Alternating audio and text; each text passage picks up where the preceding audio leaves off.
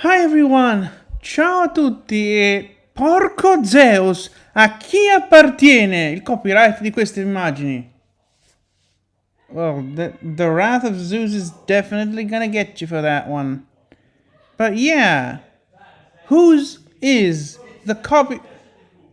Who the fuck is making this ruckus outside at 1:30 in the morning? But yeah, whose is the copyright to the images on screen? Like, I tried to figure that out. Wikipedia tells me, or Wikimedia Commons, one of the two, says that this guy here, P.O. Bink, is actually in the public domain, so I don't need to ask for permission. È quasi impossibile risalire a chi sia il detentore del copyright di queste immagini, perché ci abbiamo provato, eh. Wikimedia Commons o Wikipedia, uno dei due, sostiene che questa qui, quella del P.O. Bink, sia di dominio pubblico, quindi non devo chiedere permessi. As for this one, well, copyright digital imaging papyri Oxford, something like that. Right, so I look the project up on Google. I land on some University of Oxford contact sites. And so I write to the emails there, and one of them replies that I should get in touch with this papyrologist, who in turn says we don't have copyright on those images. And then he adds, well, the papyri were at the Museum of the Bible, but I understand that they've been returned to Egypt. You might want to contact the museum. Also, the project was run by Professor Obink, so maybe you should write to him, which I had already thought of doing anyway, and he was not replying. And then he also recommends that I get in touch with the other authors of Burris Obink Fish. No, Burris Fish Obink, which is like an article about the PGCs. So I do that, and one of the two, who are not Obink, I think it was Burris, says, I was not able to figure out who owns these images, so go ahead and pretend you have permission. And then I also emailed the Museum of the Bible, and the papyri have been returned to Egypt. No idea where they are now, what institution now conserves them. Basically, they're lost. So, lost papyri whose images have unclear copyright owners. Well, that's quite the pickle, isn't it? Già, un bel ginepraio sta storia, perché uno cerca l'immagine e si trova questo sito che dice copyright, magari, senti, andiamo a cercarlo direttamente. Yeah, let's go look it up, just to fix ideas. Oh, hello math. Sublet spaces, allora, PGC in 105. Which one is it? It's this guy. Right? No. Oh, this is the fragment that we have to talk about today. Interesting. I might as well want to read that, but anyway.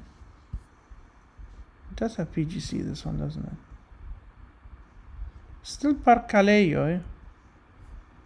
Whatever. Let's just get back here. Where is this image now?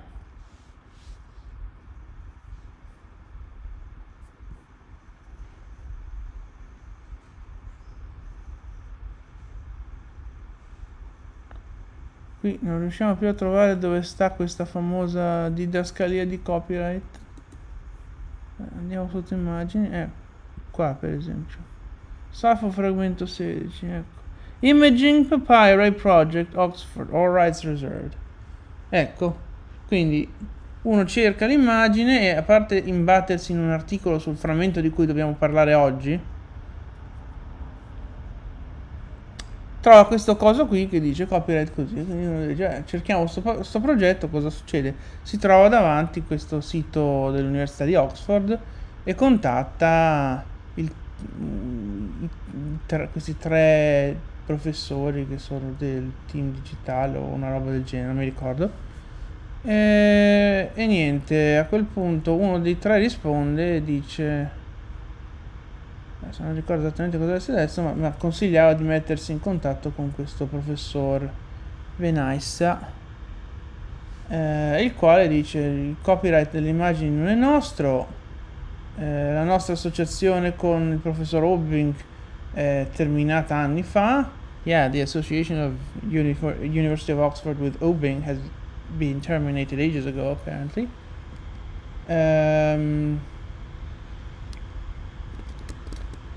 I papiri erano nella collezione del Museo della Bibbia, quindi magari scrivi a loro e poi magari scrivi anche a Obbing prima di tutto, a cui avevo già scritto ma tanto non rispondeva, e agli altri 2 autori di questo Burris Fish Obbing, che è il primo articolo che pubblica questi PGC, se non sbaglio.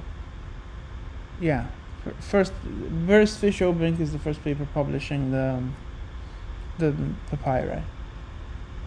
Al che dal Museo della Bibbia arriva la notizia che, come aveva detto anche Benais del resto, i papiri erano tornati in Egitto, non si sa dove siano finiti, non si sa che istituzione li conservi, non si sa dove sia, mistero, e quindi loro non hanno possibilità di darmi il permesso.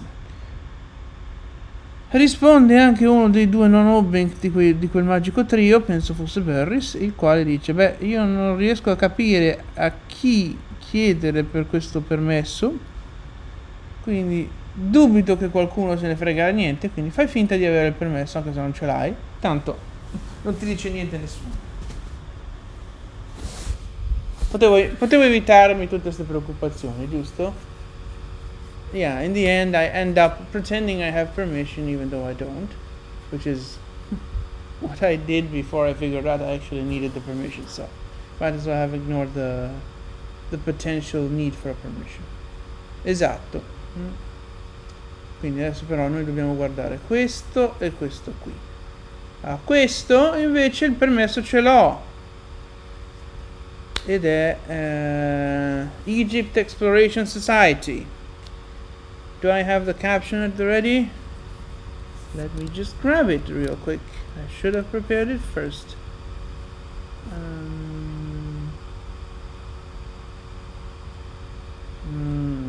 Egypt.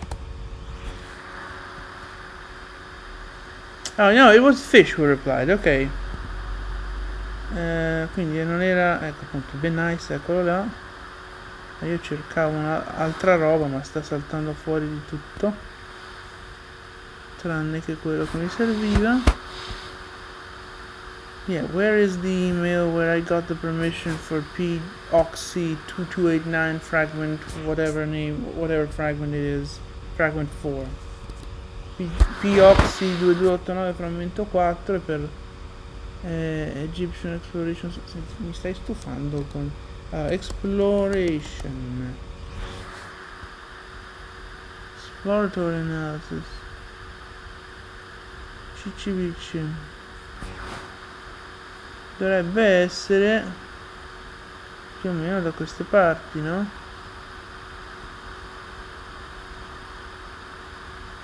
Ah, here we go.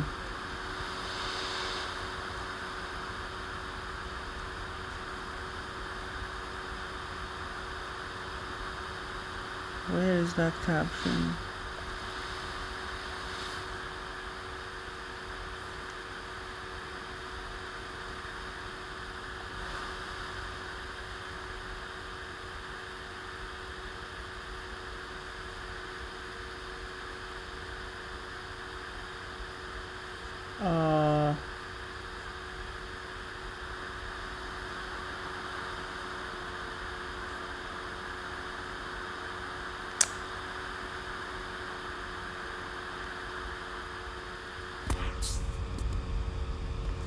So I guess we're going to just... This is the video I just uploaded. Questo è il video che ho appena caricato. But I guess we're just going to have to find the captions. Find that caption by getting to the video that first used it. So this guy, which should have it in the description. And if it doesn't, I have to fix that, and I don't know how to. Let me see.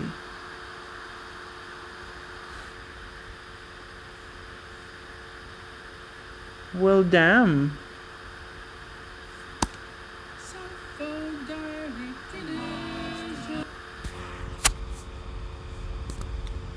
Yeah, so I don't have the caption anywhere. I'm sure there was supposed to be image credits to whatever, but I can't seem to find the exact formulation anywhere in these emails, which is weird. I mean, I guess perhaps I just find it somewhere in here.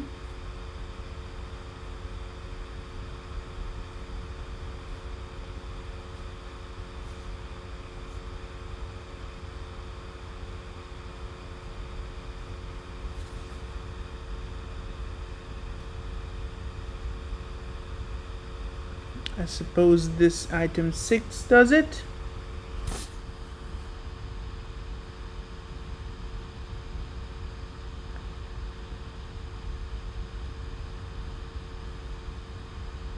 Two 289 is over here.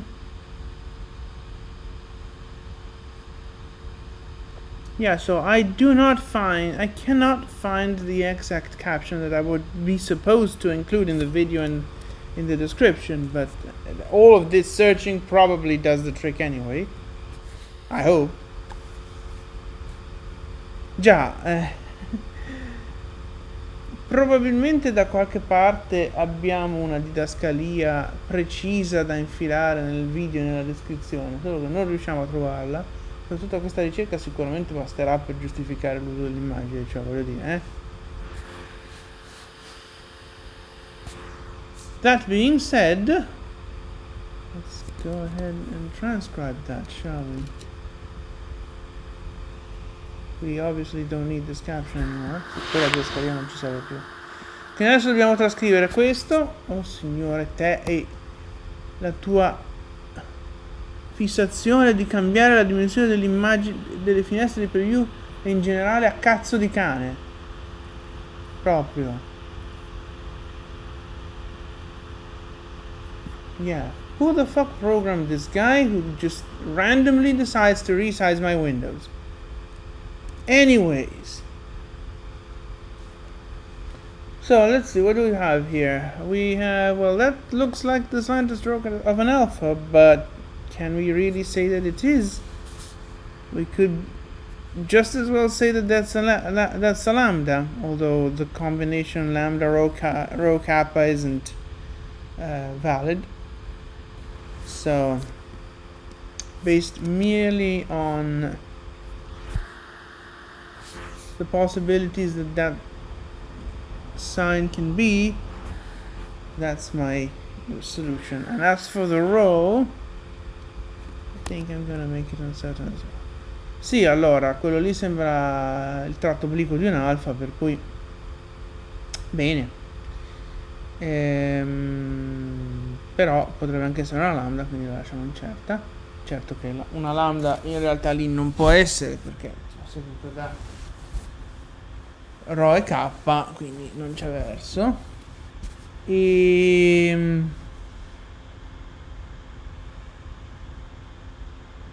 Quello che segue non può essere un omicron. Perché non può essere un omicron? Sembra un omicron vagamente. Il motivo per cui non può essere un omicron è che questo sappiamo che è in strofe Sapphic, che tutta questa roba 2289 è tutta parte del primo libro di Sappho, no?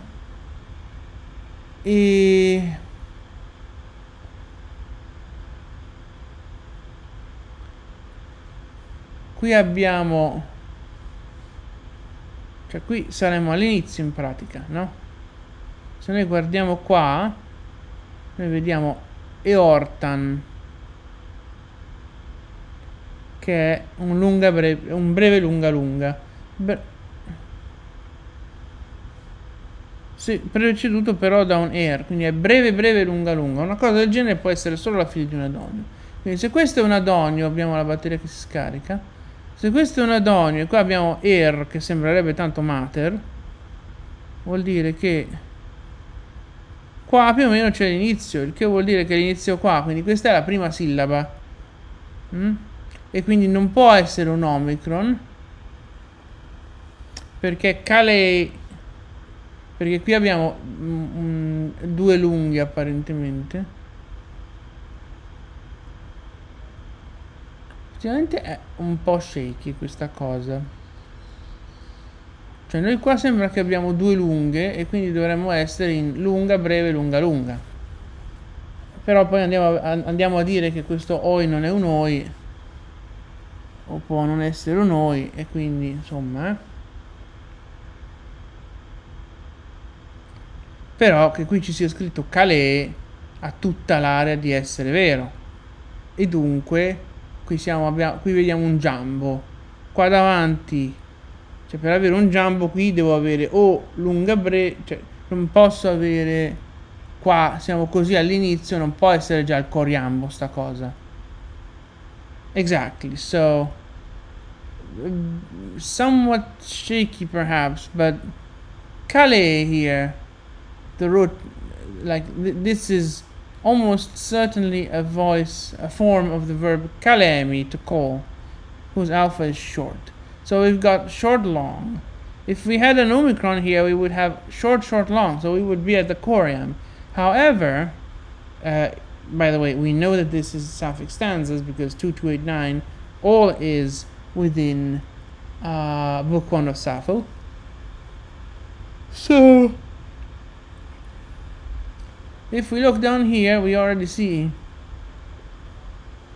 So in principle, okay, so this Sapphic stanzas means that this cannot be an Adonian. This like if we have short long, we are either in, okay, reset. So Sapphic stanza, we know that. So is this a long line, so a hendecasyllabic, or an Adonian? Well, if it was an Adonian, then short, long, it would end here. Whether this is long or short doesn't matter actually, but it does not end here. So this is not an Adonian.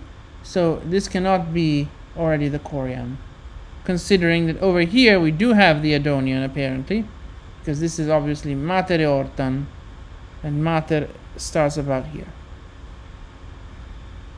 Alright, so that cannot be an omicron, because otherwise the meter doesn't work. So what else could that kind of ring be? Like,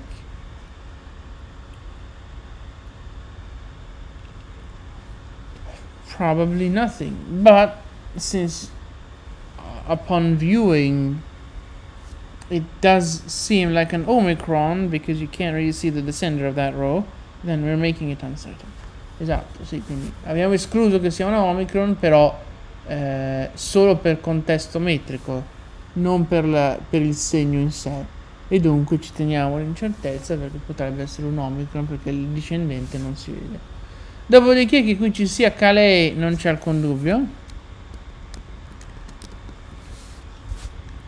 Qui uno tenderebbe a dire che è quasi sicuramente un omicron, il problema è che poi non esce fuori una forma verbale decente, quindi in realtà io sto forse un po' barando, no, scusami, ho sbagliato.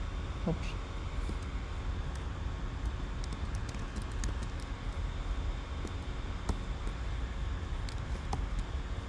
Yeah, so it's a bit of a cheating measure, because one would look at this and say that's an omicron, and I think Lobel actually looked at this and said this cannot be a sigma.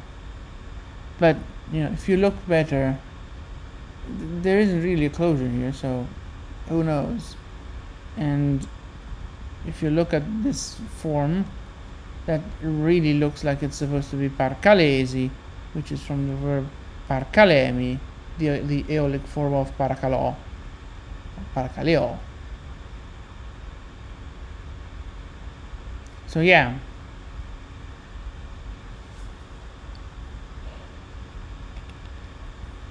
Bit of a cheating, but you know, there is also some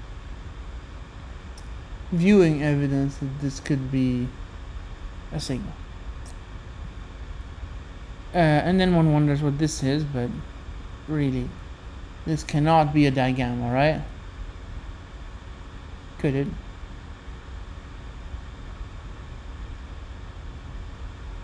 Honestly, is there any chance that this could be an eta? Già.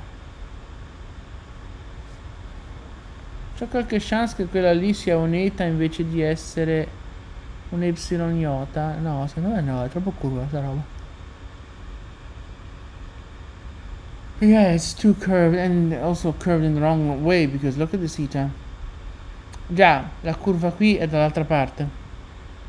Quindi, altro motivo per dire connettiamo il computer alla corrente, caspita.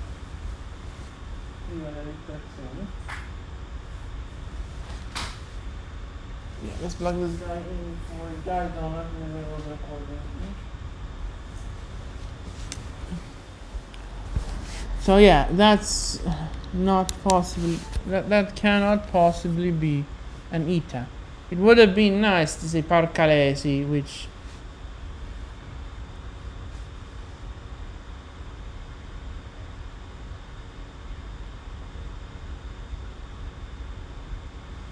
although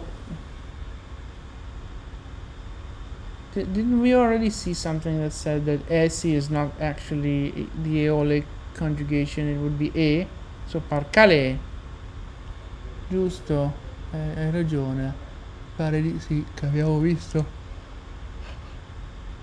qualcosa che screditava sia adichesi che pilesi come non eolici, perché dovrebbe essere pile, che in effetti si trova nell'Iliade Afrodite, pile,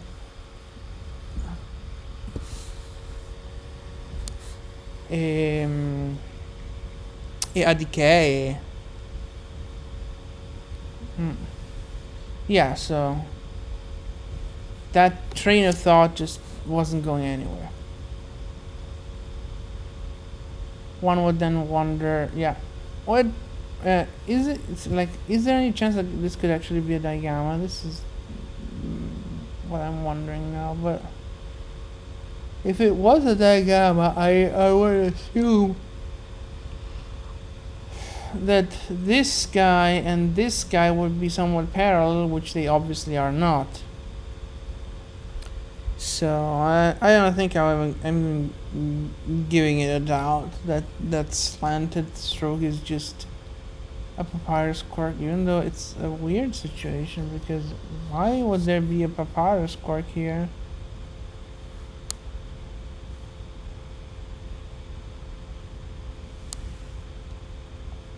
I mean, there is a papyrus quark, but this part does not seem to be a quark. I do not have Fight open. I should probably have a look at it, but it's not in the recent, so let's just go grab it from here. Già, questo è l'over page 9. Quindi Fight, Rapid.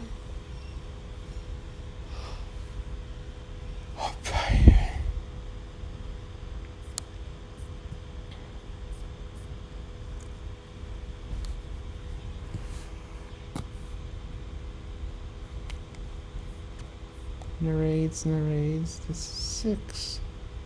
Oh, there we go. So Fight just, so yeah, Lobel says Parcalesi non est scriptum. It does not. There isn't that thing written. And then Gallavotti postulates the gamma there.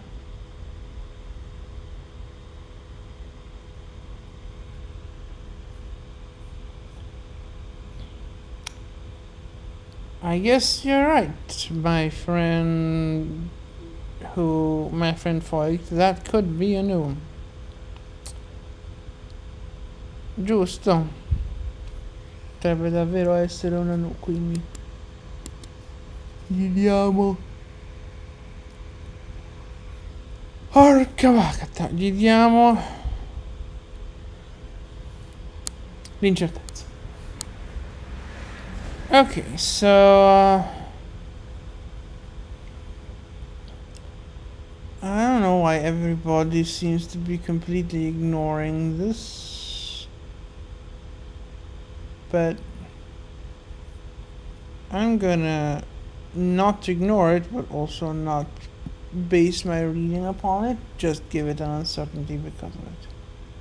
Sì, diciamo che ci teniamo prudenti, quindi diciamo altre opzioni sarebbero così, poi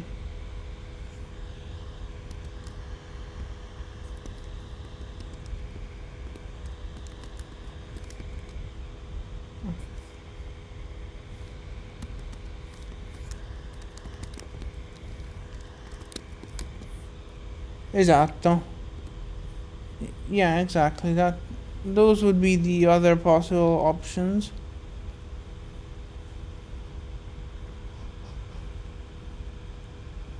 Those would be the other possible options. Let's keep going then. So based on Mater Hortan, which would be like around like that.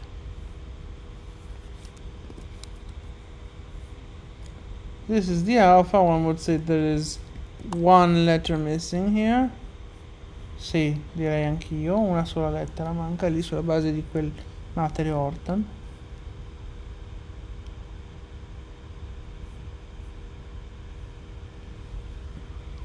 Quanto a quest'altra riga, io so già cosa deve più o meno venire fuori. Allora, questo è il pan, quindi vuol dire che noi stiamo cercando un mu alfa p, quindi diciamo 1, 2,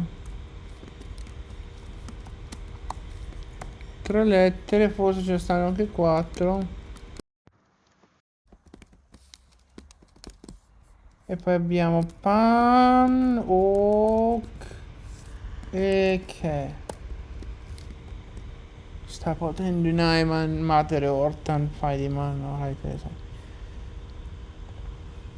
yeah, so that's our text there. Any uncertainties that we might want? I don't think we do. I don't think we actually want any uncertainties here.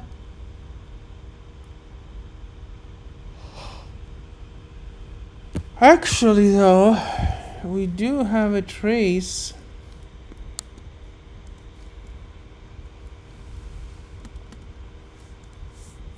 over here.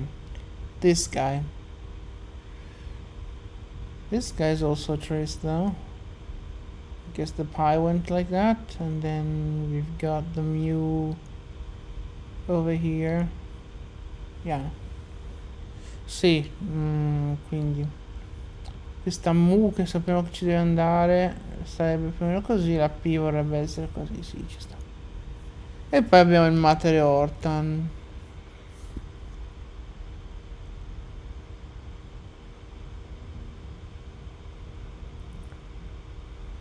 Quante lettere ci mettiamo? Sarebbe un 3 lettere, no?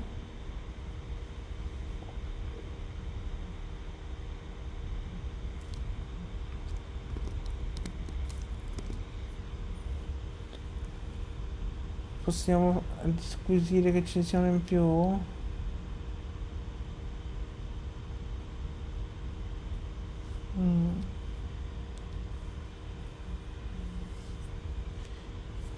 So should we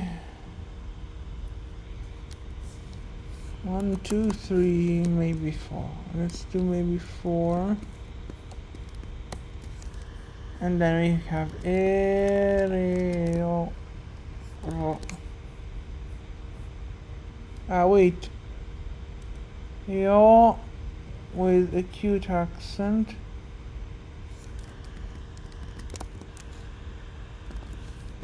Rtan.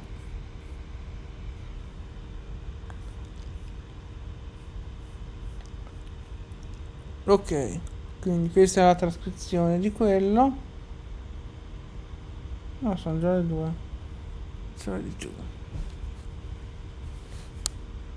Qua sotto che succede?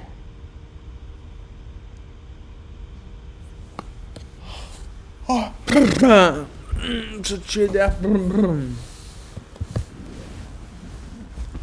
Che succede qua sotto? Vediamo un an qui.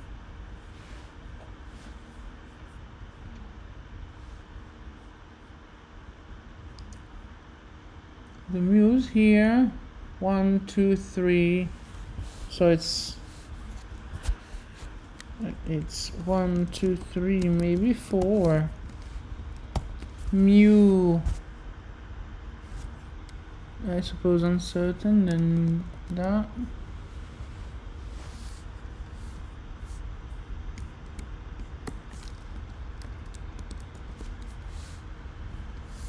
Right, tele. Sai. Yeah. I totally agree with that assessment. It's nice to finally be on a papyrus where you can actually see clear letters, right? Sì. Dopo tutto quel casino del bibero, è veramente bello trovarsi su un papiro così ben leggibile, mamma mia. Yeah, that bibero really broke us. Back to our papyrus.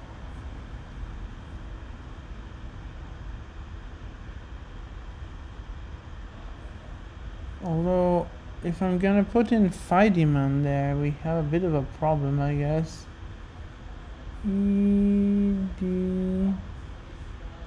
I mean, it's almost like the iotas count for half a letter or something, or maybe not even half a letter.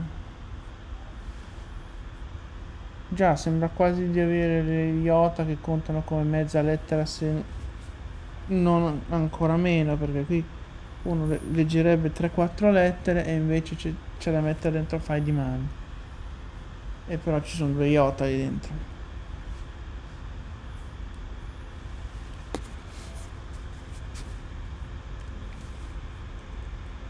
Okay, so what happens now? We do not really know.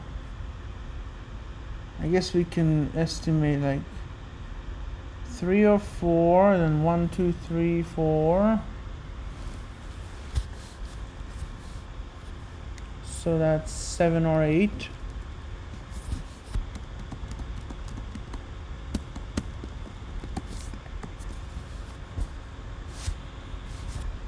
Then we have that trace, then we have on a with an accent mark.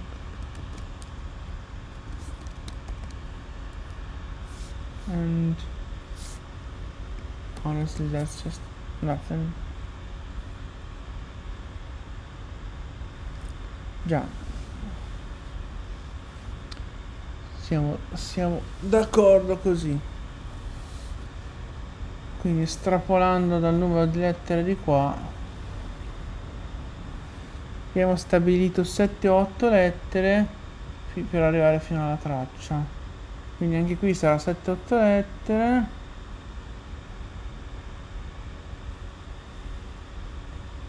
E poi direi 3 tracce, no? Cioè io so che deve venire fuori un canello. Allora,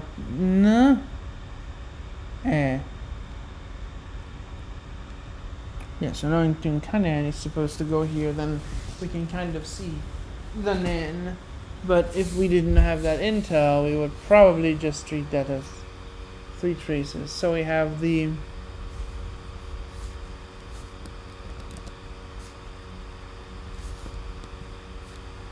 3 traces, 1, 2, and 3. And then we have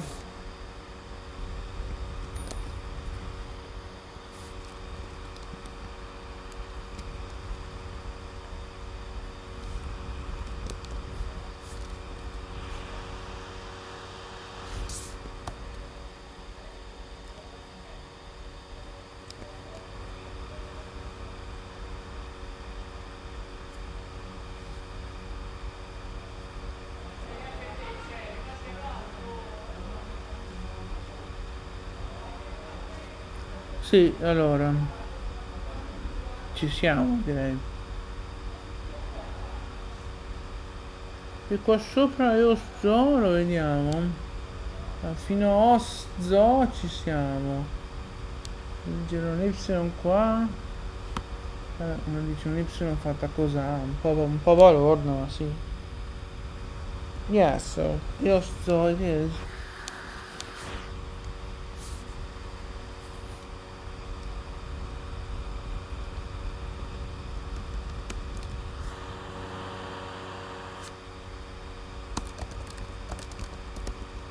Quindi la grossa interlinea lì è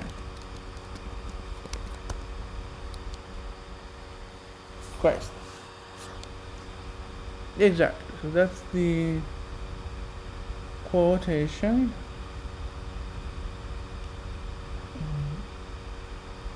Gappy form. What did I just say? This is the transcription of the papyrus.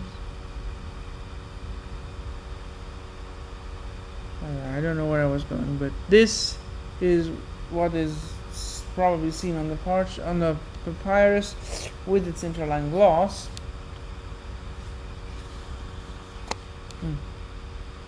Yeah, that's about it. Let's just go on with just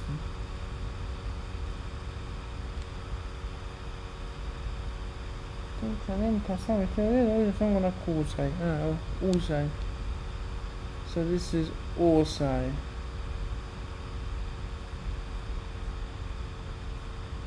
So the 7 or 8 lead us to here, and then we have another 1 or 2.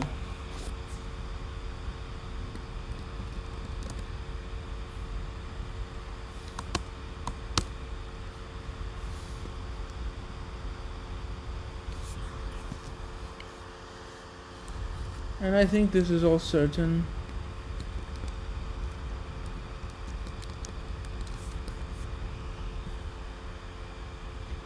Sì, direi anch'io su tutto per questa riga. Yeah, so next line.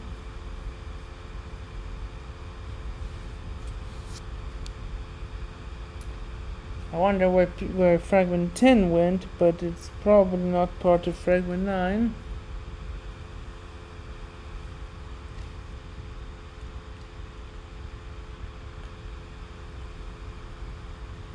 Sì, infatti, perché il 10 è attaccato così, boh, secondo me non ci va. Però a questo punto noi abbiamo più o meno tutte le righe, siamo arrivati a Usai, quindi qua. Quindi ci mancano 2 righe e dobbiamo avere tutte e 2 il sistema di pensione. Che sto dicendo? Dovrebbero avere tutte e 2 i 7 e 8 davanti. Non so perché c'avevo in mente. Mica c'avevo in mente poi il sistema di pensione. Yeah, I don't know. We are already starting to say random nonsense, but since there's 2 lines left and they should both have the same kind of leading blank amount as the one we just did, we just copy pasted that one. So what do we have here? Okay, so this is also there, right? This is a weird Omicron, it doesn't close. Già, una strana Omicron che non si chiude. Però cos'altro può essere? Non ci sono tratti medi. Yeah, there's no little strokes of theta out of the question. I don't think there's anything else it can be. So we just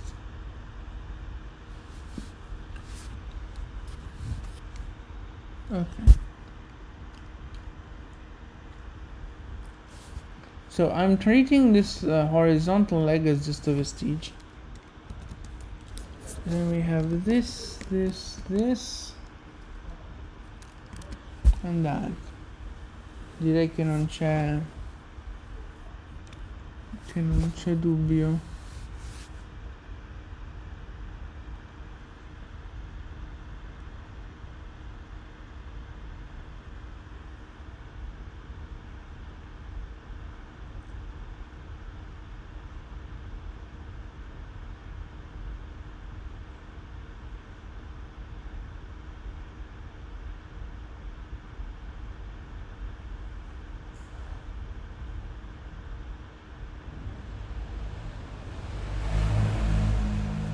Okay, so that's the, and then the last line here really doesn't have much to offer. I think we just do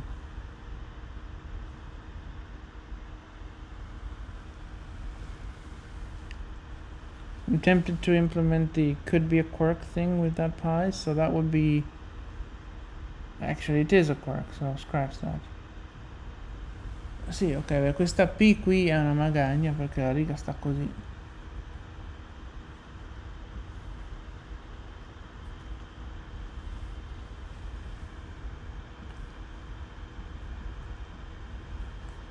Okay, so what fragments of letters do we see here? Not much.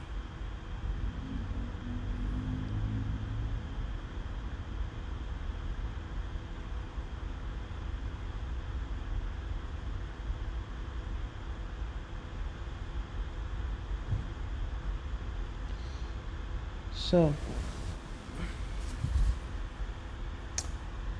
what can we see here? Let's see what Fogg has to say about this. Già, vediamo un po' cosa dice Fogg di questa roba. No, guarda che ci metteva era invece di ora, vabbè. On.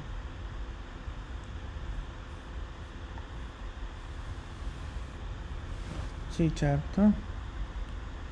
Asa.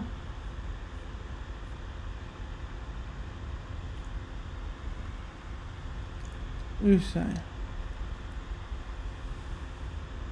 Oste. I suppose that makes a lot of sense to put it as an uncertain epsilon. Già, pare tanto sensato mettere l'epsilon finale come incerto. Aspetta che lo faccio qua dentro, ma sarebbe da fare non solo questo ma anche questo. Yeah, exactly. Okay. What happens next is a nu and a dot, I guess. Yeah, so the nu is over here, the dot is, the trace is doing something, but honestly,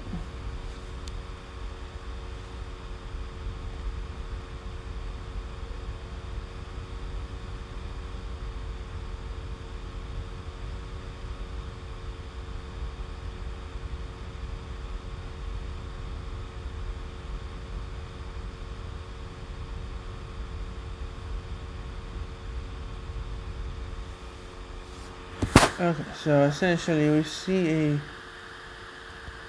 potential nu over here. We'll make it uncertain. This is just a trace, even though it's a pretty big trace. And I think there's something here too, but maybe it's just a lever connection, so put it in brackets.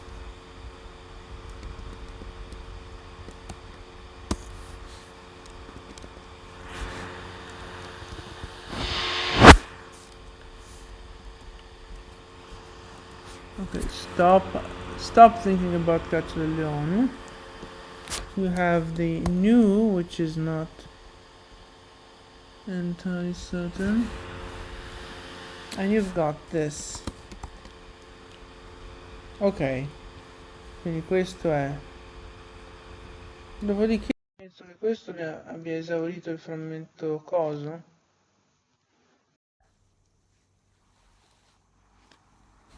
Yeah, I think we're done with this one.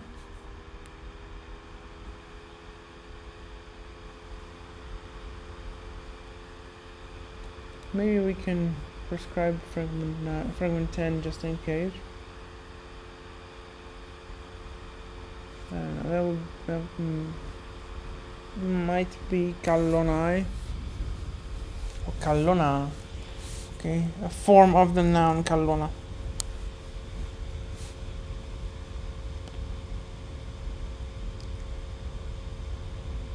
Mm.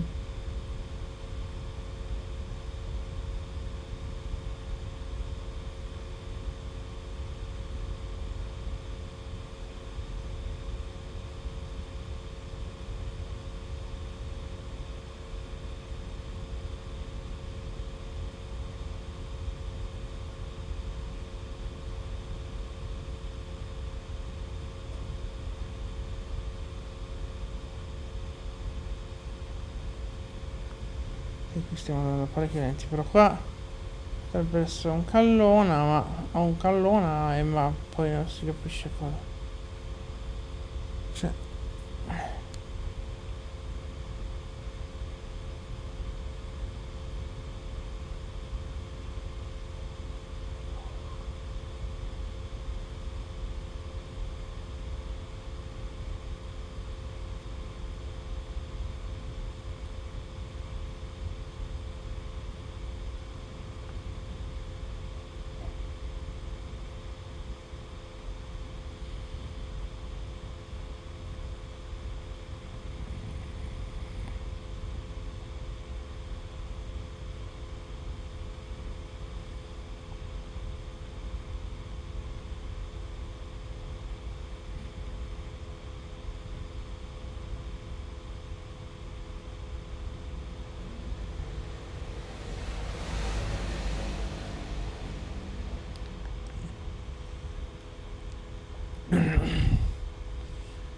poi andiamo avanti lentamente con un sacco di confusioni, ma che ci devo fare?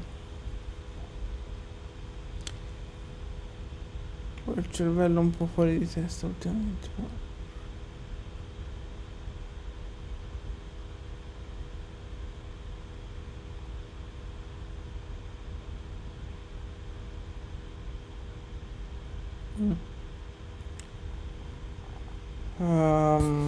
Ma no, scusami, qui abbiamo finito. Cosa stiamo scrivendo adesso? Are we just transcribing this?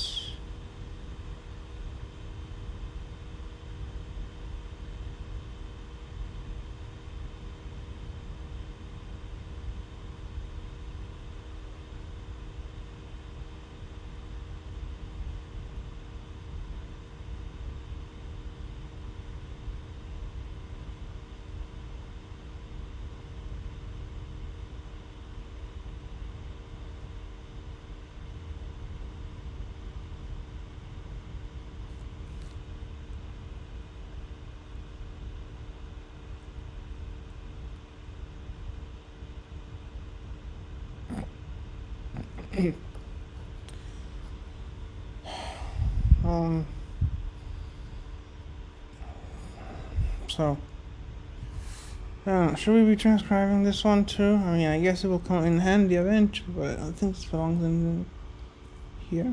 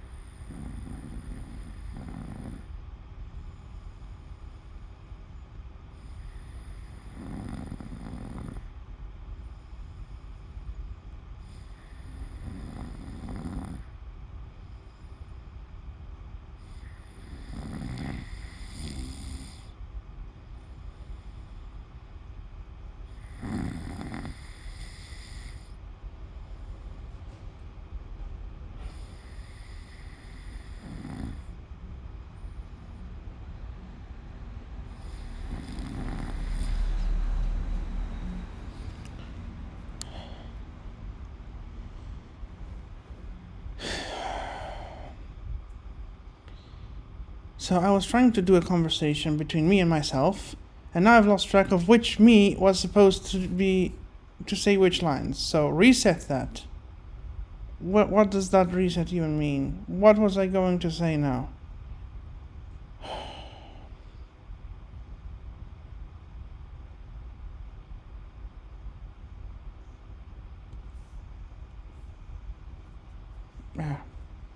Niente, lasciamo perdere, va, qui non so dove stavo andando con quello che dicevo, mi sono confuso tra le lingue, ma non mi ricordo neanche cosa stavo dicendo.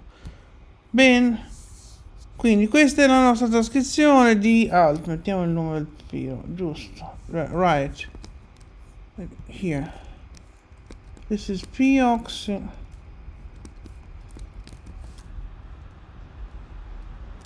2289 fragment 4. Esatto, questo è. E questo, allora, andiamo a vedere come ultima cosa se forse altre cose da dire su questa roba. Exactly. Let's have a look at whether, no, not this guy.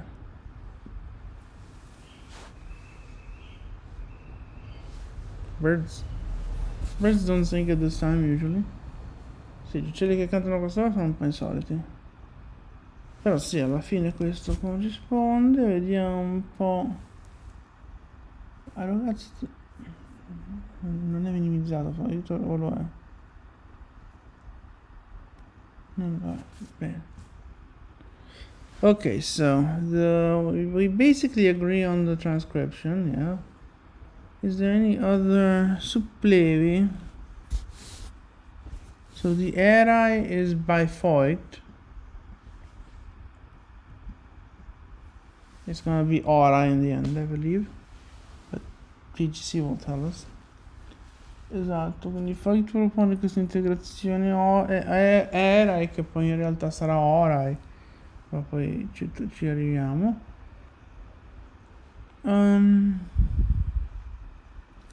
Parsi ver.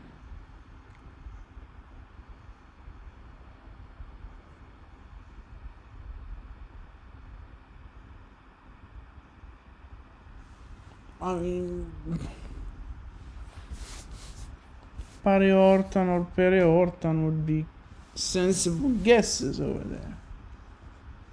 In effect, the Matereortan that I gave is because I know it's supposed to say that. Otherwise I probably wouldn't have guessed. Sì, in effetti anche fare il Matereortan è un po' barare, perché uno potrebbe immaginare tranquillamente un Pareortan o Pereortan. E poi chissà cosa c'era come prima sigla. Is there anything else? 5 portassero. Yeah, so let's see. The on here could be a row like that. It will be a row. We will see that it is.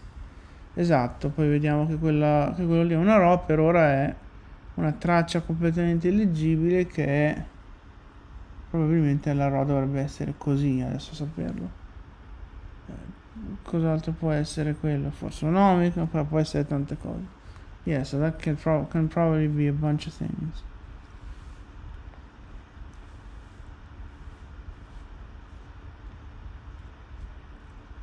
Haste verticali Sapphic.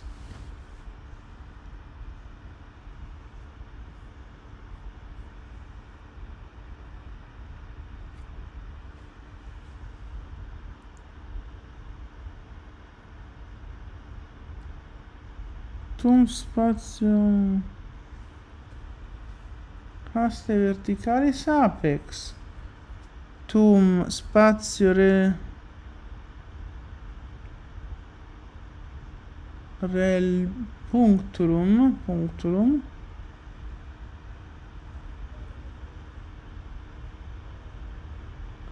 fortasse alterius haste verticalis apex.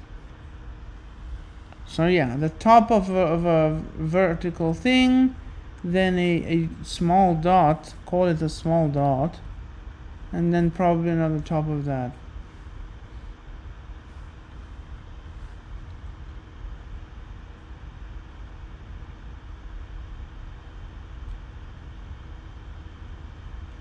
Potius mu quam nu. Yeah, so it's this guy here. Potius mu quam nu. Yeah, I mean, I don't know. Honestly, I would probably guess a nu there rather than a mu, but whatever, it can be both. Sì, infatti, può essere tutte e due. Perché dica che è piuttosto una mu che una nu sta cosa? Cioè, va così in basso il tratto, guarda le altre mu di questo coso. Ne abbiamo di altre mu qua dentro.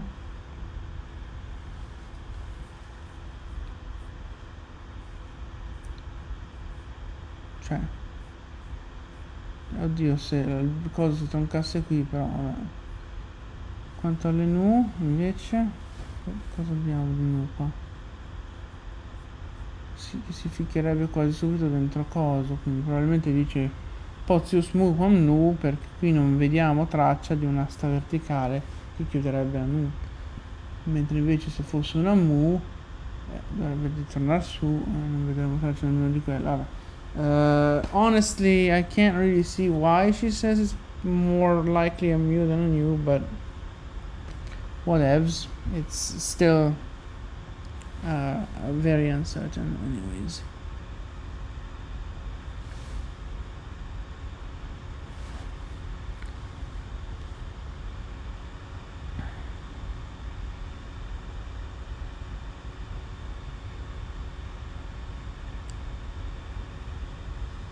Interpretato superior letterale exiguesi.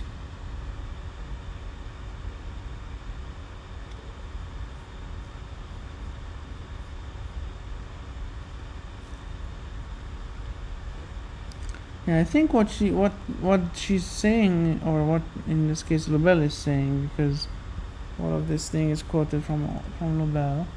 I think she's saying this, and then this is the puncturum.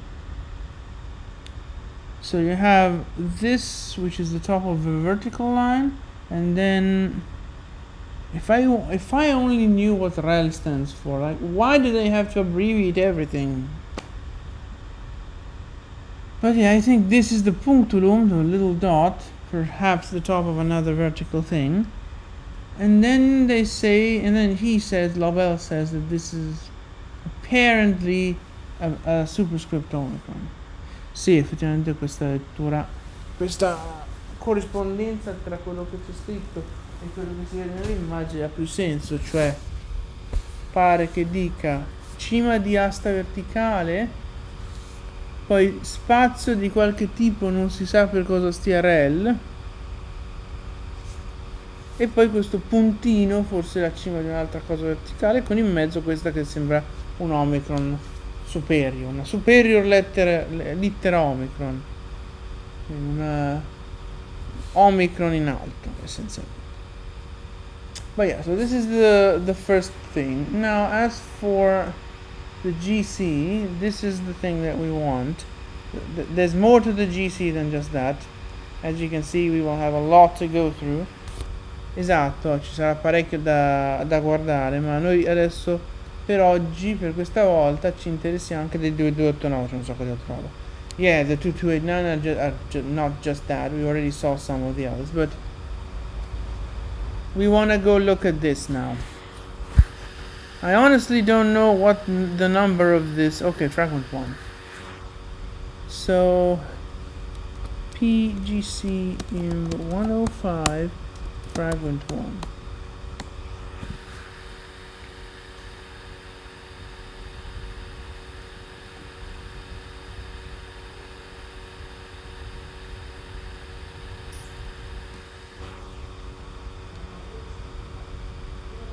I can barely see anything. Is this really the high quality image? Like, it's almost like this is a lower quality version of a higher quality image that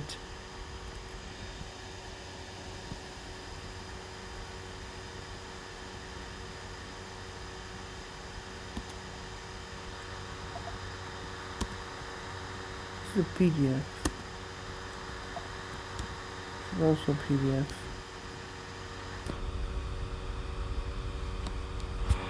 I don't know, man.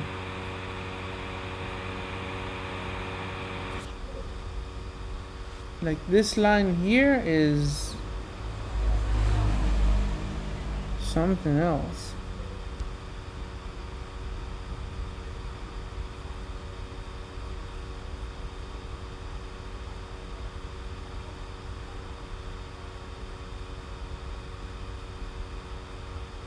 Or am I just confused on what line this is supposed to be?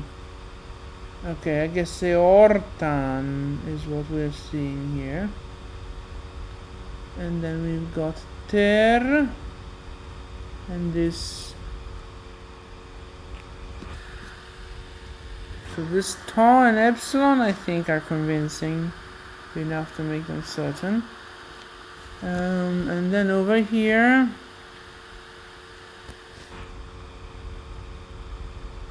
probably what we have getting to.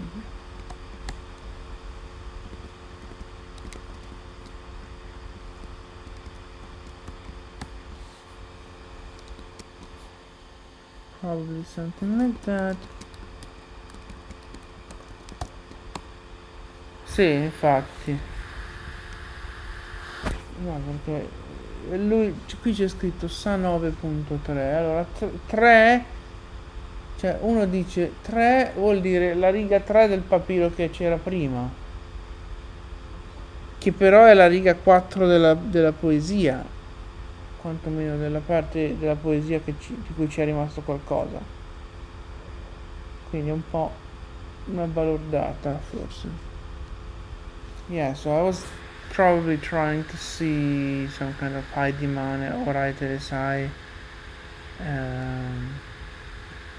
based on this Sappho 9.3, but 3 means 3 in the other papyrus, not 3 in the poem. But anyways, what do we even see here? We have Telesai at the end there too, so it's a til with an acute accent, yes.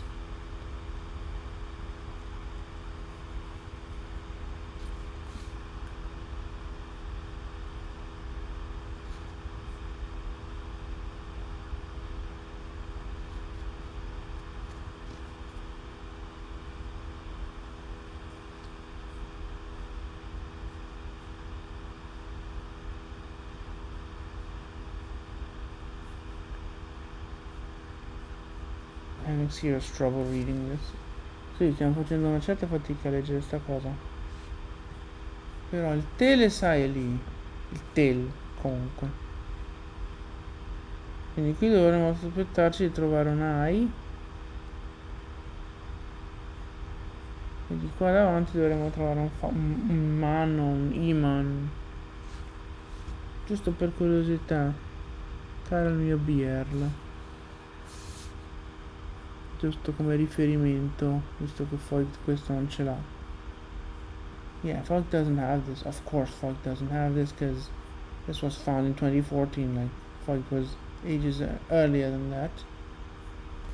Già, questa è una roba del 2014 o 2015, quindi Foyt non poteva avercelo, però vediamo un po' per riferimento. Usiamo questo Bierl l'Ardinois,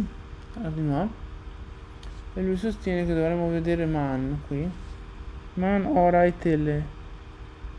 Allora, qui c'è solo tel, non c'è tele, però l'altra y ovviamente viene dall'altra parte. Yeah, so this thing ends with tel, not with tele, but the other epsilon is from the other papyrus.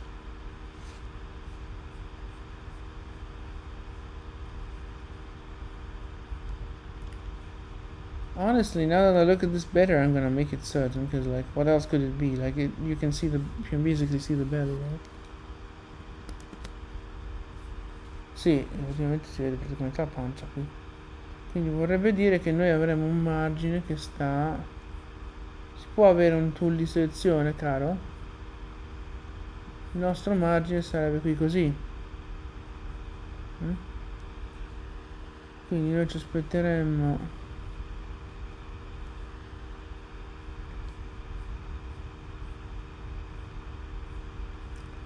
Questo è il tail. Questo è un omic, è una iota, cosa dico. Quindi i tail ci siamo. E adesso vorremmo trovare in questo disastro. Questa è una rho e questa è un'alfa, direi.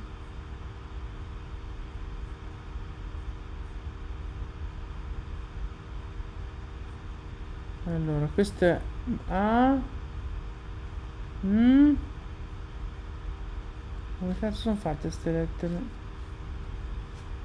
Cioè, questo sarebbe una omega secondo me, ma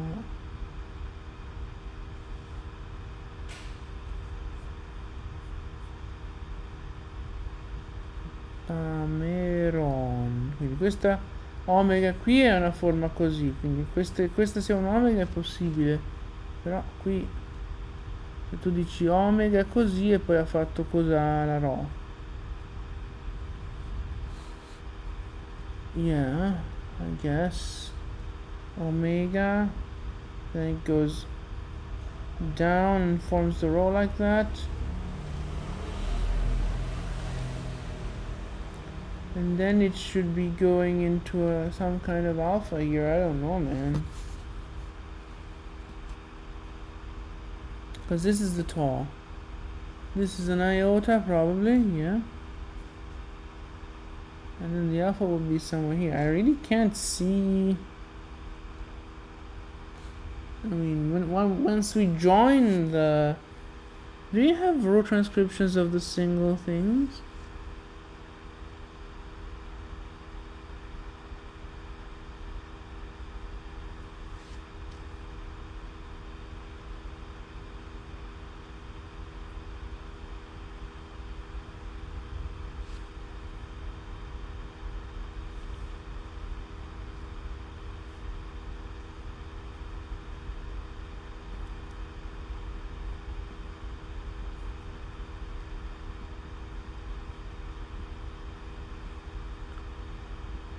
Can we... No. I was gonna move in the way anyways. Sì, comunque prima o poi si sposterà da solo per le palle. Però noi stiamo adesso guardando il file di man. File di man being the line that here is number 4. So 4 is teleciph from the other thing.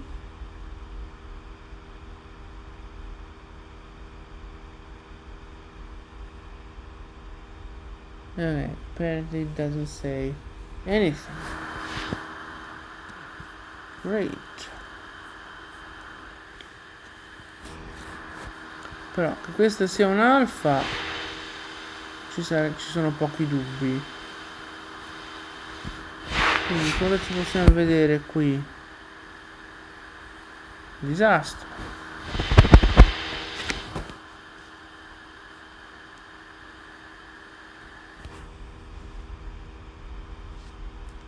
Cioè, che questa sia una mu è abbastanza credibile, direi.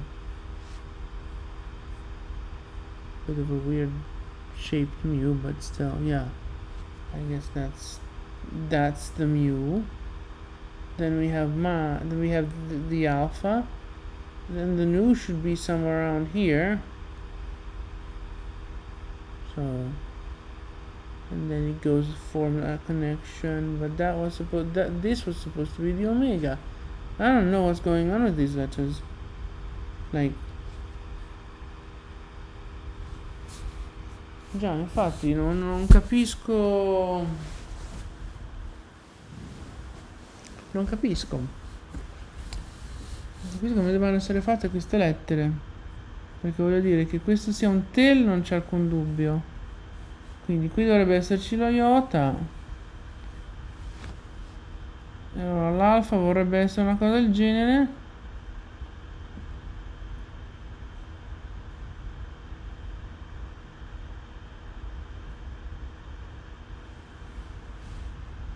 Allora, le RAW lui le fa così a quanto pare, quindi se noi cerchiamo di tracciare una RAW qua dentro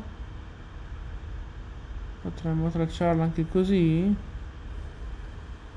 Non vedo molto. Yeah, so tracing the RAW like that, maybe like that. And then where is the dang alpha? Like the alpha seems to be there, but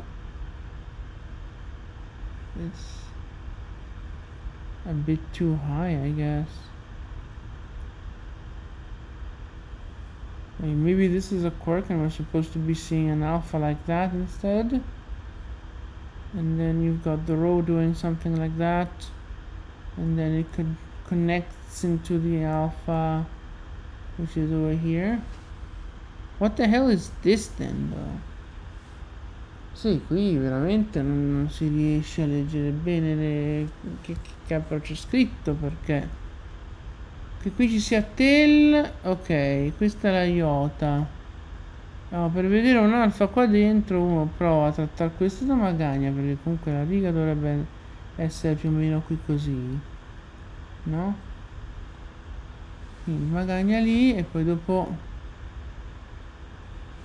dove la vedo l'alfa qua dentro? Io ci vedo un coso che scende, cioè veramente non si capisce cosa debba essere la lettera. A questo punto uno viene da chiedersi se le iote ha sottoscritte qui vengano scritte come ha scritte.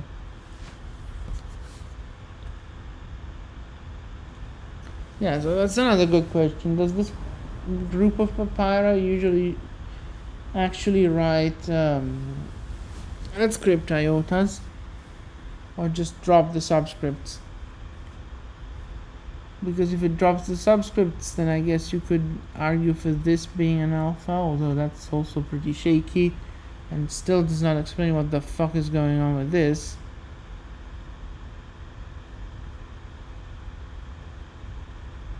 And then you could have a row something like that.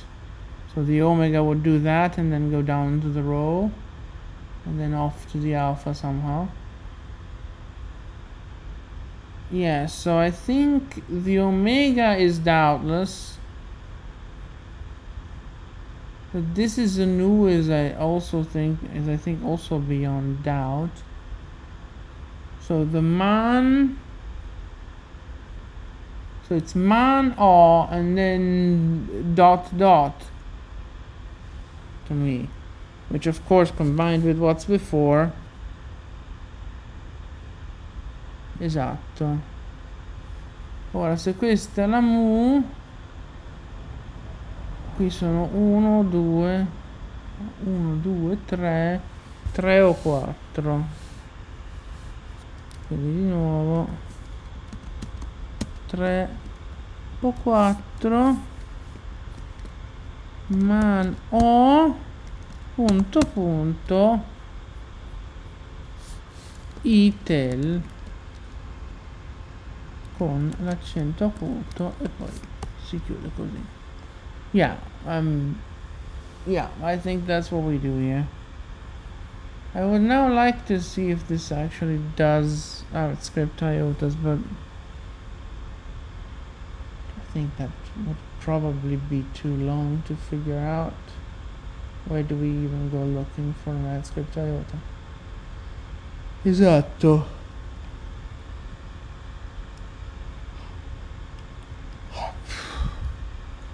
Dove andare a cercarla? Una iota sottoscritta o ascritta da confrontare qui.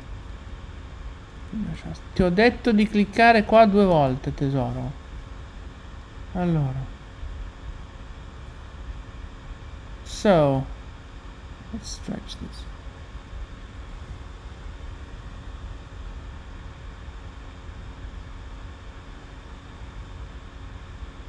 We have a bit of a rowdy cat, I think.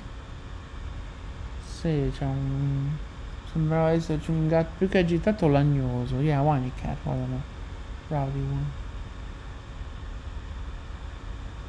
Reminds me of when I had that and then he got mad. Sì, c'è stata quella volta. Cosa stavo registrando quando il gatto lagnoso è diventato gatto incazzato? Non mi ricordo mica. Yeah, I have no idea what we were recording when that happened. But anyways, next line. We have a few lines to go through, by the way. Sì, c'è un bel po' di righe. Come potete vedere da qui, abbiamo una buona dose di righe da analizzare. So...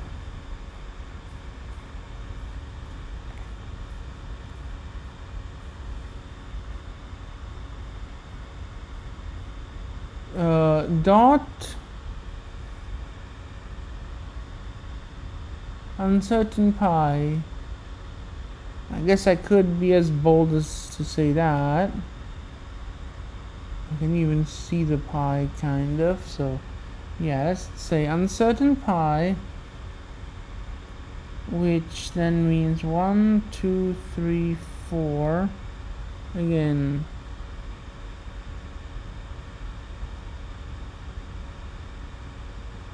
maybe 5.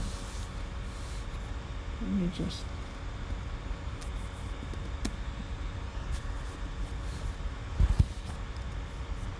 So then we would have 1, 2, 3, 4, and maybe 5. And then we have uncertain pi. Seems to have a acute accent. Ameron.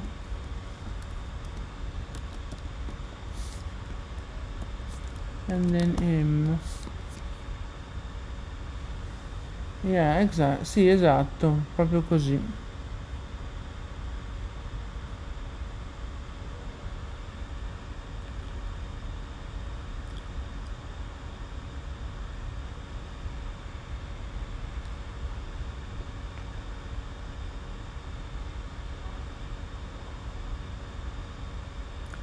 Allora, cos'è che volevo vedere adesso da qui?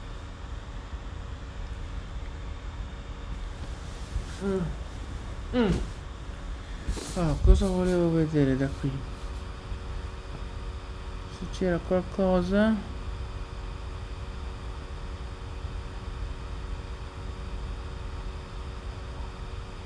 Boh, non mi ricordo. Apparent high point.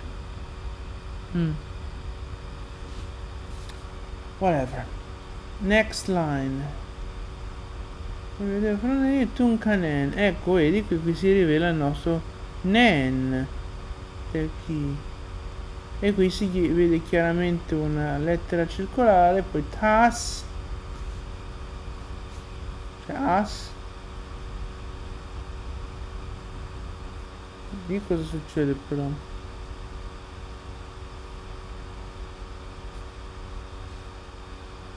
E questa che lettera è? Un omicron non può essere, quindi la leggiamo come teta, supponendo che si chiuda qua sopra. Quindi vediamo un po', il nostro nen è qua, quindi uno dice 1, 2, 3, 4, 5, no?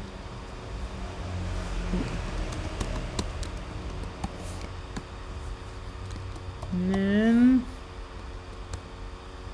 t as. E lì cosa sta succedendo?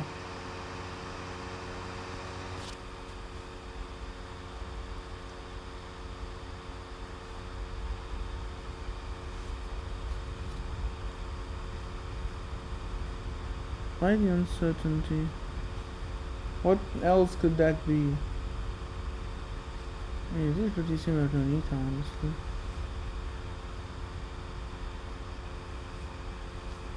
No, only certain. Ok, quindi questo... però qui adesso io vorrei sapere come dovrei vederci un M in questo disastro. Yeah, exactly. How am I supposed to see epsilon mu in that disaster there?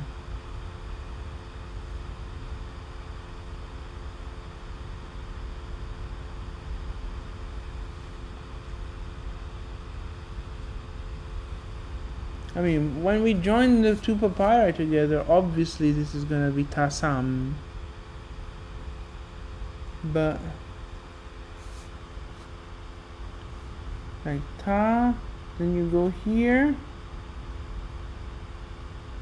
connection into this, but that's still not. I mean, you could feasibly read it as an alpha then.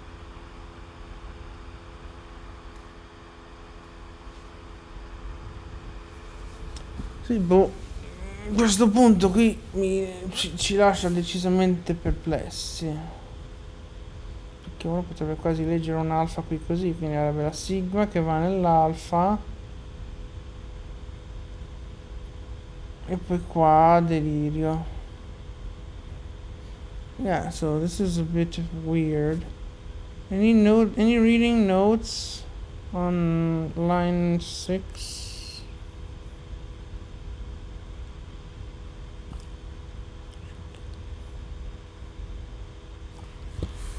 6.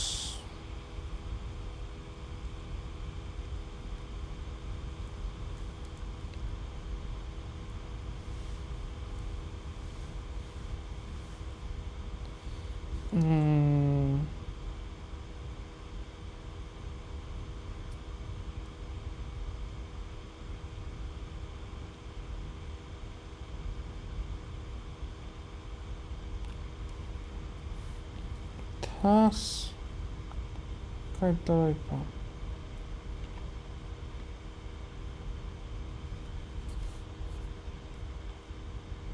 So the interline gloss eos zo is only on the other papyrus, it's not on this one. Honestly, I don't know what I'm supposed to be reading here.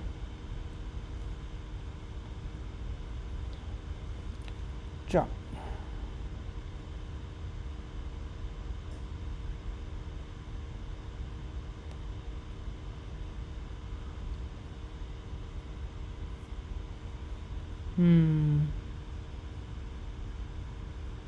I don't know, what am I supposed to read in here? Even if I zoom in, computer's fan has quieted down.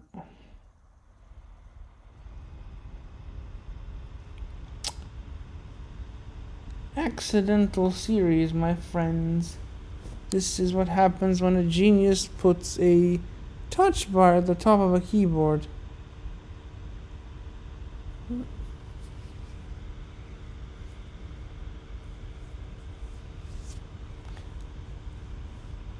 Touch bar sulla tastiera è veramente la demenzialità, ma a parte quella,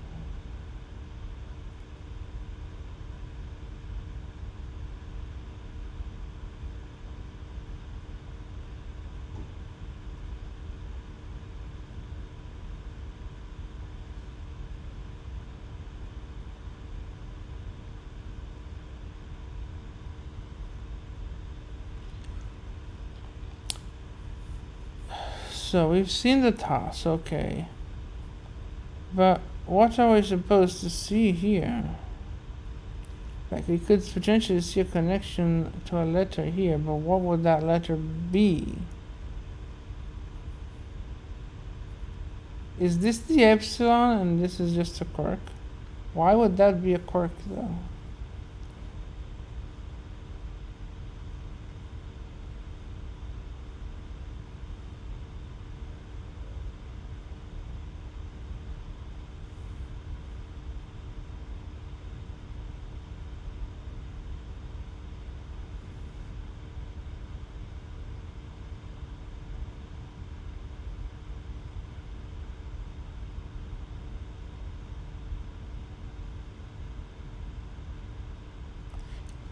Facendo tanto silenzio, ma yeah, lots of silence tonight, but then again, what are these?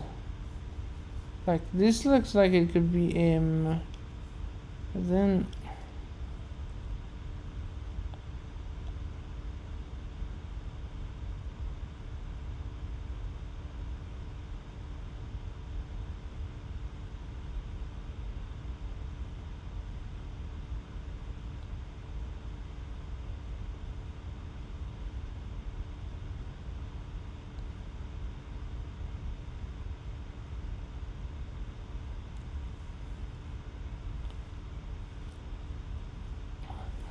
Qui stiamo facendo troppo silenzio per i miei gusti, però qui sembrerebbe che qua l'Y debba essere qua e quindi la mu incerta sarebbe questa, che ha veramente l'area di essere, solo che poi vuol dire che qui cos'è sta roba?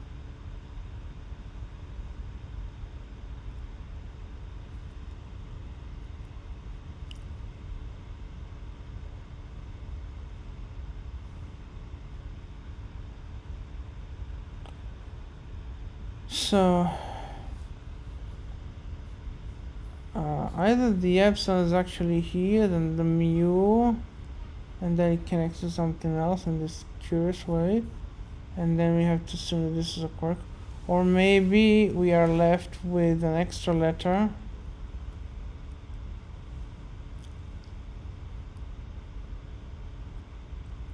Can I have that Butmeter?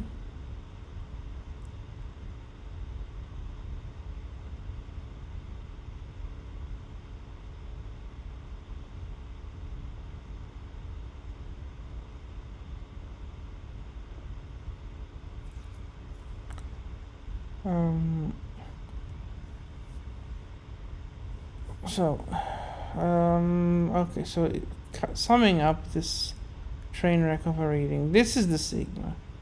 So either we see this is a connection, is a weird connection that eventually leads to the epsilon like that, and then this is just a mu, the usual mu performance that you can see there.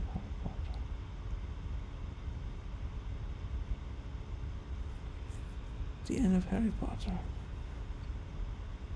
Whatever. So it's either that, or you've actually got a cupboard like that, but this is, for some reason is not counted.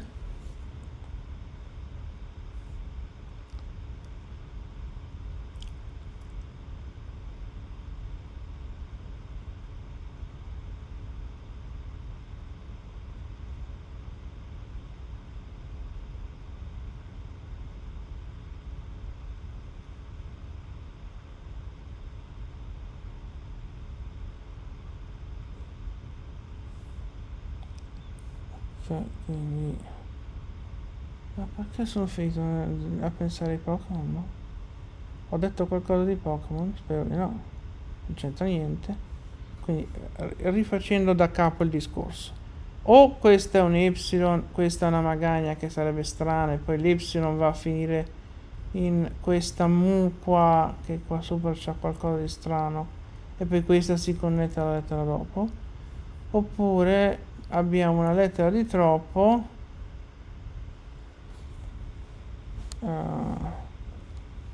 e poi qui ci sarebbe e la mu verrebbe a essere più o meno questa, un po' bassina.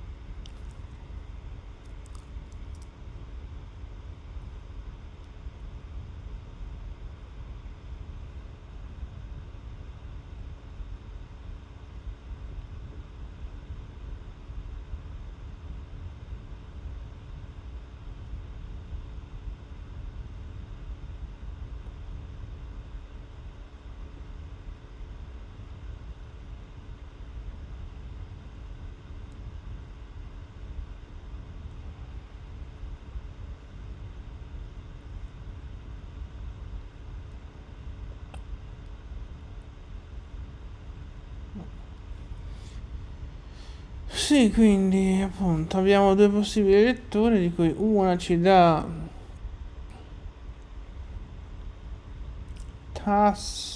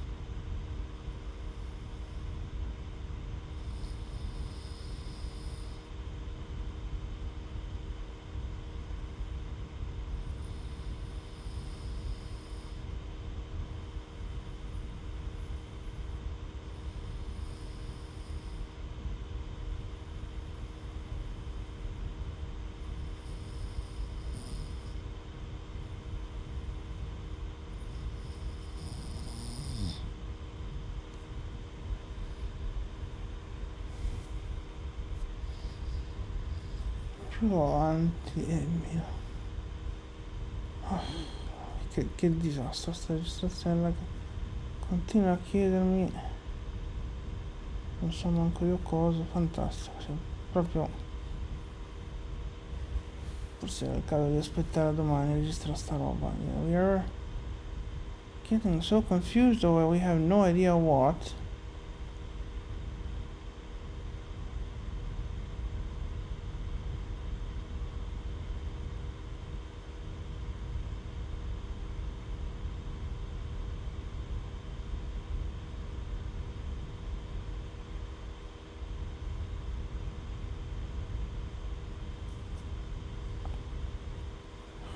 Poi dovrò tagliare un sacco di roba nel montaggio, per cui yeah, from you will have to do overtime to figure out what to do with this mess of a recording. My god. We're still at this one, right?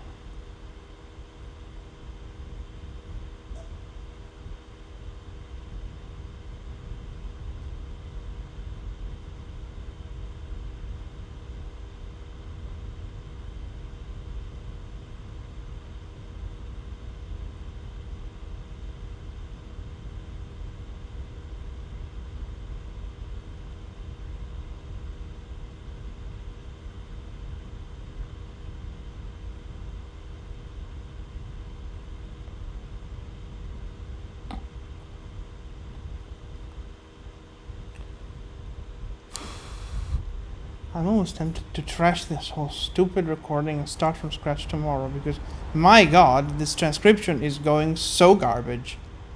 Mamma mia, che disastro sta riga. Quant'è che siamo su questa riga? Un disastro totale, quasi da buttar via sarebbe. Allora, TAS è chiaro. Alla fine della fiera, o Y con magagna strana che va in mu fatta così o fatta cosà, probabilmente cosà, che poi potrebbe essere una nu volendo.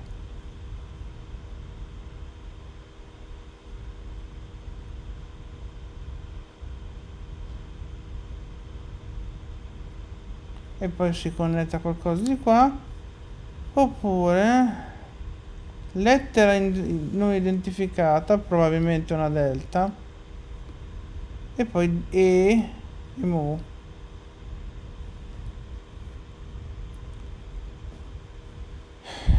E sulla base dell'altro cosa mi sceglierò l'altra lettura. A questo punto uno si chiede, posso leggere un alfa qua dentro? Ma se leggessi un alfa qua dentro?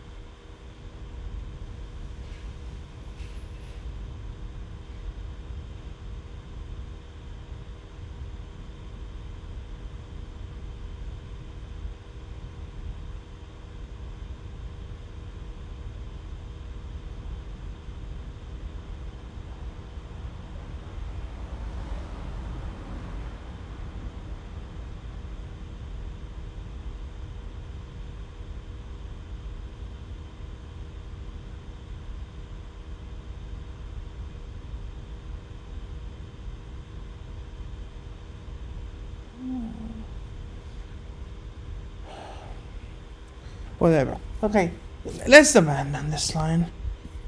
Except we can't, right? TAS what? TAS period. Ok, I'm fed up with this line. Sì, pure io. E quindi le due letture che avevamo detto era TAS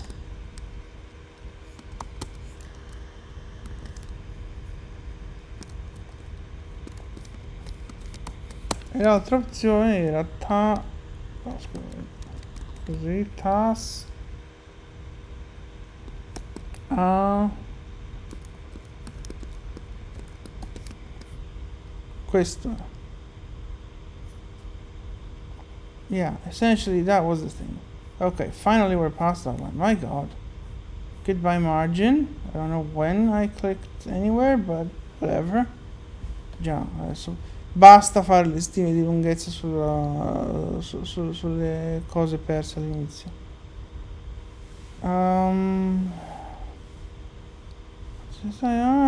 Summit dosi wtongo na kuzai. That's all we have now, no?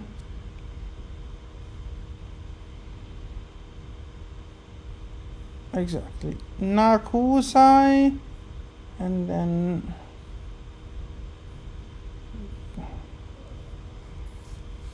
it's line 7 to them.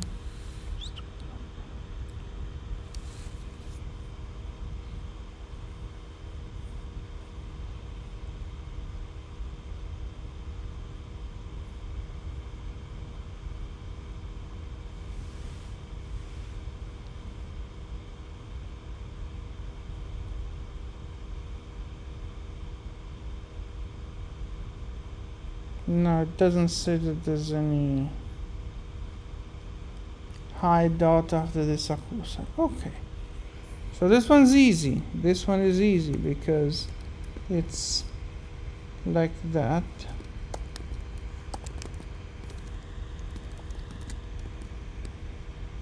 Esatto. E questa era facile. Oh, che bello. Questa cosa qui cosa potrebbe essere, in effetti? Una magagna potrebbe essere. Quindi, boh.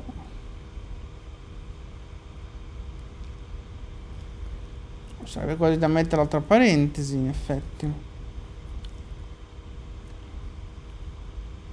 Does it say anything? Does this guy say anything about that?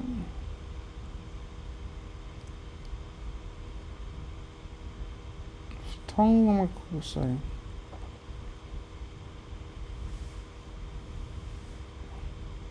It doesn't seem to be giving any alternative version to that Omicron.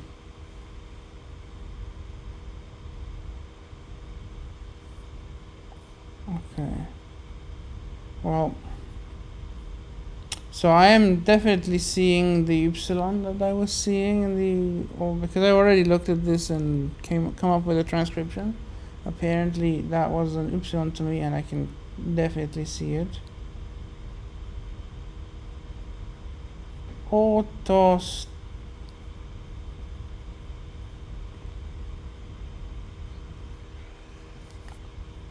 So can we or can we not read an omega in here? I mean,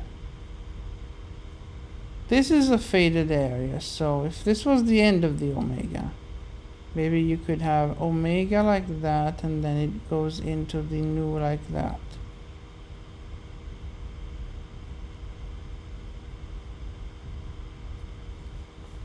Because nu, high dot, otos, and something, that's beyond doubt. Quindi diciamo pure che possiamo scrivere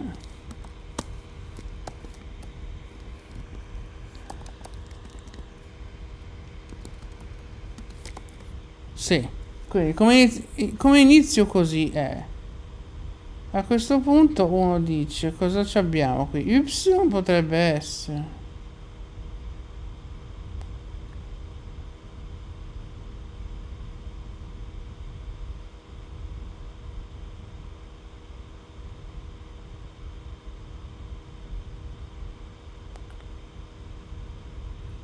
Quindi o un Y così, che sembra forse la cosa più plausibile. Oppure cosa potrebbe esserci qua? Una iota con connessione, un omega con connessione. Veramente può essere di tutto, cioè c'è pochissimo rimasto di questa lettera.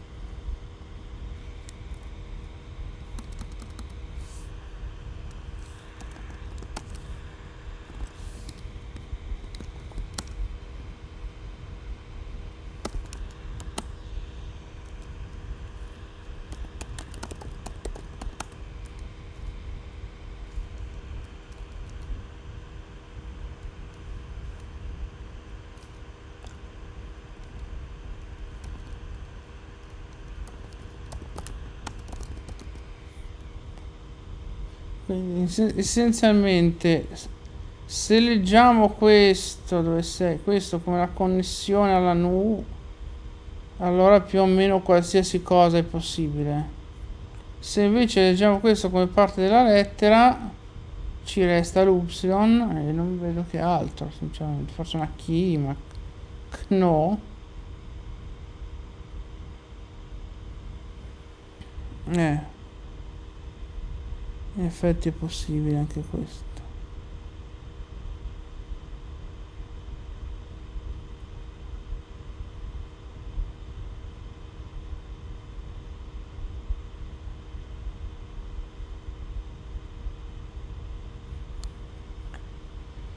Ok, quindi appunto Pozium Y, Pozius Y.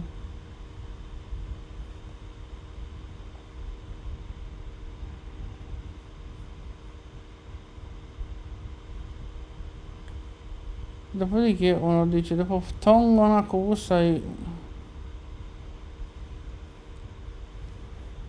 Vabbè, non lo so. Uno si direbbe clamen, però non c'entra un cavolo perché stiamo parlando di ascoltare cose.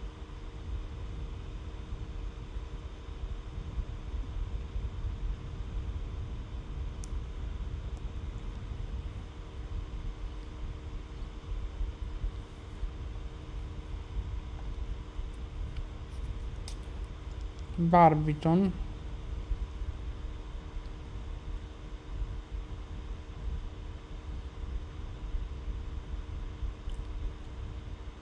Boh. No, non riesco al momento a vedere altre possibilità per per questa ipotetica un.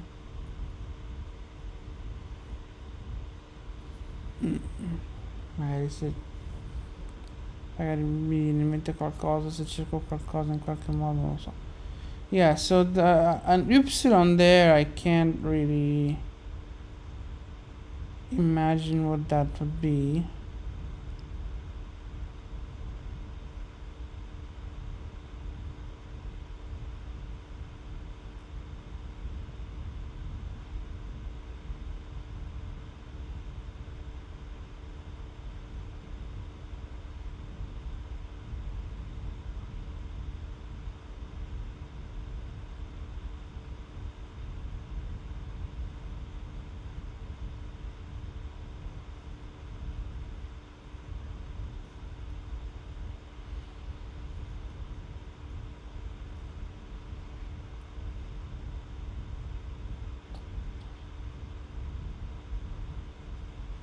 What was I going to say here?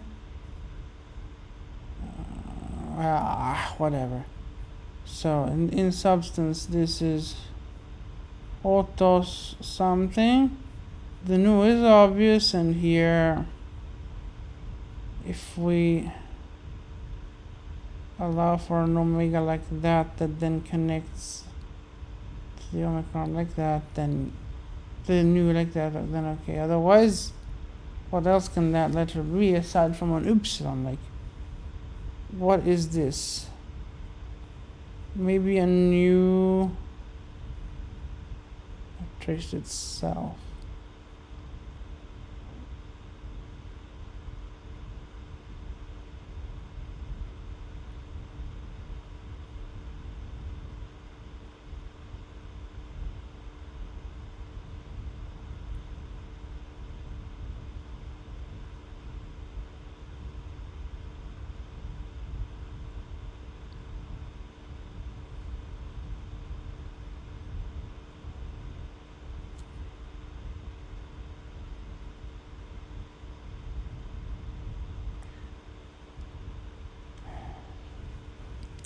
So, whatever. I mean, a nu is quite possible here. Una nu, che poi si connette alla famosa altra nu. An upsilon like that is also possible.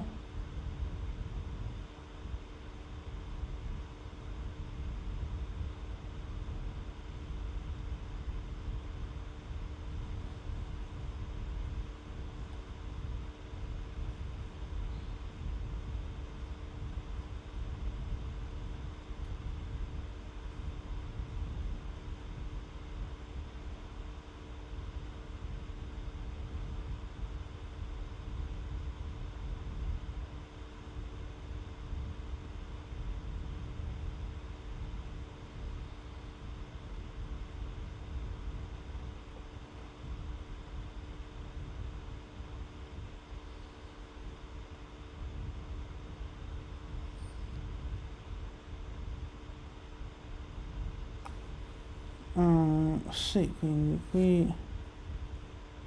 Senti, lasciamola stare sta riga, boh. Allora, la nu è credibile, l'omicron non la vedo assolutamente. La Y è super credibile, l'omega è difficile da immaginare, ma ci può stare se è molto alta. Yeah, that's what we have. Either a nu like that then connects to the other nu. The row, no, the mu and nu usually don't really converge.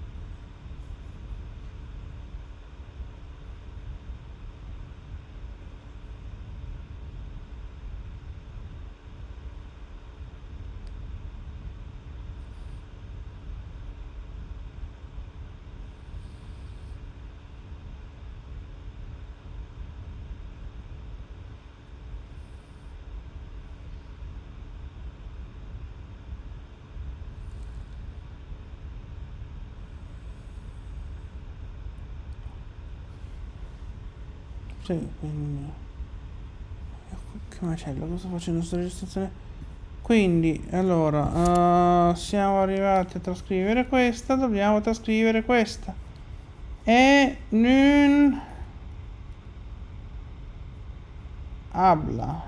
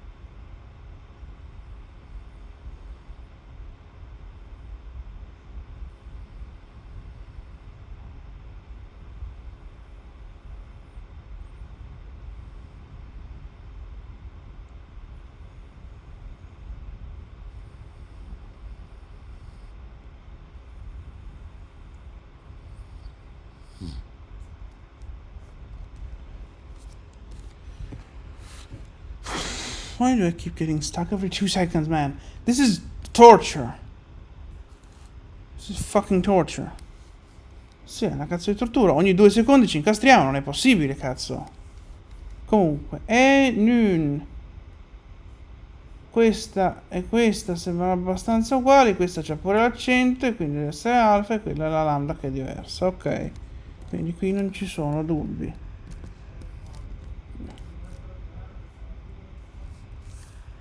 No, no. E qui invece andiamo davvero a prendere questo. E A, A.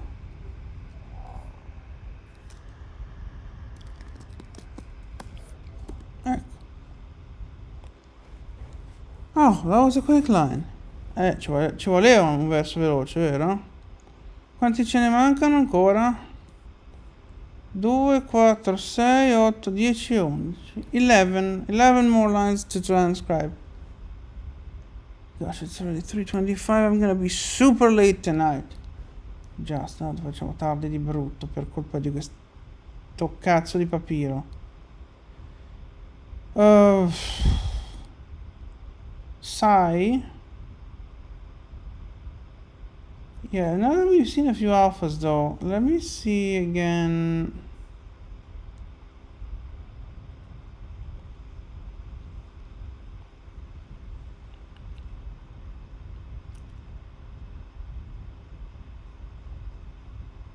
Oh, maybe the alpha's over here then.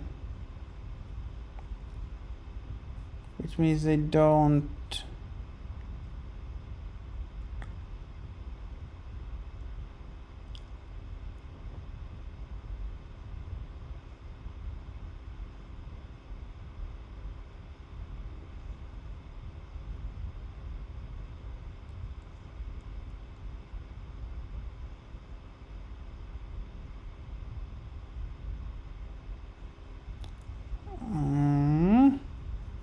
So I was saying, I was going back to which line? To this mess of a line.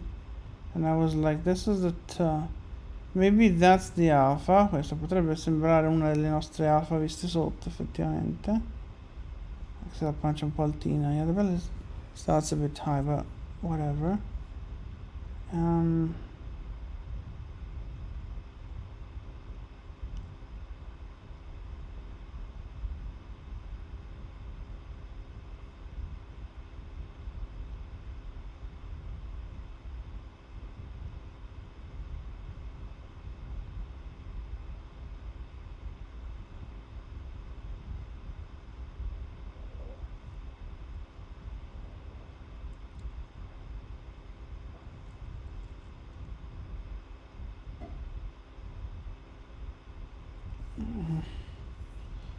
So we were saying that this could be the alpha, but then this would mean that either the alpha goes straight into the iota, or we don't have the iota add script. Anyways, if the alpha's here, then we could have the rho over here and the omega, ok. Sì, quindi alla fine sarebbe una cosa del genere, quindi vabbè, sì, senti, andiamo avanti. What about here? Psi? No, stidon. This is stidon. Ta. Stidon ta. Pa.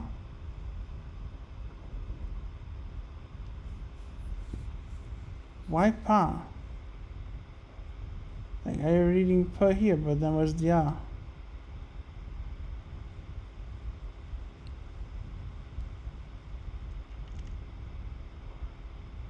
Boo.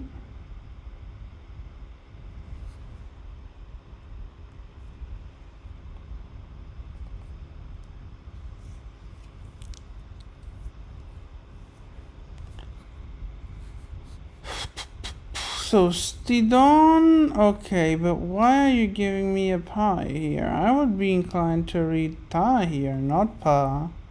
Where is the other leg of the pi in your line 10?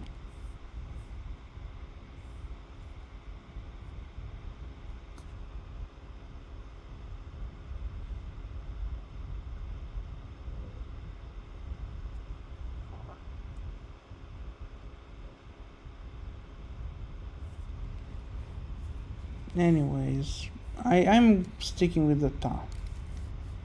So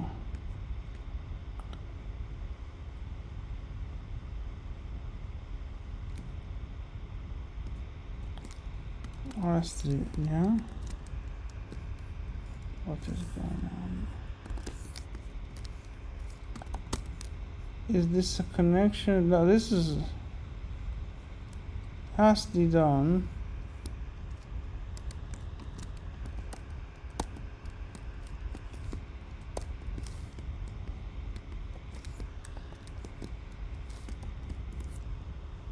Sì, questa è la mia risposta finale qua. Cioè la P Cioè, a meno che uno discute che questo sia l'altra gamba della P, che poi si è perso il coso in mezzo, però anche così una P mi sembra. Così, cioè, questo puntino qui è sotto il margine della riga ed è anche sfasato, quindi.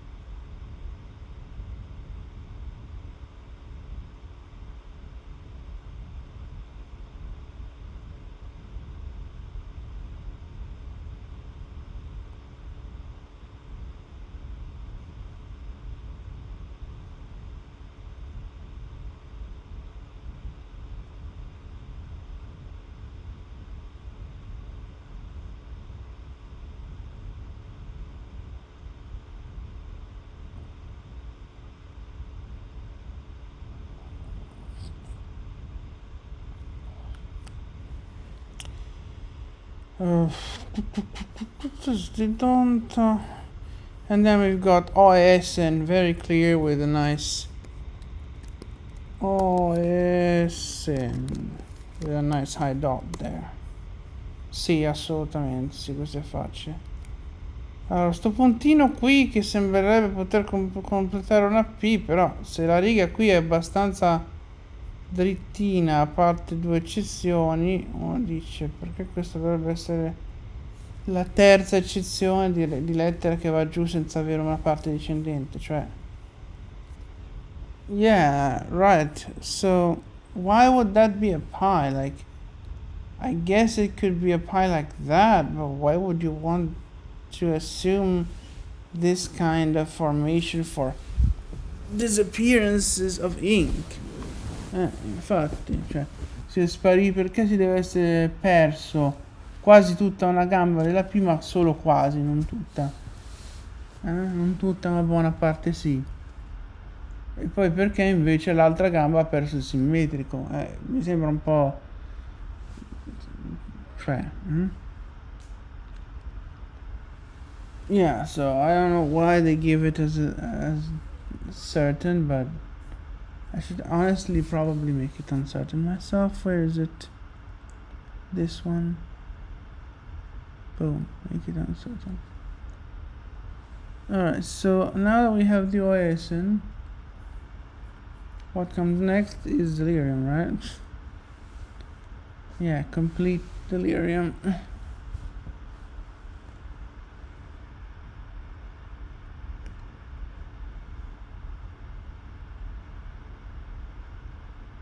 So he is giving me 3 vestiges, an uncertain kappa and a vestige.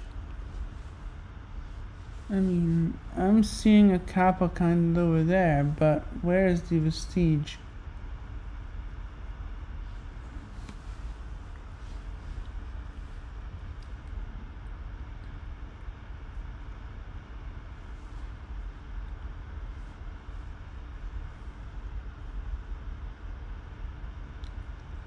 I mean, I think onke could be onkaleoi even. Like nu uncertain, kappa uncertain, maybe like dot dot nk.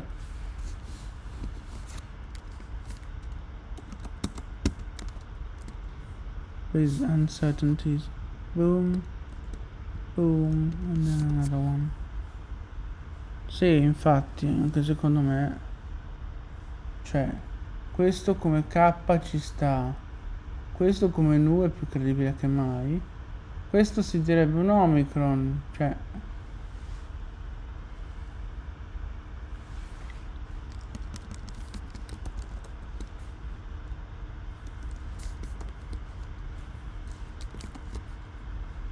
Esatto. Tonk or maybe tank. So This is line 12 according to them.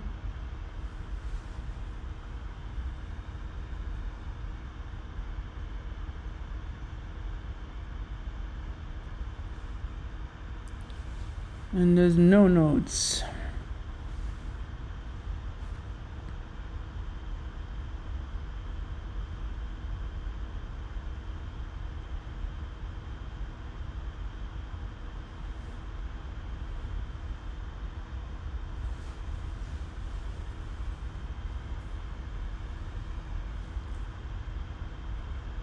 Okay, so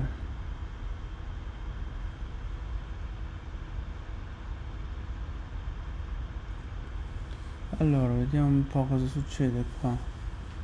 Siamo qua. Cosa mi dice lui? Epic.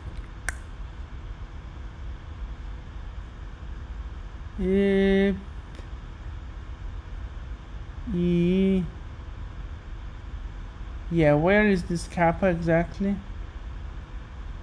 Like, no. I mean, I could potentially say there, but that would be 80s. No. Then it would be epic, not epic. Like, got an epsilon here, and okay. Unless, of course, this is the pi, and then this is the iota, and that is the sig. But no, come on, that's iota sigma, it's not a kappa. Come on. Sì, infatti, dai, che capo di K mi sta leggendo qua? Non esiste quella K lì. Cioè, l'unica K che posso vedere è una roba così, ma ti sembra una K questa? No, questa è una sigma. E io dico che questo è E, così, poi P, I, S, e poi una sbiadita di 1. Yeah.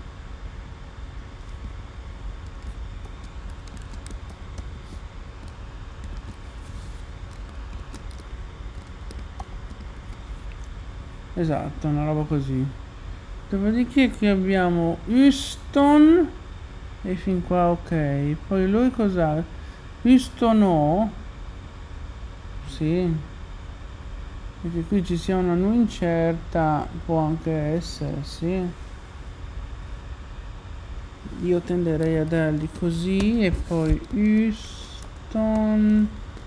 Questo invece posso anche coincidere. Yeah, so nothing to object there. The first thing is just a vertical line. It could be Houston, but that's like no. It could be Houston, many things. I mean, piston no, because it would require something at the top, which is just not there. Esatto. Potrebbe essere Houston, tante cose. Houston no, perché, e nemmeno Houston, yeah. Houston is excluded for the same reason, because it would have, I mean, unless it was one of those pies, which is just like the capital one, so maybe Houston is also possible.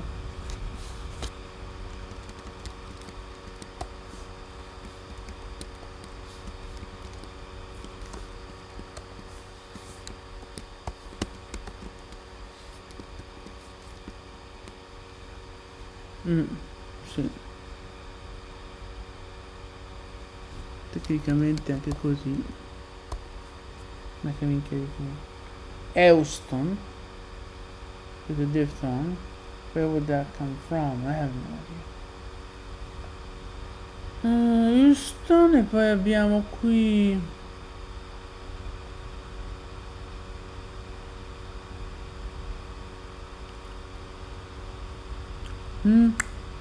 Teleste. No, Teleste. Sì. L'ultima traccia non esiste da nessuna parte. E quanto all'inizio, vediamo, Telesten, ok, quindi tu dici... Beh, che questo sia una nu, sì. E qui qualcosa si vede? Sì. Yeah, so I think I agree with that transcription except for the final vestige. So nu dot tele with acute accent s t e. Where is the extra vestige? It's not there.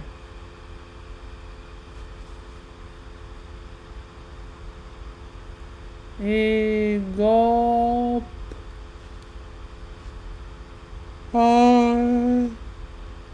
Orpai. Ego palai. Ego pam pam.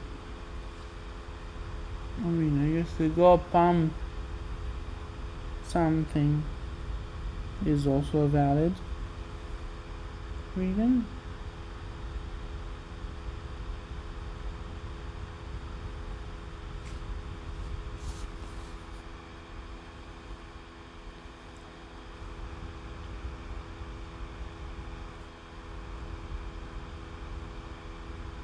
The accent mark, I think that matches it all. Like, I think that acute accent, if it's even there, represents a problem for either reading. Sì, anche a me non credo, non sembra che questo putativo accento acuto possa causare problemi. Vediamo un attimo cosa dà. De go pam pam.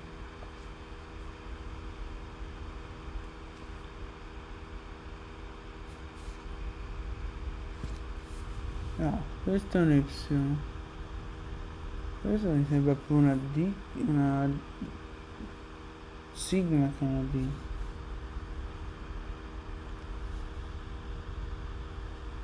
E poi c'è una sbiadita di 1 o 2, quindi vorrebbe dire una cosa del tipo...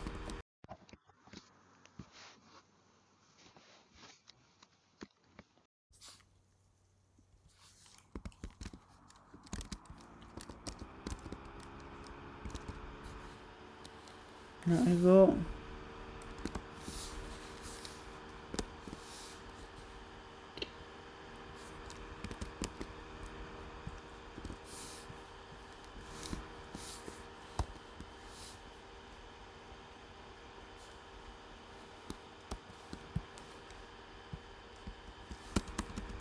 L'alternativa è...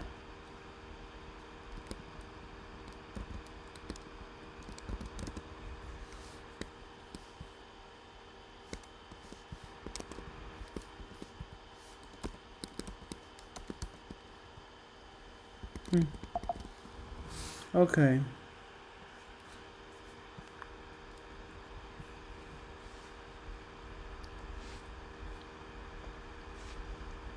Next.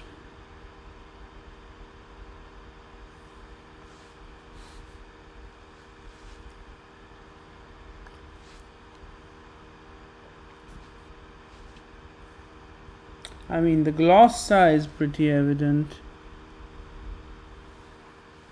What about what's to the left of the glossa?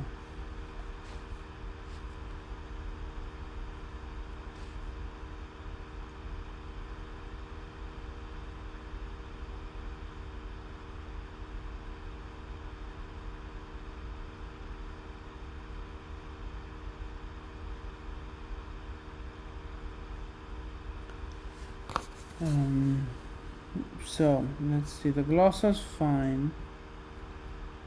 To me that looks like an alpha and a nu. But then, what is this?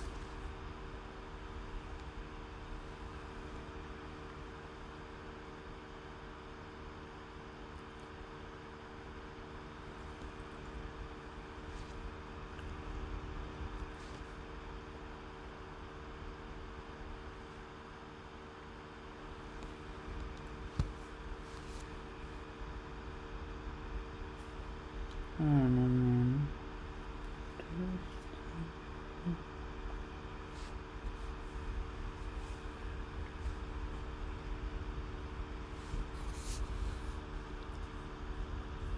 This is the gum of glossa. This is I. I mean, if that were I, then this would be new, but haven't we seen that there's no adscripts here? I mean, we could argue that it's plural.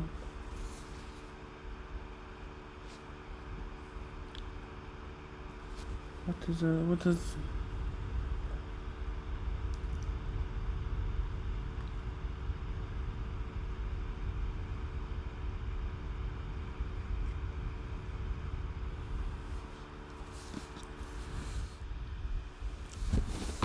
we have concluded that there are adscripts actually. Abbiamo concluso che probabilmente ci sono le realtà scritte qua dentro. Se questo è il caso, allora possiamo dire che questo sia un I glossai, quindi vuol dire che abbiamo una traccia I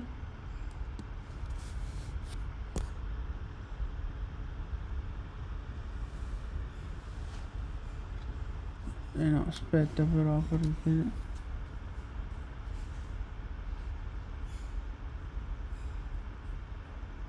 like the alpha seems to be here, so the nude should be here, and then there's something, I don't know what that is, but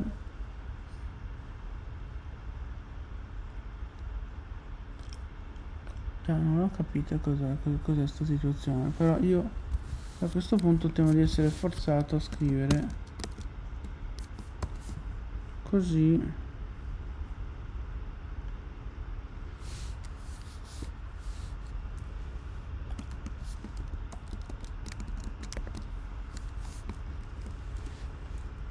Esatto, sì, sono d'accordo.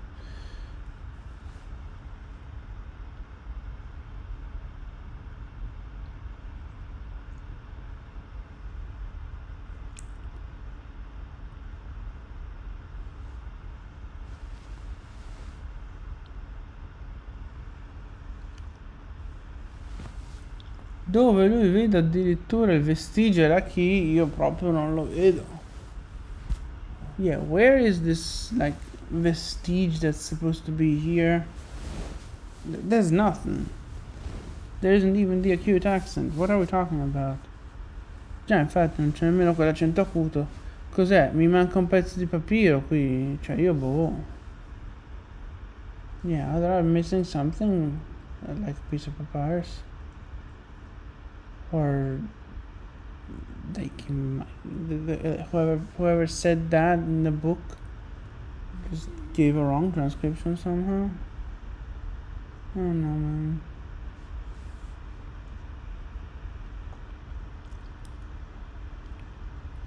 Tapugno.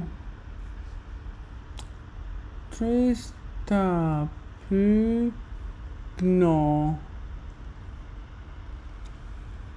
No extra vestige. Assolutamente niente traccia dopo. Quindi prima sì. Ta. Pu. G. O. Ok, quindi questa è un'altra riga fatta. Quante ne mancano? Ancora 2. Io veramente ne vedrei 3.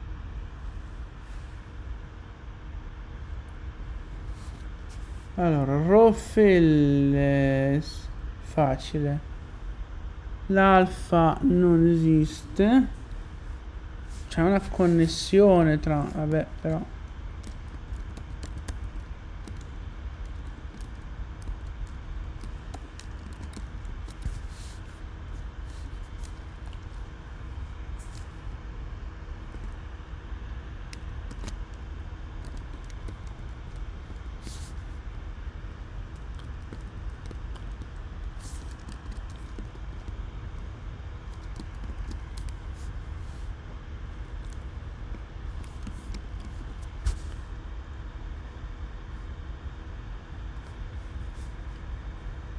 Okay, so then we have Iran.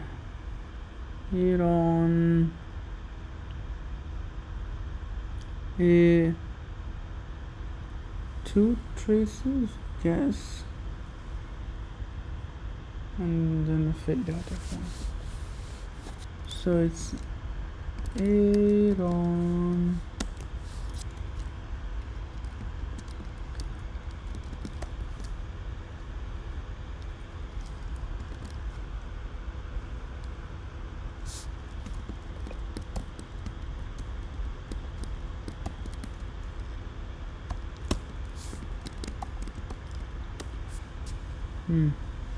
Sì, direi che quella è la cosa.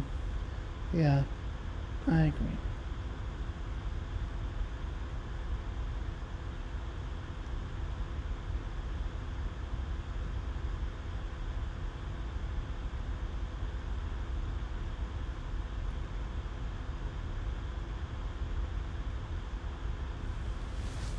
Okay, let's keep going. One last line, which apparently was missed by these guys for some reason.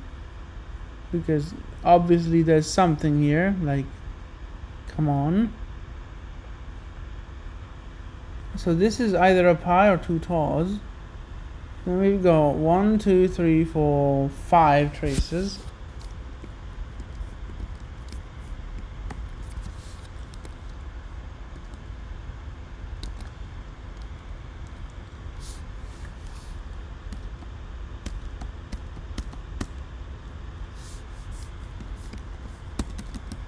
E l'ultima cosa da notare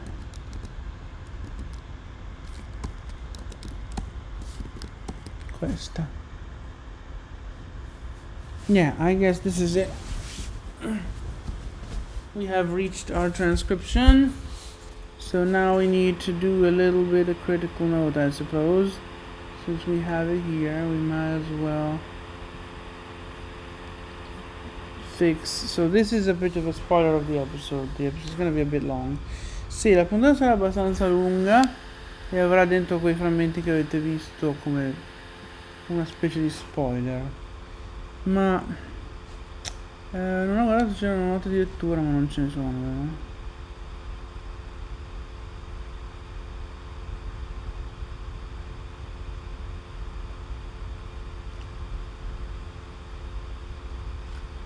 No, questo possiamo chiudere.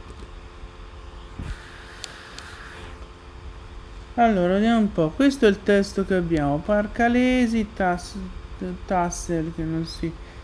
Ecco, allora, una cosa da osservare qui è che avevo da tedesco un accento grave su quel tas, ma quello non è possibile, perché quello non è una forma eolica. Yeah, exactly. Tedeschi had tas with a grave accent, but that is not aeolic, it can't be.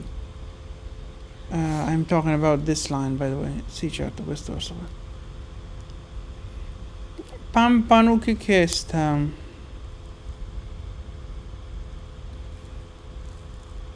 Matere ortan. Pai di mano rai te le sai. Oh, pai.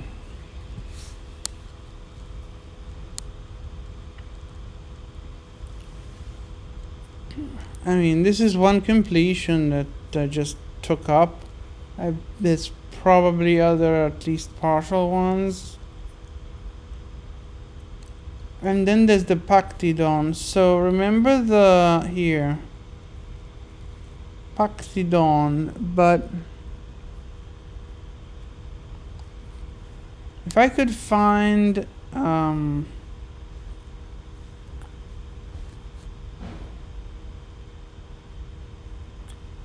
instrument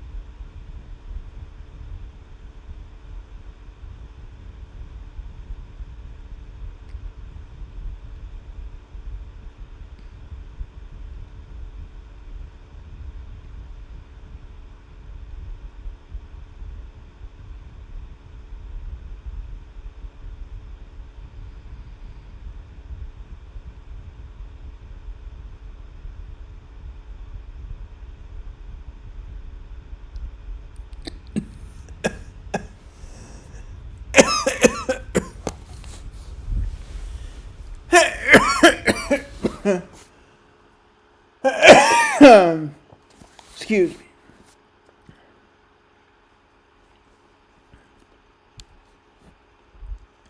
So all of that matches what we have. The Bhakti-Don was an option. We would really like to be able to find like a musical instrument, which could be made to end in in un, and then that would probably be an accusative. So either kai kelun, but kelun does not really work, does it? Actually, kirudia, doesn't it?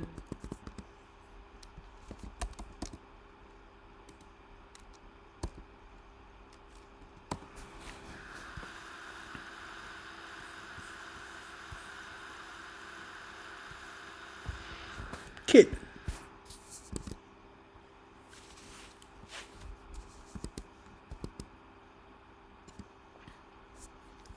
So I think I'll just close that. So we could do Kelun in there, and then I probably need to fix the translation. Giusto, sì. Cioè, potremmo fare Kelun.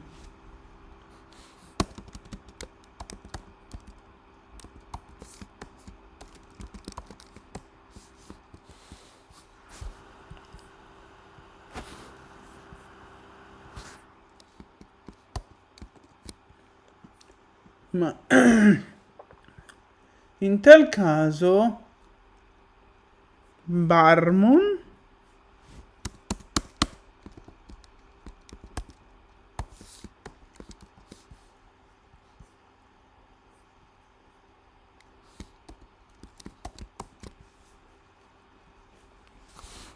that's probably an option. We should probably evaluate if it's wide enough. You know, compare. Where is it? Here, right? Yeah. Where is my Akusai? Here. So if this is Lun, K-Lun already ends here, and Kai will end all the way over here. Probably a bit too long. By comparison,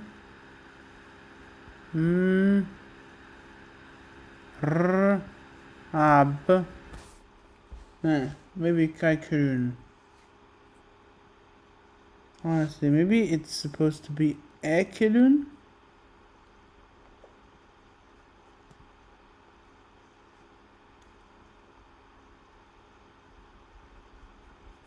I mean, honestly, I think it fits. I think these two options together actually fit. Sì, anche secondo me più o meno ci stanno, forse c'è un po' da tirare le cose, però. E Barmos sarebbe il Baromos, no? O il Barbitos, Barmos, tutto questo coso, il Barbitos. Questo.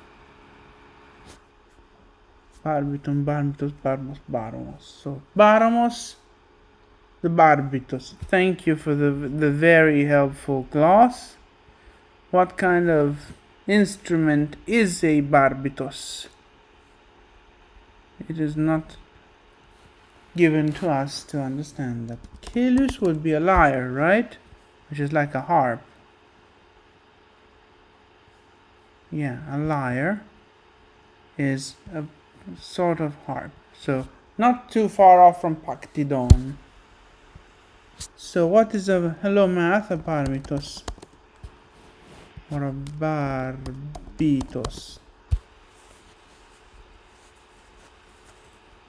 Another kind of harp. Very fitting, I guess. Okay, so I think I'm gonna go with that. Sì, anche secondo me è una buona idea qui.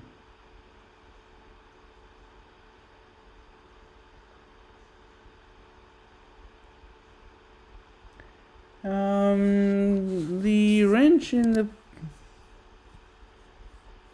this plan is if the epsilon here would happen to be short, but I mean long, so okay. But then Agilicidiamo, it says something different, so I don't know, maybe whatever. Io dico che facciamo così, la quantità vocalica, vabbè, perché tanto uno dice epico vuol dire che può aver fatto un mezzo merismo per fare girare il metro, un po' tirato, ma anche il pack di Don, cioè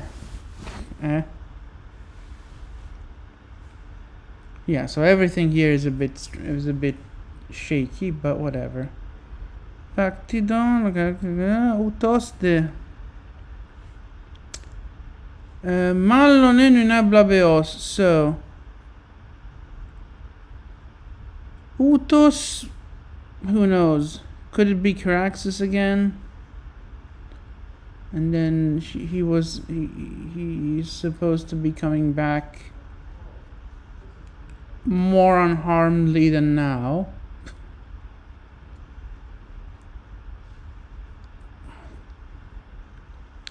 I mean, the other options here are ablabes or ablabesin, which the dative plural is completely unjustified to me. And the neuter singular, what is this referring to? Like, it would end up just being another adverb, right? You could also have ablabe apostrophe or ablabea with the stipulation that you need two consonants to continue. Ablabeon. You have a lot of options, but whatever is not an adverb ends up being a mystery. Sì, quindi qui ablabesi, ablabeos e qualsiasi altra forma flessa fatto in modo da far girare il metro, però se non è un avverbio viene fuori una cosa che non si capisce con cosa si leghi, quindi tanto vale fare ablabeos. E poi mallonenun è perché vabbè, cioè cos'è questo è un E, cosa vuoi metterci davanti a un E? Potrebbe essere un semplice O, ma yeah, I mean the E made me think of mallon, but maybe it could just be an or, a regular conjunction without the comparison aspect. I don't know. It's so holy here, so whatever. I'm sticking to the mallon. Mallon ed inablabeos. And then didon ta.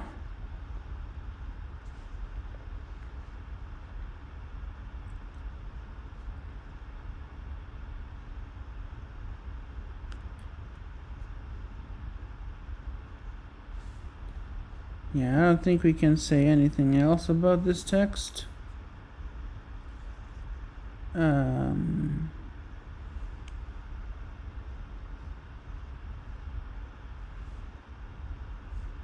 There was a little bit of a change here. This just doesn't exist anymore. Sì, infatti, quello non c'è più adesso, però vabbè.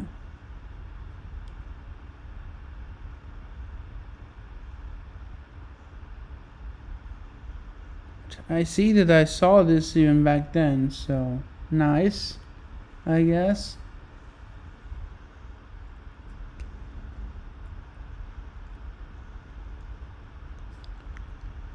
Sì, infatti, anche allora abbiamo visto quel problema lì della traccia inspiegata lì.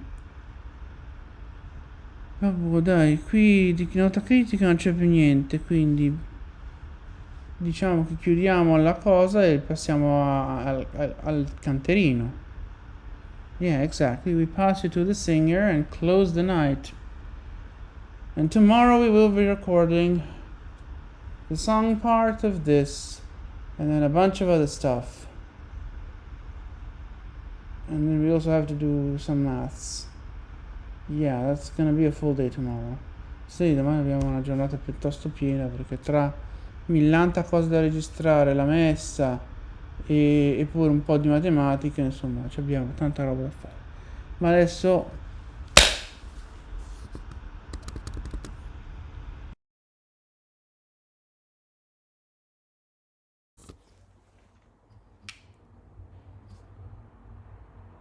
nice car.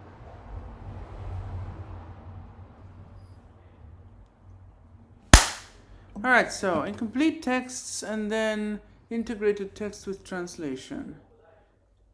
Testi incompleti e poi testo integrato con traduzioni. P-Oxy 2289 fragment 4.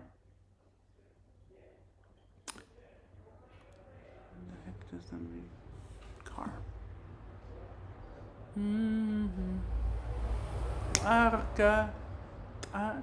Arca leishit as sel arca leishit asel pano kike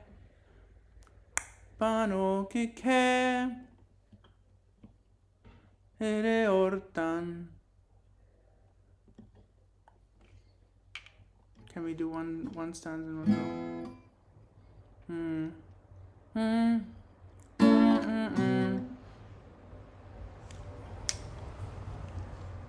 Prima di domani. Arcale shitase. Arcale shitase. Arcale shitase.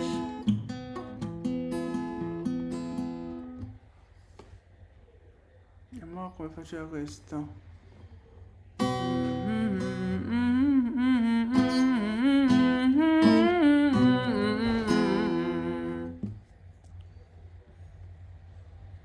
It's hard to do incomplete texts.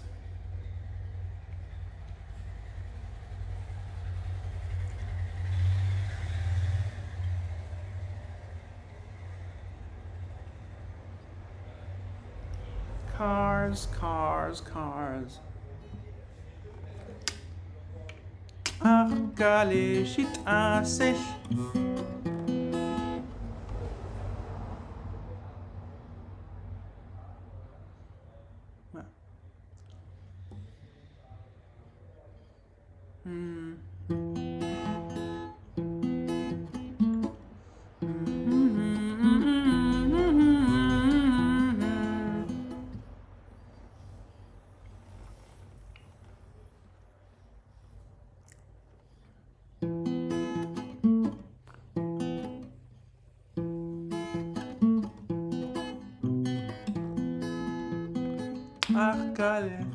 Arcale shit asel.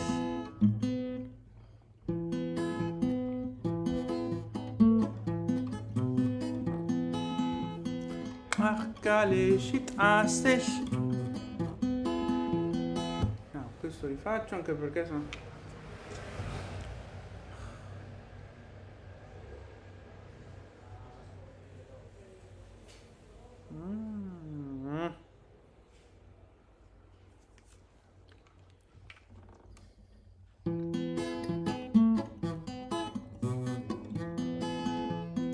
Arcale shit asel. No, non è incerta quella. Pano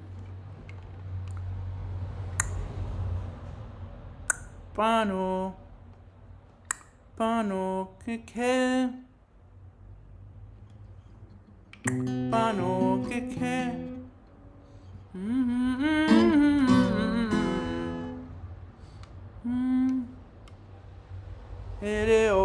ere ortan.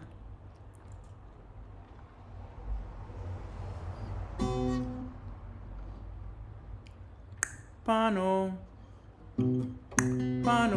che pano che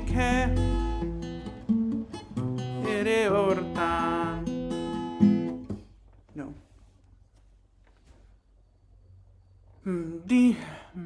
Ma no, aspetta. Ci leggessi in questo delirio. Che miseria. Cazzo fai a vedere i diacritici? Man, raiteles, raitele. Man, raitele. Conem.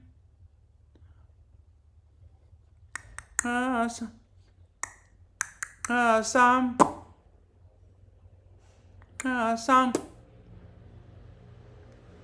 Usai.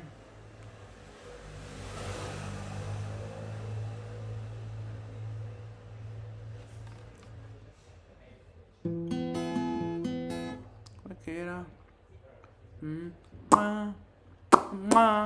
Man, raitele. Conem.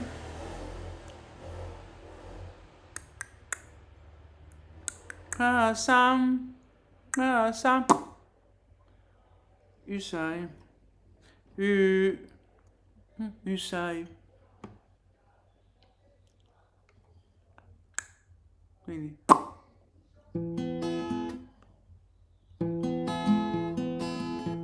mano,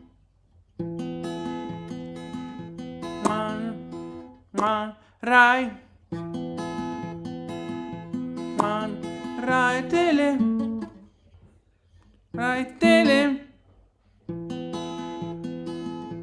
man.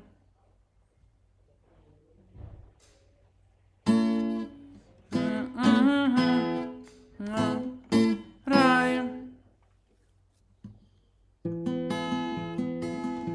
mano, no.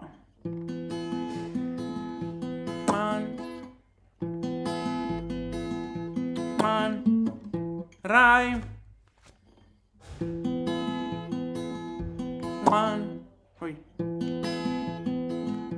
man, rai, tele, onem.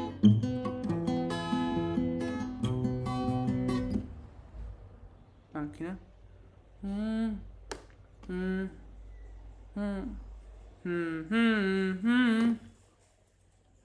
Kasam.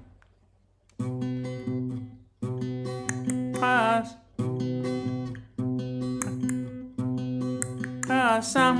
No. Kasam. No! È incerta. Kasam. Usai. Quindi diciamo mezza strofa alla volta.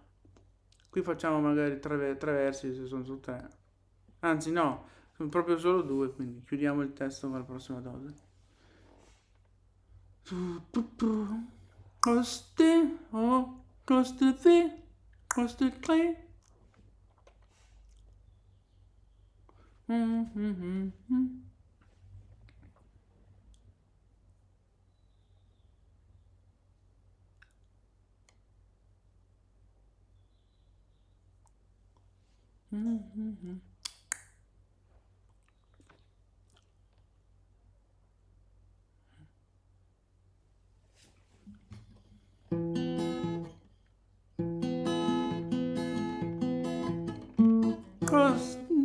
Coste te, coste tre.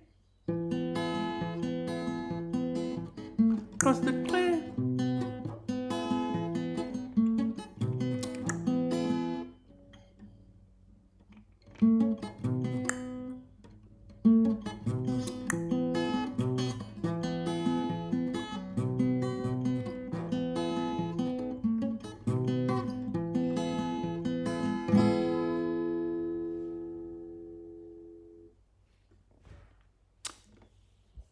PGC so this is PGC Inventory 105 Fragment 1.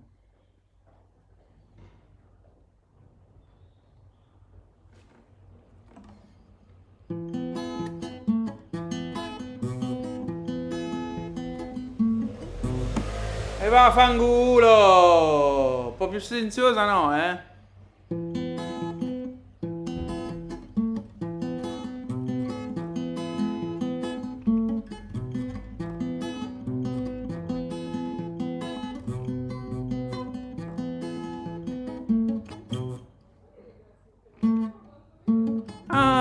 Aspetta, sì. A te le ortan. Mano. Mano. Metel. Mano.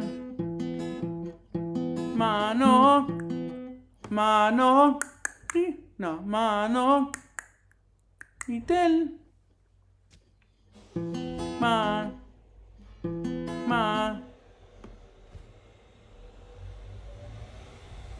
It's 1 p.m.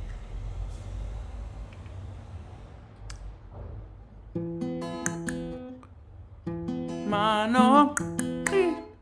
Nitel. Mano. Mano.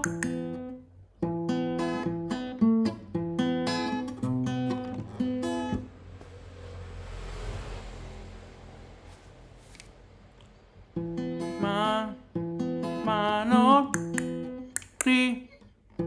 Mano.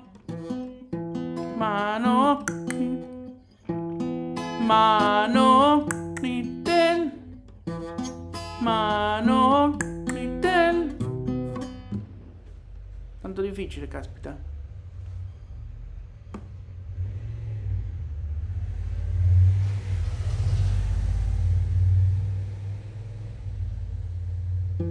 Mano. Nitel. Ameronem.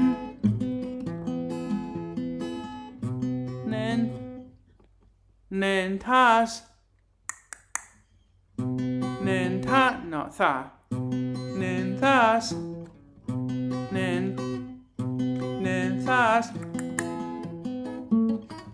Oh, no. Una cosa è.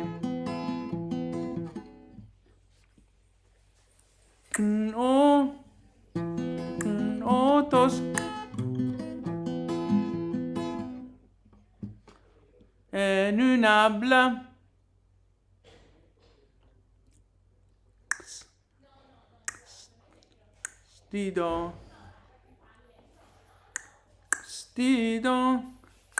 Stidon. Ah. Oesen. Otos.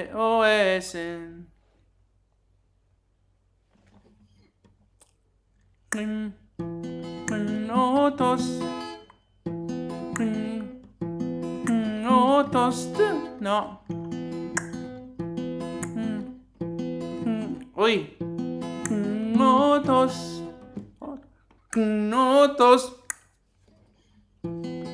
Otos.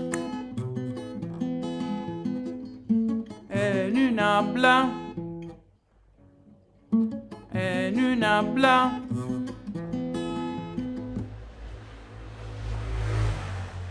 Anga.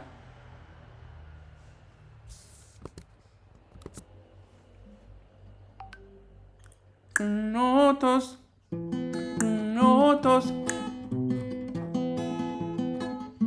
En un habla. È giusto che fa così. En un habla. Let's see what the WhatsApp was.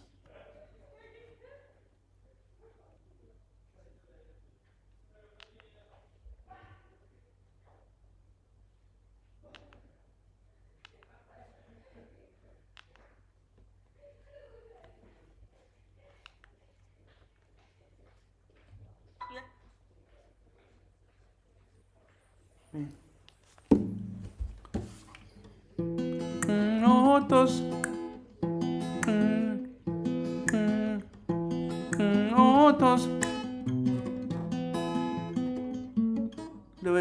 Dove sei? Notos. No.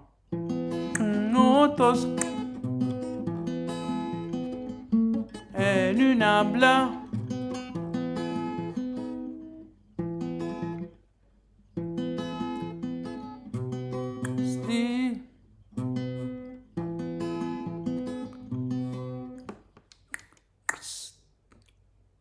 Sti don ta.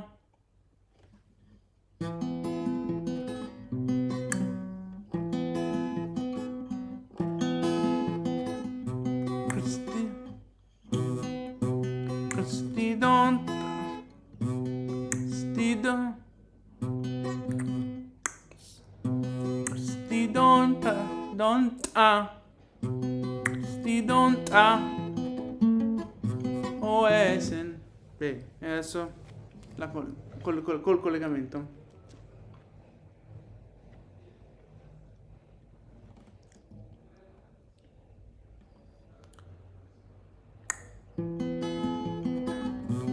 Sti don ta. O è. Ma vaffanculo proprio adesso. Anche te. Altri?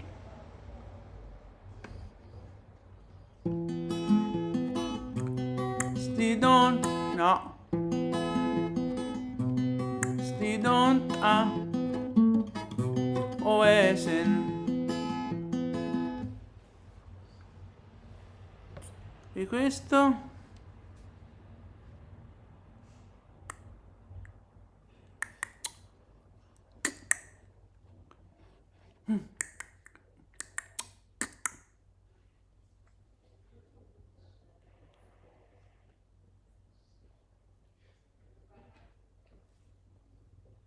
Come si infilano quelle cose lì? Diciamo che li diamo per buono che si infilino.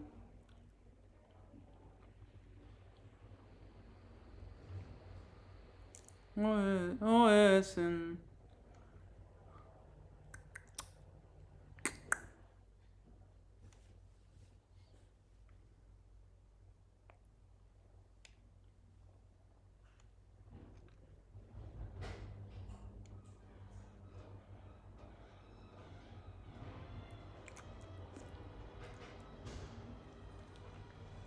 E questo cos'è al po'? Sto masciello. Qui abbiamo ancora da fare n cose. You know what? I'm gonna save on recording because Pioxy ends like 2 lines ago. So from 2 lines ago on, I just don't re-record. I just reuse the previous recording.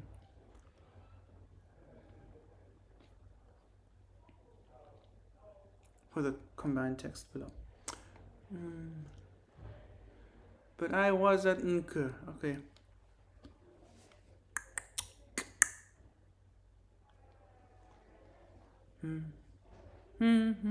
Epis. Pendepis.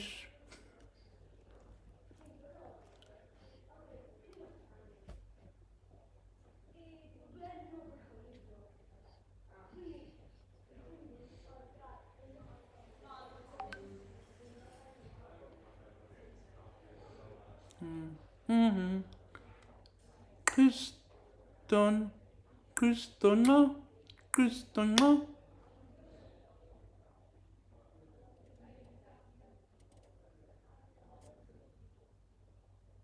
Huh? I must have missed a line yesterday. What the heck?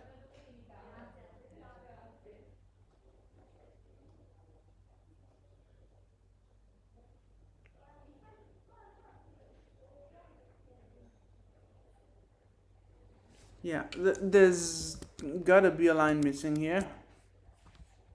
The meter does not work out, so there must be something wrong with the transcription. So let me just hop into the image real quick, just to see what the hell happened when I did my screen recording yesterday. Will you freaking enlarge the window already? So where is the line? Accusai. Di non o essen. Line. Yeah, where? I just completely missed the Telesten line.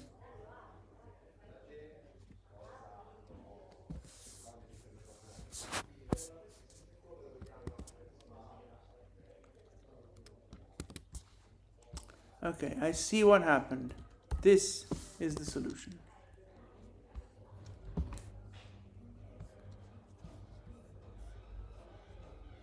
Okay, wait. This is N and faded.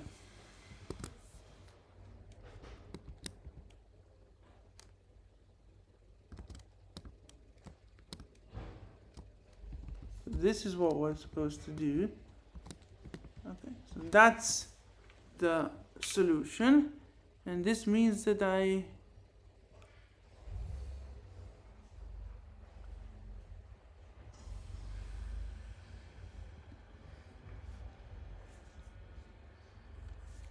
so we're gonna do tonke here.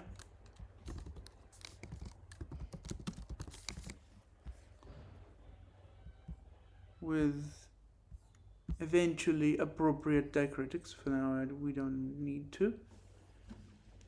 And as for translating tonke, I have no idea, so I'll leave it untranslated. Whatever.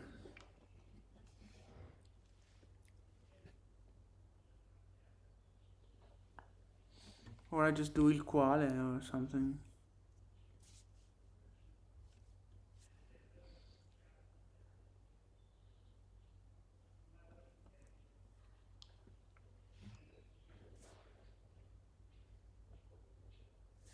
No, doesn't matter.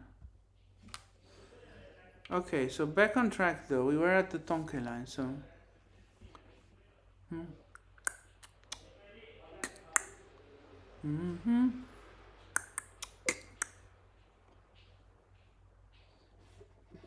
Tonke. Tonke. Epis.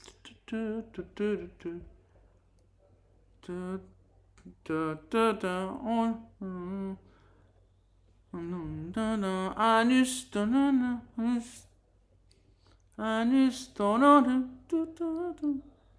Notice the O where I have A in the previous transcription.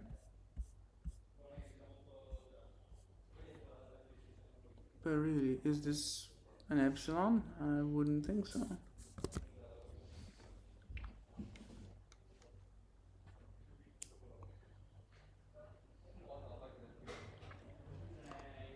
But back on track. OS and K.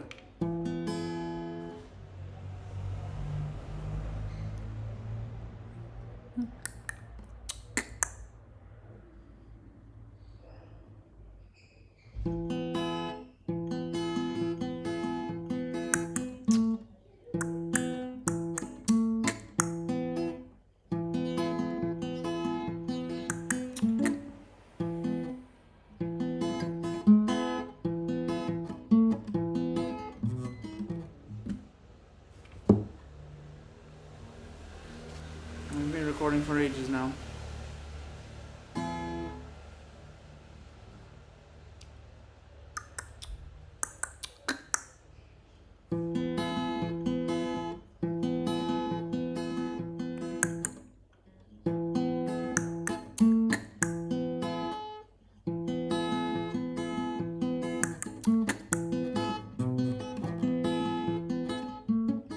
Epis. Epis.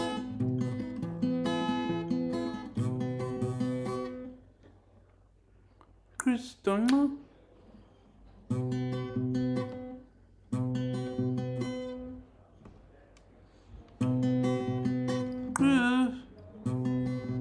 Christona. Christona. Telestan. Telestan.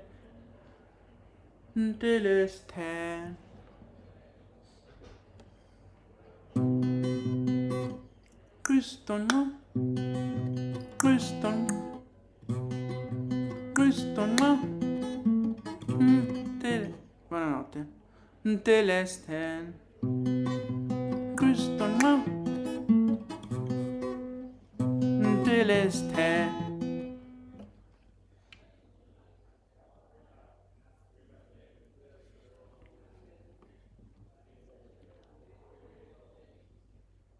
Till it's 10. Questo no. Till it's 10. Ho detto la no. Questo no.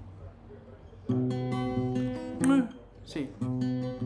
Questo no. Questo no. Till it's 10. Non c'è la nu finale. Questo no. Till it's 10.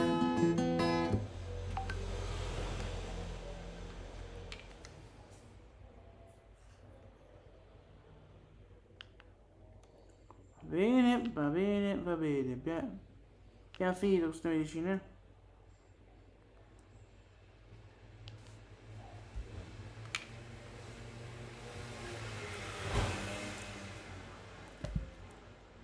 Till it's 10.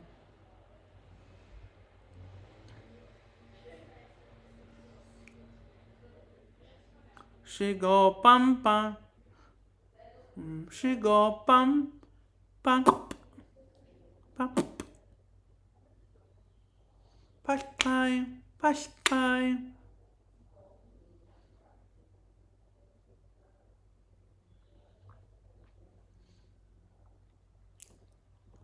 She go pam. She go pam.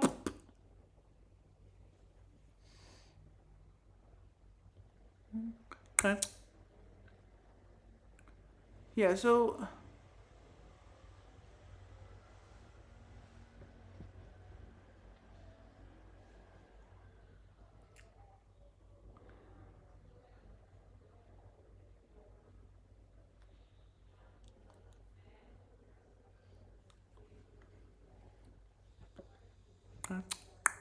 close.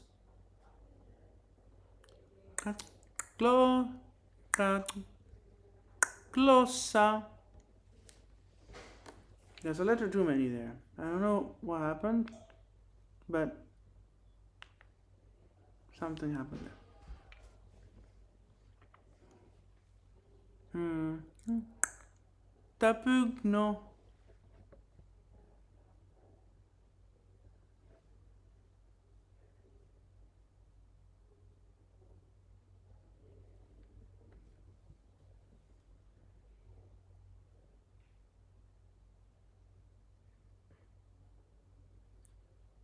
Tapugno. Ropelles.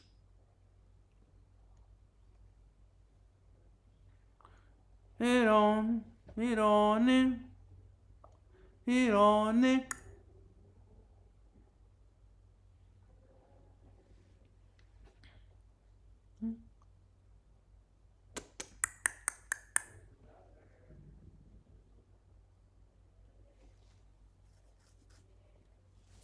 Ma io ero rimasto al tonche? No, ero rimasto no, ero rimasto che avevo fatto Telesten, quindi scegò. Scegò pa. Scegò pa.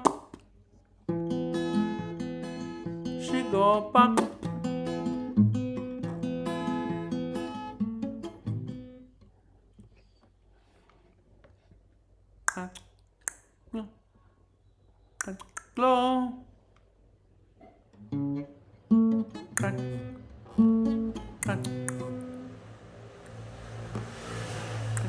Close.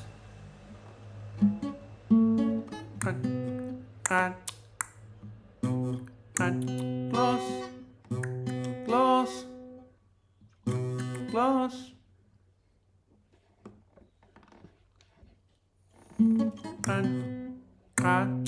Close.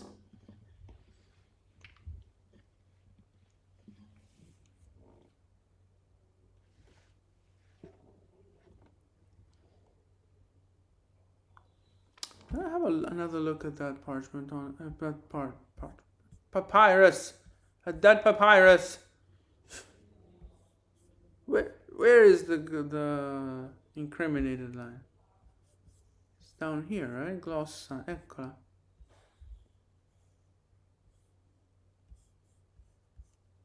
Eccola qui. Yeah, the thing is, I mean, I guess one could probably read, if only I could see the damn cursor, a freaking wide-ass nu over here and drop the stupid spurious letter. I guess. Glow. Yeah, I'm gonna do that. Honestly, the correct way to render this is that one. And I'm not pronouncing the parenthesized thing.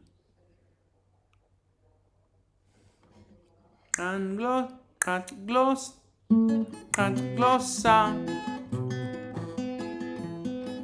tapu, tapu, tapu, no,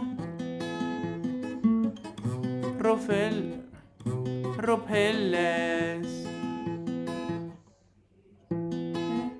eron, erone, eron, erone, erone, erone.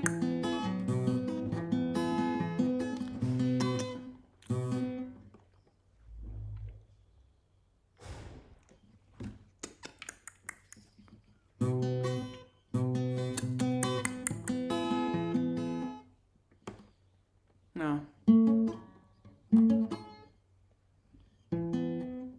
Erone, erone.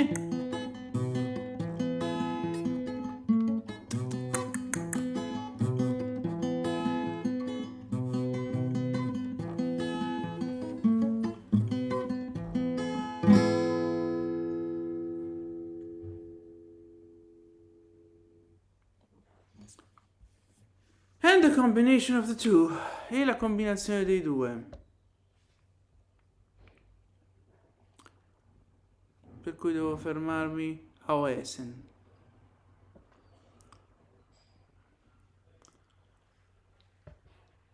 Harkaleshit asel. No. Harkaleshit asel. Pano kikhe. Atere ortan. Mano raitele. Pameronem.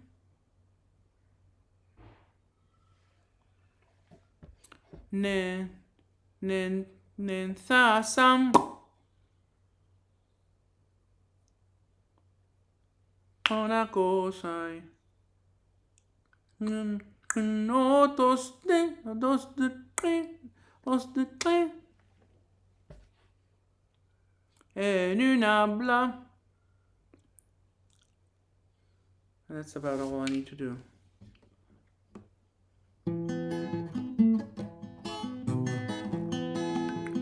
Harkaleshit asel. No. Ano. Ano kikhe. Ano kikhe. Ano, no. Pano kikhe. Atere ortan. Mano raitele. Ameronem. Nenta.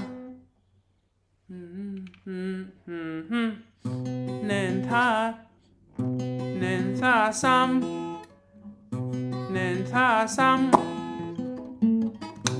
No. Nenthasam. Una cosa.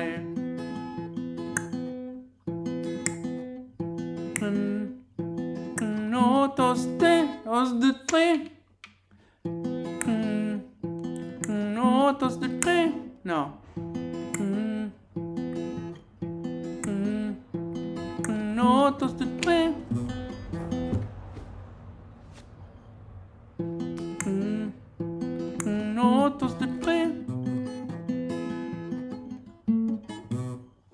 Arriva. Notos de tre. En una bla. Dai. No. Notos de tre. En una. No, non è vero. En una.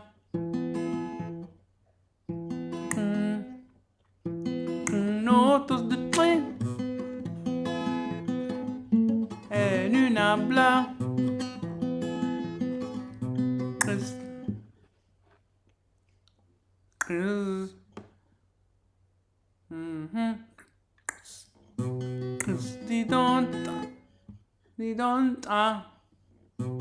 Stidonta OSN.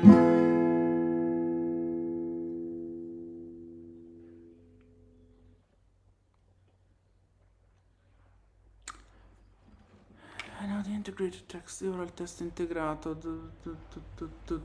Ci leggessi qualcosa in questo testo integrato? Eccolo qua, il testo integrato. Parca lesitasel.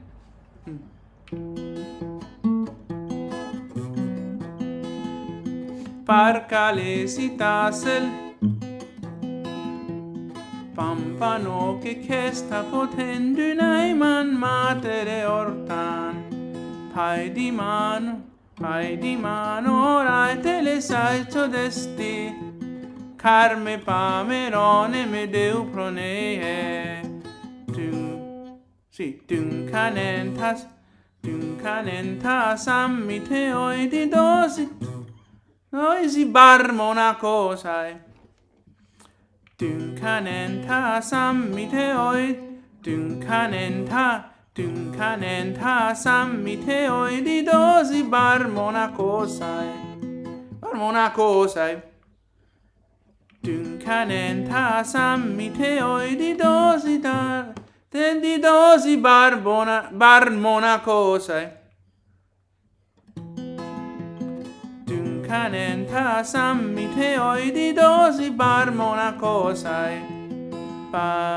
No, non è pactidon, è Kaikelun, Monaco cosai. Kaikelun, otos de. Pton, no. Bar Monaco sai. Kaikelun, Bar Monaco sai. Kaikelun, otos de. Mallone luna.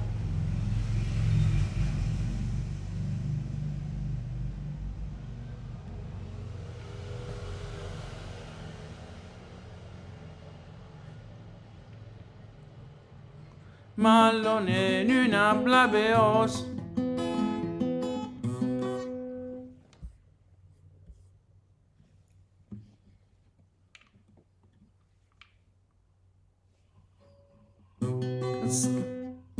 Astidon. Astidonta. Poesen. Tonke.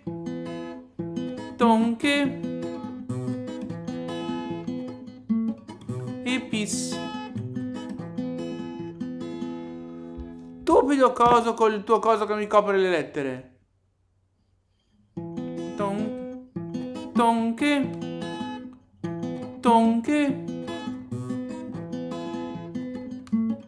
Epis.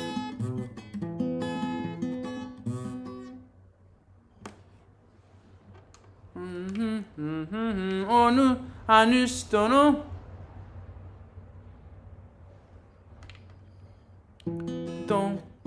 Tonke. Epis. Anustone. No. Anustono. Che no te le sten. Dego? No. Sego era. Sigo pam pam.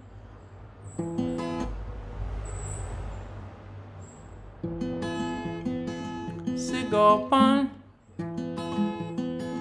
Sigo pam pam. Anglo-san.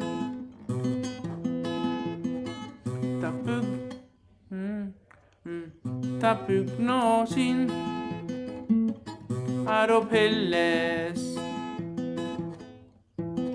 Irone. No.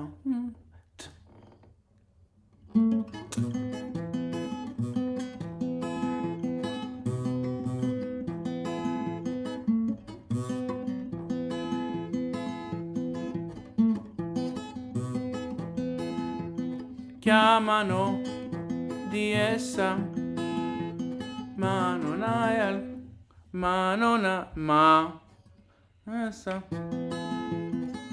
non hai alcuna maniera, mamma, perché io possa celebrar gran festa, suo tempo è celebrar gran festa, suo tempo è questo. Gioia per i mortali che io possa allegra, star finché gli dei ci daranno udir le cetre le lire. Allegra, star finché gli dei ci daranno udir le cetre le lire. Cetre le lire. Allegra, star finché dudi, no. Allegra, star finché gli dei ci daranno dir le cetre le lire. Lui però,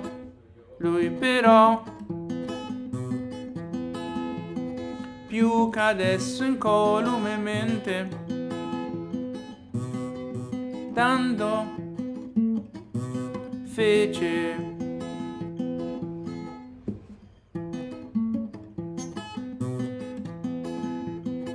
Dove sei?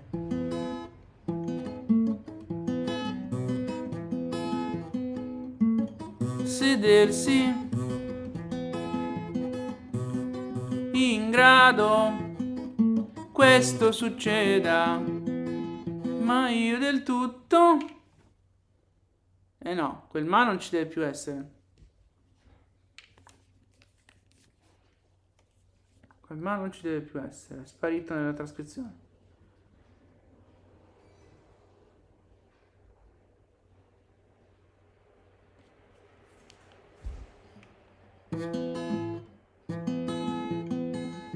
Io del tutto lingua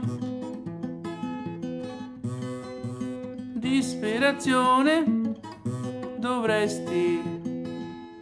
E poi come va avanti qua degli amori? Dovresti degli amori.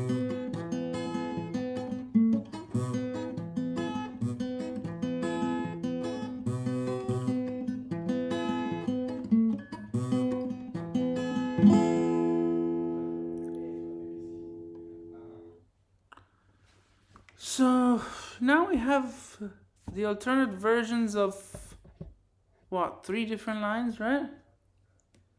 We got the Tongana Kosai.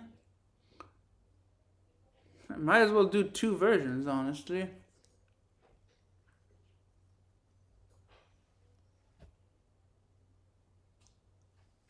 Yeah, let's do 2 versions, I suppose.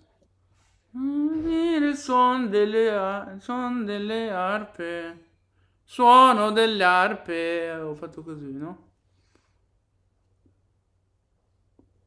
Cos'era l'altra cosa che dovevo fare la versione alternativa? Ah, il palai.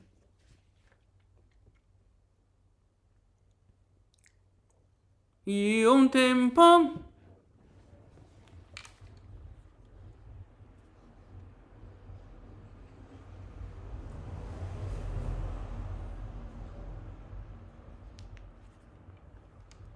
WhatsApp. What is this WhatsApp? What is this WhatsApp? Okay. Ali. So I guess we do it all over again with a few differences. Maybe we can stop. We can't. Hey, do it again. Parcalesitas.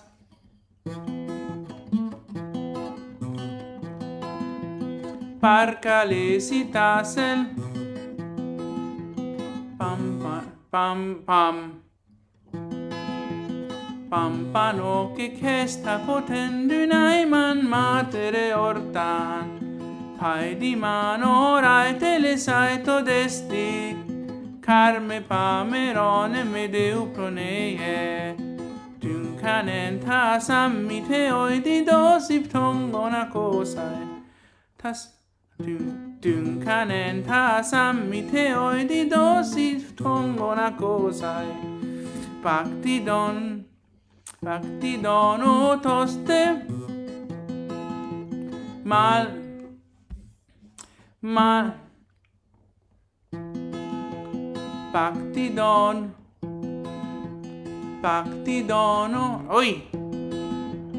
Pactidono toste e dai però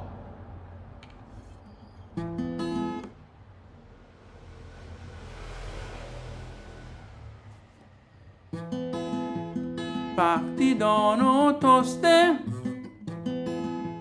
mallone nunde mallone nuna blaveo mallone nuna blaveos astidon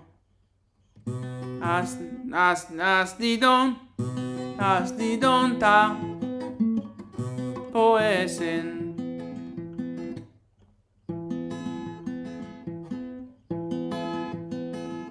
tonke e peace. Oh, find the peace. Tonke e peace.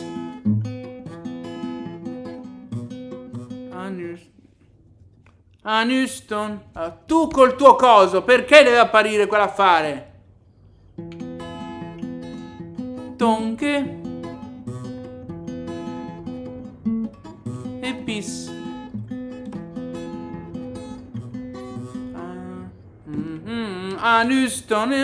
Anustono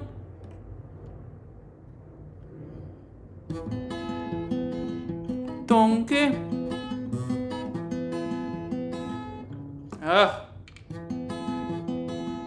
tonke e peace. Anustono tonke e peace. Anustono che non te le sten se go palai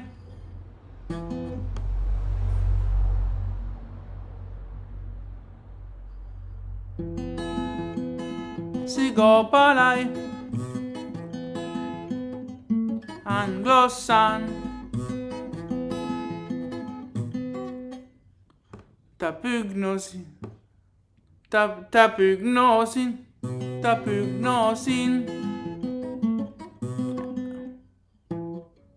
tapugnosin aropelles chiamano di essa ma non hai. Ricordiamoci d'udire il suono dell'arpe, poi lì e poi ma io ho un tempo. Queste sono le differenze. Abbiamo soppresso una strofa di essa ma non hai ma non hai di essa ma non hai alcuna maniera, mamma, perché io possa celebrar gran festa, suo tempo è questo, gioia per i mortali, che io possa allegra star di fronte, star finché gli dei ci daranno udire il suono dell'arpe. Lui però, più che adesso incolumemente, dando, vabbè, ho più o meno evitato la macchina,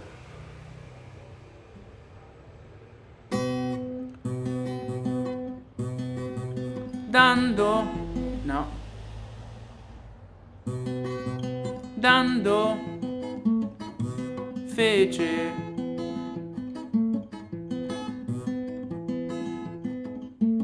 sedersi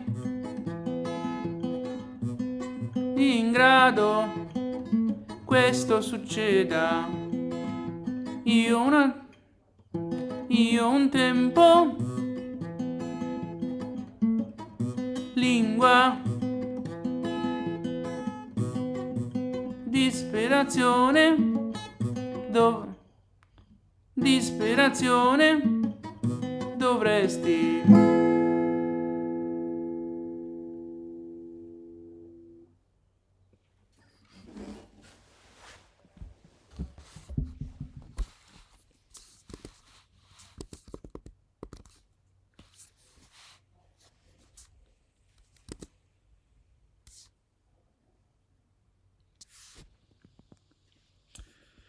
So as a little postscript, this is about page 9, and in high school this was an untranslatable, it was untranslatable number 5. Sì, giusto, bene dire che questo è l'Obel page 9 ed era l'intraducibile 5 ai tempi del liceo. Ovviamente parliamo di la versione di questo senza i PGC che sono arrivati nel 2014.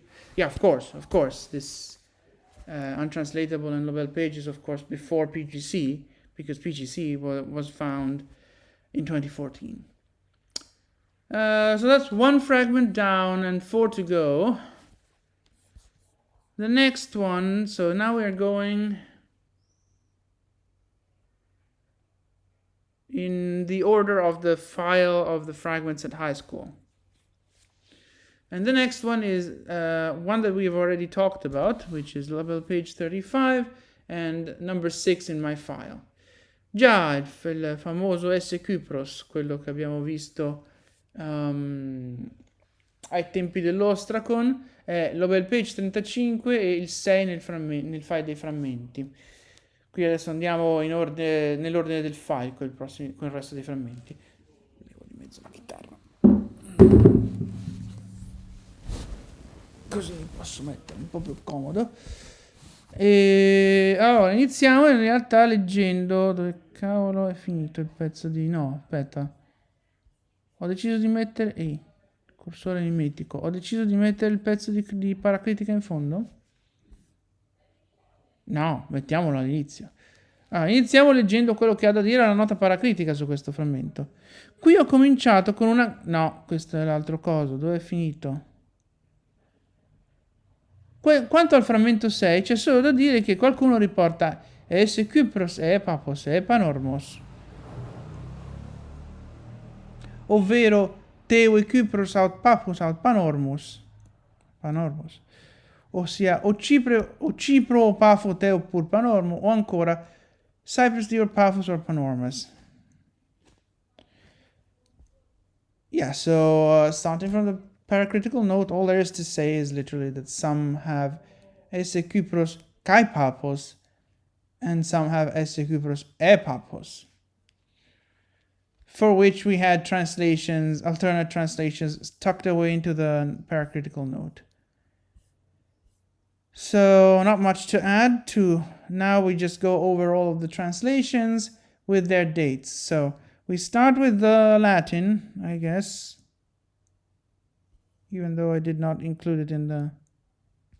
Oh, I suppose it's in the history. Yeah, so we start with the Latin. So the Latin It's from between May the 8th and May the 22nd, 2010, and was tweaked between November 13th, 2010, and January the 5th, 2011. So this appears in the diary in the form aut de Kypros et papus aut or et panormus, which is then changed to Tewe Kypros because of meter. Ok, quindi iniziamo a parlare delle traduzioni iniziali da quella latina, che risale a tra l'8 e il 22 maggio 2010 ed è stata modificata tra il 13 novembre e il 5 gennaio 2010-2011. Questa appare nel diario con la forma aut de Kypros et papus aut / et panormus.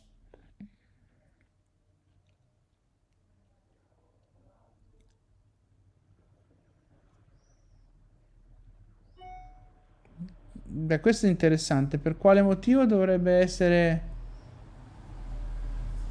quello che cambia da out a et? Yeah, why is the out / et the one before panormus? That is supposed to always have been e, and the one that oscillates between kai and e is the one before. I guess I mismarked it. Sì, devo essermi sbagliato a segnare, perché quello che cambia da kai a e è quello prima di papus. Che peraltro non ha senso tenersi il o lì, perché Pafo sta a Cipro.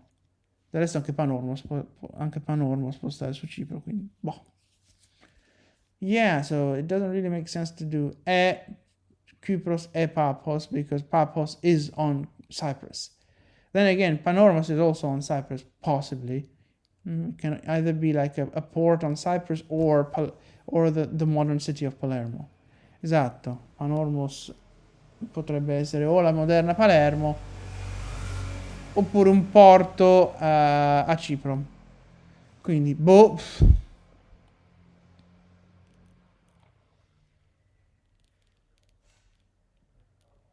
Interestingly, the sheet on which this appears changes it to Tewe Kypros et Papu vel Panormus.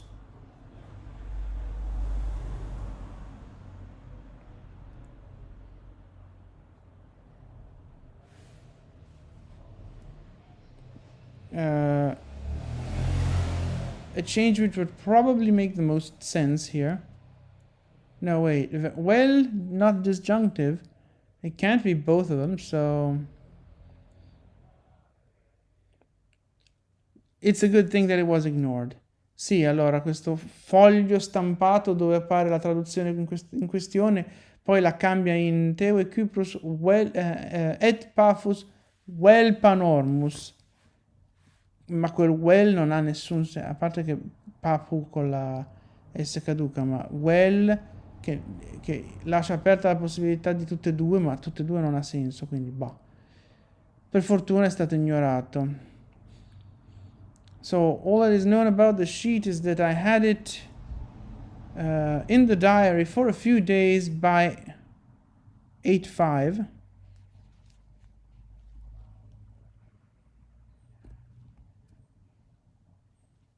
And then I used it for translations. No, it was no. It was I had it for a few days, I guess by 22/5 then. I should have written it in the chrono index. It's probably tucked away into the SD. Actually, let's go hit up SD15. What is SD15? Allora, vediamo un po' dove.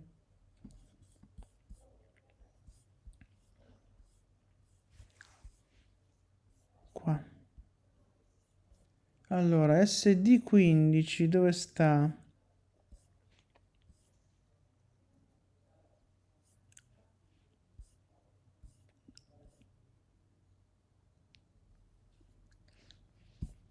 Prima o poi salterà fuori, beh.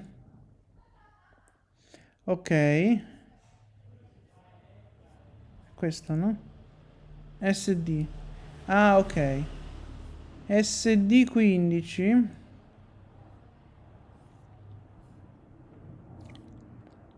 Dov'è? Che cazzo è? Oh, mamma mia. SD12. SD 14, 23 maggio. Quindi questa data non ci dice assolutamente nulla, perché sappiamo dal file che questa traduzione esisteva il 22. E dunque noi sappiamo che ora del 23 avevo questo foglio nel diario da un po' di giorni, lo usavo per fare traduzioni, però questo non ci dice nulla. Il limite dell'8 maggio è perché l'inno ad Afrodite non c'era sul foglio e l'inno ad Afrodite è stato parzialmente tradotto l'8 maggio. Yeah, so this SD15 is from May the 23rd, so that's having had the sheet for a few days on the 23rd, when the files of the fragments file of the 22nd already has a translation, you know, it doesn't really give us any information about when the sheet was printed or something. The bound of May the 8th is because on May the 8th I translated a part of the hymn to Aphrodite, which was not on the sheet. Sheet started with Ode Anactoria. Esatto, il foglio partiva con l'Oda ad Anactoria.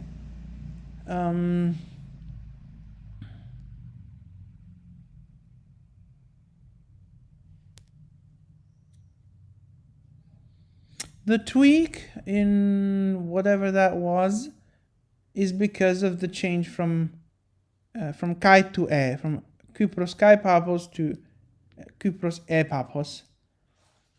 So it's an et that changes to out,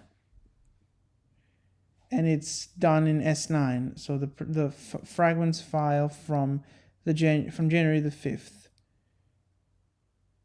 which I would assume means that I actually have a stronger bound, namely between the 21st of December rather than... Although, can I really say that? I should probably look at the printouts or something. Sì, allora, la datazione è con un gap enorme tra 13 novembre e 5 gennaio, perché 13 novembre c'è un file dei frammenti, e poi il file dei frammenti che fa questo cambiamento, che è dovuto a cambiare Kypros Kai Paphos in Kypros E Paphos, è il file del 5 gennaio. Però ci sono in mezzo i file Nova Sappho, che uno dice dovrebbero contenere il cambiamento, e poi ci sono anche le stampe. Adesso non mi metto adesso a studiare tutte queste cose, però magari poi lo faccio in sede di montaggio e vi dico di meglio. Yeah, editor me, please do something about this.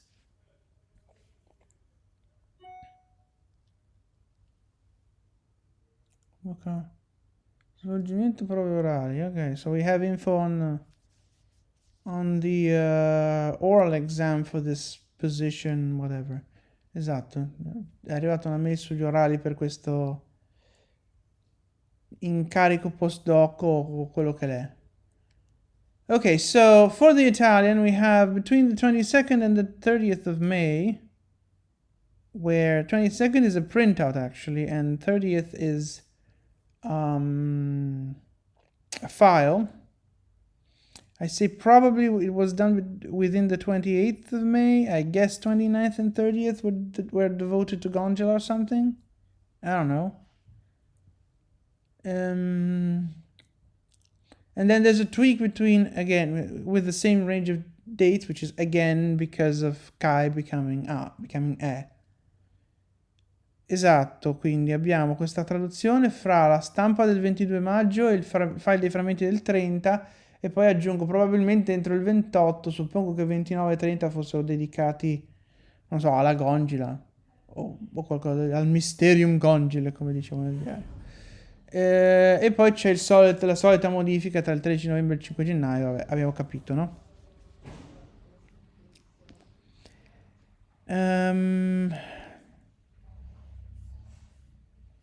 E la traduzione recita o Cipro Pafo te oppure Panormo, che poi prima era o Cipro e Pafo te, ma vabbè, che va bene. Adesso non la canto dopo, ma solo perché abbiamo ben 2 traduzioni ritmiche, quindi facciamo quelle. Yeah, so we are going to be singing the Latin with et restored. We are not going to be singing this Italian, just because we have 2 rhythmic versions of this, so that we don't have to shoehorn. We come to the English then. Between the 25th and the 25th of May and the 27th of June. Wow, that is quite the gap. That's because... Why is it not between the 30th of May, though? Oh, because the 30th of May file didn't have any English. So we know that the hymn to Aphrodite was translated into English on the 25th, and I'm pretty sure it was the first translation that I did. So this must have come later. And the 27th of June is one of the files. No, is a printout.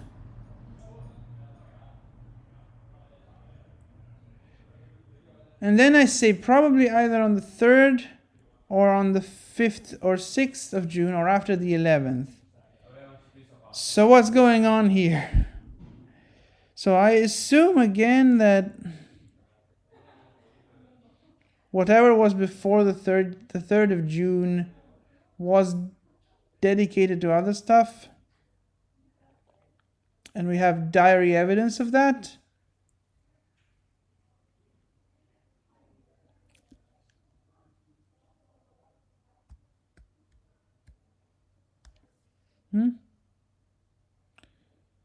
And then I assume the 4th of June was devoted to something else, probably Gondola again.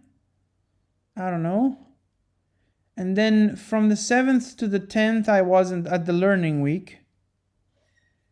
And when it comes to within the 27th, 27th, I guess, is not a printout. The printout is like 4th of July, but the interim was just the vacanzina where I did no translations, I guess.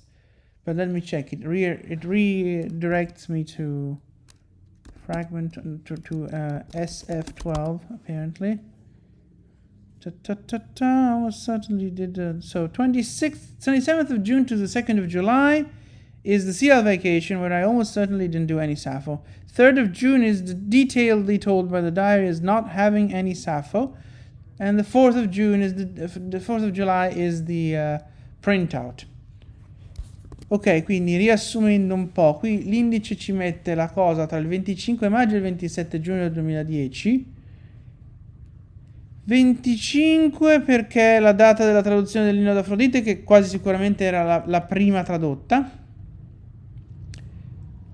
E 27 giugno perché c'è di mezzo la stampa del 4 luglio, ma il 3 luglio è un racconto di diario dettagliato con 0 Sappho, quindi si assume venuto questo quindi si assume che il 3 giugno non avesse Sappho, e dal 27 giugno al 3 luglio al 2 luglio ero in vacanzina con CL e quindi non con GS in realtà, e quindi quasi sicuramente non ho fatto Sappho. Dopodiché l'indice aggiunge ancora probabilmente o il 3 o il 5 o 6 giugno. Presumo che fino al 3 di luglio io fossi occupato in altro, e il 4 tirerei ad indovinare Gongila di nuovo. Dopodiché c'è la solita modifica fra il 13 novembre e il 5 gennaio che abbiamo capito. Yeah, exactly. So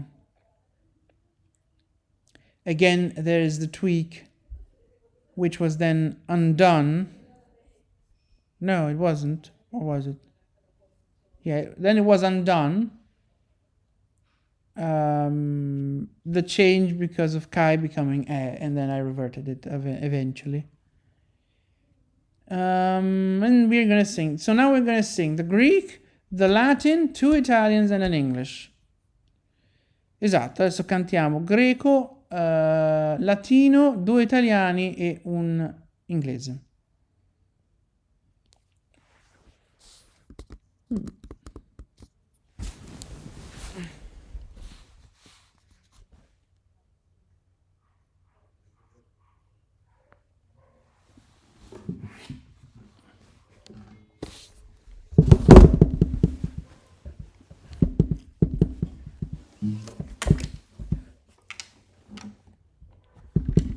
is a very easy fragment.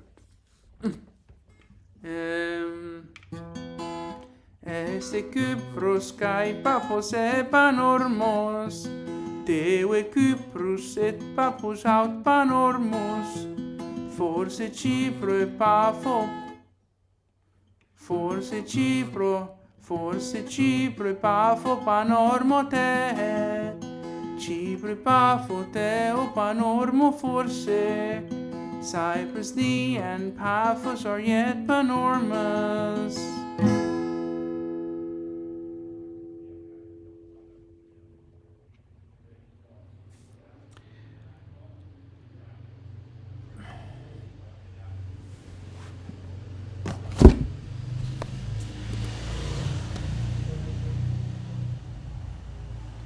And since it's noisy AF, and since it's 2 p.m. and I still have to have lunch, yeah, I guess it's lunchtime now. So I'll stop here and do the other 3 fragments tonight. Sì, è ora di pranzo adesso, sono le 2 del pomeriggio, è ora di andare a pranzo, quindi vi salutiamo e ci rivediamo stanotte con gli altri 3 frammenti. O magari riusciamo a fare qualcosa stasera dopo aver fatto un po' di matematica. Yeah, exactly. Maybe we can do something before dinner, but after doing some math. So, Meran, Kalan, Sunieme, Gummi. Buona giornata. Pun cum auspico di ipse vobis. Have a nice day.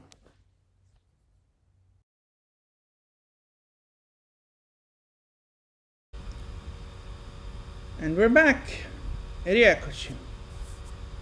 Midnight 13, mezzanotte 13. Alright, so next fragment is what was 17 in my file and is 37 in Lobel page. Quindi 17 del file e 37 di Lobel page. Qui ho cominciato con una grana dovuta ad un dizionario che riportava caduta per Stalagmon, onde corretto Wikithiki, che aveva il testo di Wharton, con Biblioteca Augustana, che ha il testo di E.P. Plazzont, poi vediamo, ci sono 3 versioni di sto coso. La traduzione viene fuori: giù dalla mia caduta, lui cadente porterebbero gli affanni e le cure, correggendo anche con anche Melidonais, che mi pareva dativo col nominativo Melidonai. Melidonai, ma anche no, scusa, tuo eolico un po' arrugginito. Yeah, so this is questo è stato della nota paracritica, ovviamente. This is from the paracritical note. Here I started with an issue due to a dictionary which reported fall for stalagmos, for stalagmon. Whence, having corrected Greek Wikisource, Wikithiki, sì, Wikithiki è Wikisource greco, Wikithiki's Wharton text, with Biblioteca Augustana, which had the E.P. Plazzont version, we'll see that there's a free version at the end, I ended up with the translation down from my fall, him or it as it falls, funny. How the heck did I get a funny out of anemoi? Questa in effetti non l'ho notata, ma affanni per anemoi.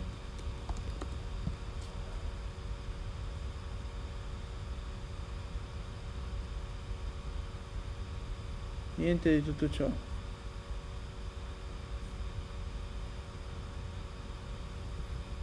Boh.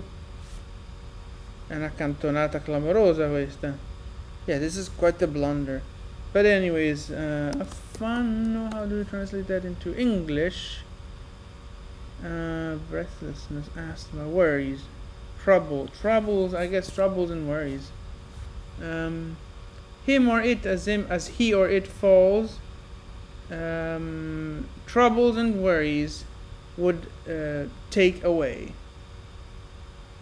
Which, okay, the extract then also says correcting, also correcting melodonais, which looked like a dative to me, with the nominative melodonai, which is impossible because that would be either melodonai or melodonai because of the short I. The aeolic of this guy writing the note was definitely starting to rust, I guess. But yeah, so there's quite a bit wrong with this translation. It's not just stalagmos or stalagmos in aeolic being rendered as fall.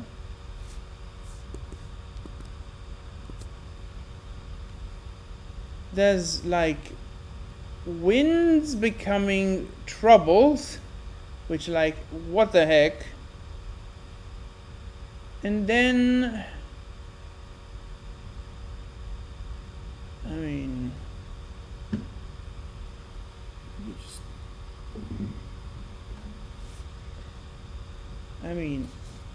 optative.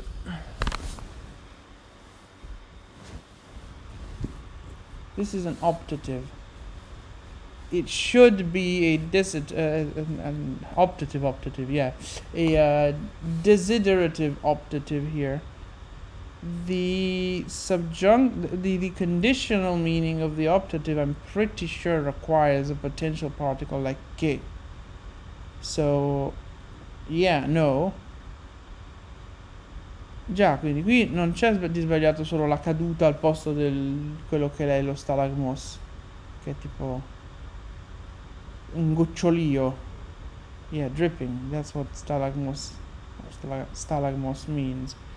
Poi c'è questo condizionale che uno dice, questo è un ottativo duro e puro senza particelle, dovrebbe essere un ottativo desiderativo, perché me lo fai come condizionale? No.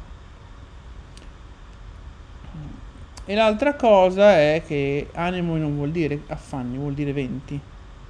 Può voler dire venti anche nel senso posteriore. Yeah, it can mean winds also in, flatus, to put it like Wiktionary does. But not troubles, at least according to Wiktionary. I cannot check Perseus because as it has many times lately, it's giving me a 503 backend fetch failed error. Già, quindi secondo il dizionario animo non vuol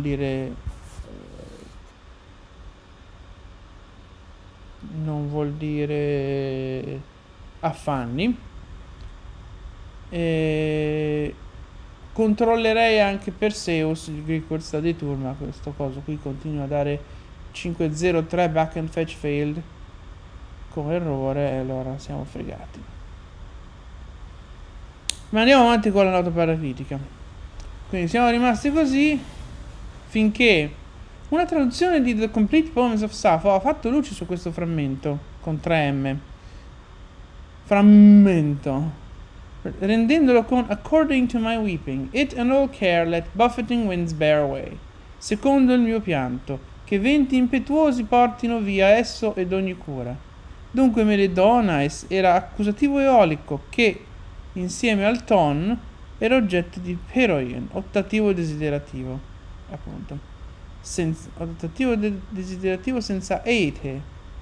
Perché ti aspetti un eite da un ottativo desiderativo? E stalagmon era pianto. Stalagmon è, secondo il Rocci, accusativo maschile singolare di gocciolamento, il cadere a gocce, stillicidio di sudore, e poi ci sono stillicidio di sudore, di acqua, di sangue, bava, di tutto,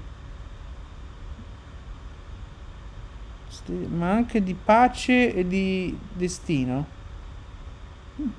Senza traccia di pianto, ma mi fido di H.T. Wharton, autore della traduzione riportata. I venti impetuosi sono epiplazzonte samoi. supponendo una contrazione di anemoid, dove io preferisco comunque la versione biblioteca augustana che riporta una lacuna di un verso tra stalagmon e ton, che io lascio perdere. Quanto alle traduzioni, dura quella italiana, più lievi le altre. Quella inglese ha 3 rime imperfette. Ogne è un arcaismo un po' spiritoso, dopo sel, liventi, disio, un bell'ogne per completare la serie degli arcaismi. Avrei potuto benissimo mettere ogni, più moderno, ma ho voluto fare lo spiritoso, anzi far lo spiritoso. Che fra l'altro, ma ho voluto farlo spiritoso in decasillabo. Okay, so let me translate all that stuff. A translation from the complete poems of Sappho shed light on this fragment, rendering it as according to my weeping. It and all care let buffeting winds bear away. So Melodonice was an Aeolic accusative, which, together with ton, was the object of Peroian, a desiderative optative without ete, which would be aite anyway in Aeolic. Già sarebbe aite, non ete.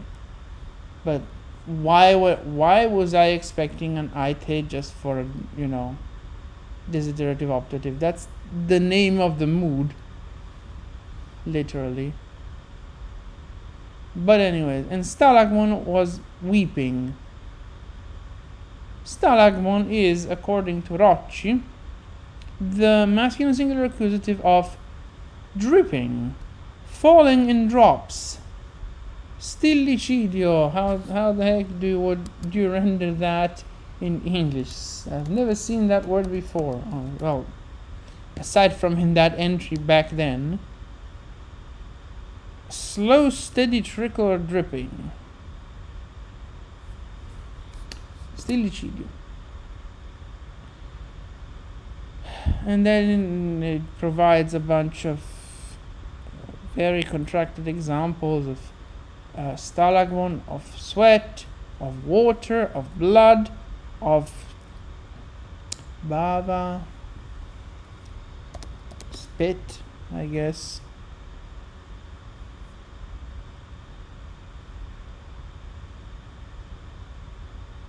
Slime.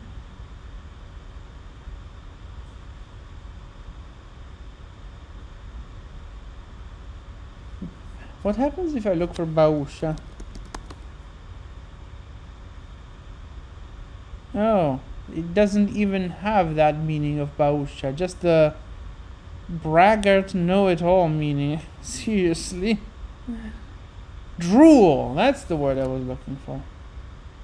So, blood, water, sweat, drool, but then also of erenes, so of peace, and of tykhes, which is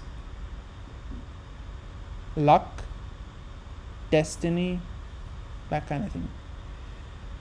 Without any trace of weeping, because, this does not really mean weeping.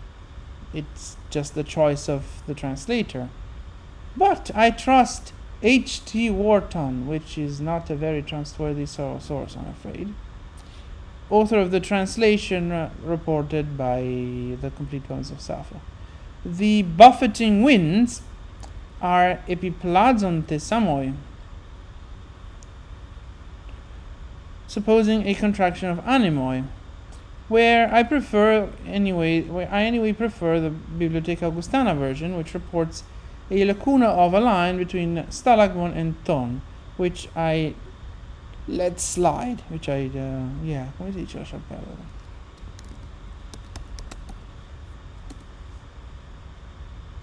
Which I leave alone, which I let go of, something like that. Where are you? As for the translations, the Italian one is hard, the other one, the others are lighter, more easier, I suppose. The English one has 3 imperfect rhymes. Ogne, the Italian one, is somewhat spiritoso, humorous,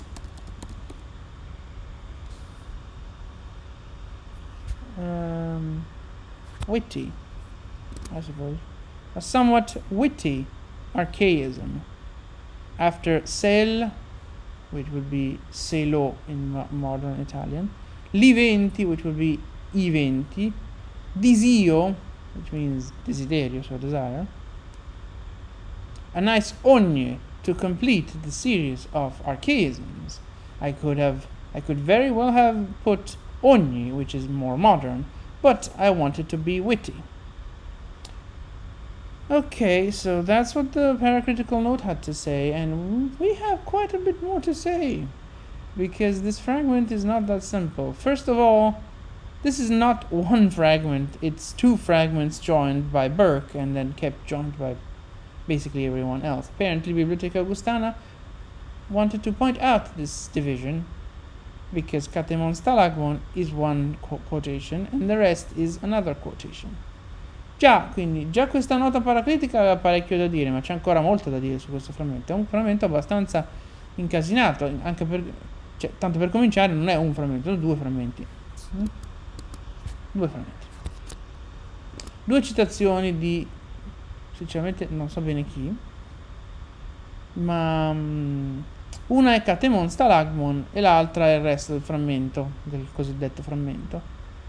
Questi li ha uniti Burke e poi li hanno tenuti congiunti più o meno tutti quanti. A quanto pare Biblioteca Augustana ha voluto con questa apparente lacuna indicare questa divisione. Sono appunto due citazioni.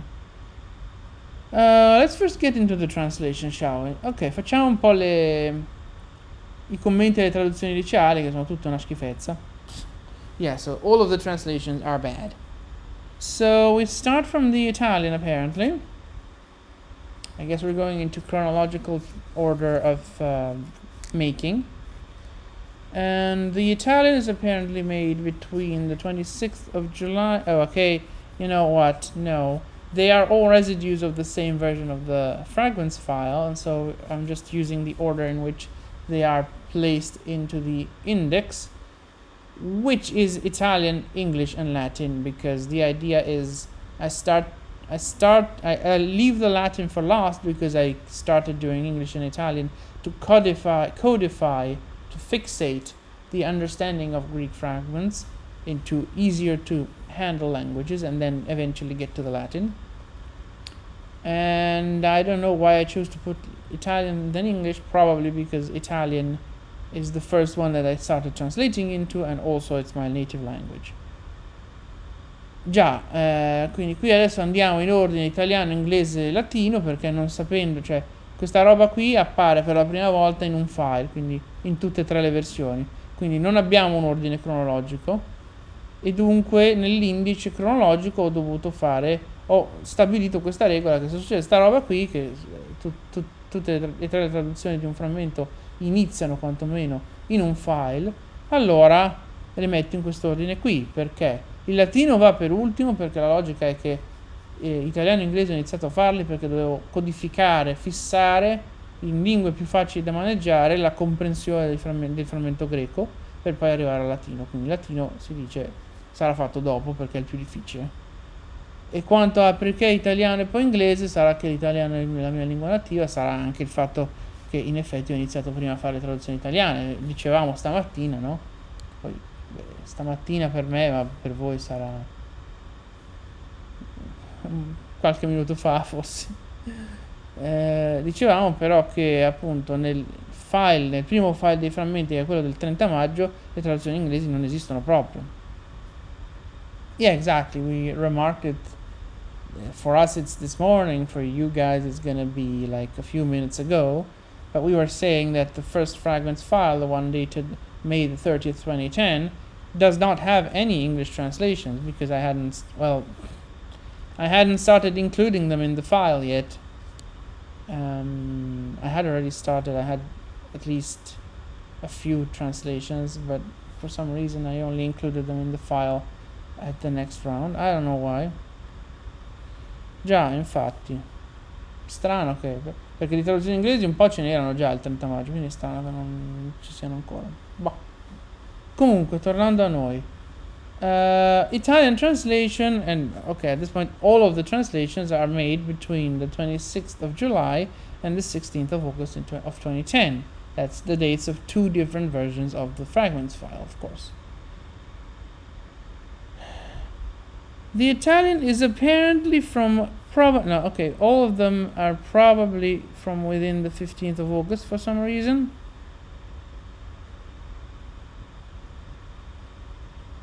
And the Italian in particular is tweaked between the 21st of December and the following 5th of January.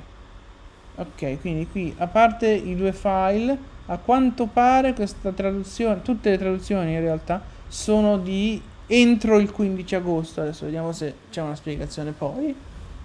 E poi questa italiana è stata modificata fra il 21 dicembre e il 5 gennaio, che sarà un residuo di S9. Well, that's funny. That is funny. Because the tweak is precisely reverting that witty archaism. Sì, quindi a quanto pare l'arcaismo spiritoso non mi pareva più tanto spiritoso quando ho messo mano a questa traduzione in quel range di date per fare esattamente invertirlo, eliminarlo. Ma perché questo 15 agosto?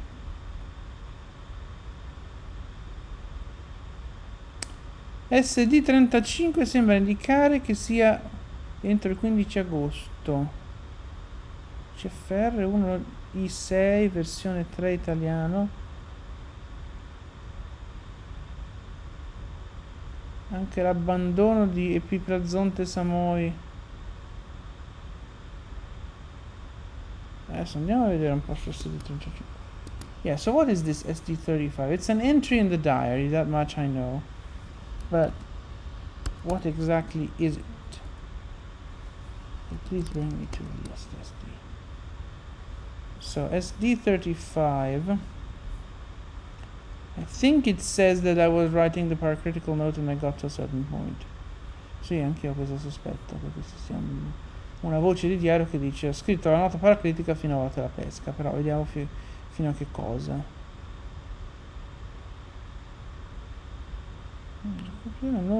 Oscar Prandium Festi Prosecco. Distro posta nota in prosa con scomputato Filippi Conatus Cenatus Verto frammento 28 e Tanga Cesorum il 27 ok, Indilect Conor Verto fragmento 26 Atoptinio Paulum. I need to remember that for afterwards. But yes, so translation, I will copy.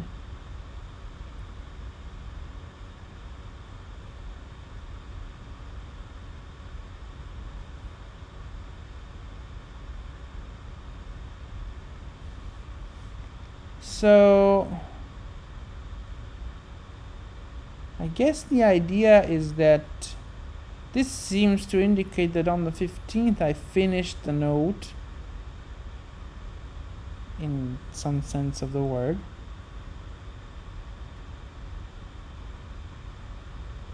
Yeah, it says I finished the note. But what does that mean exactly? So what is the earliest file that we have of the note? Allora, questo diario qui dice che il 15 agosto finisco la nota, che ovviamente è una baggianata in generale, perché ce ne sono dei pezzi che non potevo aver fatto. Però la domanda è fin dove arriva questo finire la nota. Allora, qual è il file più vecchio che abbiamo per la nota paracritica? Purtroppo è di settembre. Nota paracritica oldest.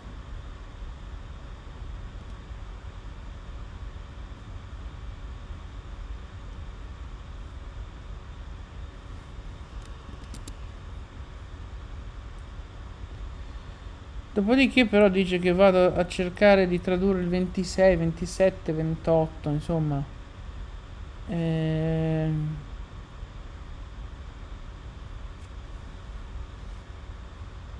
Boh.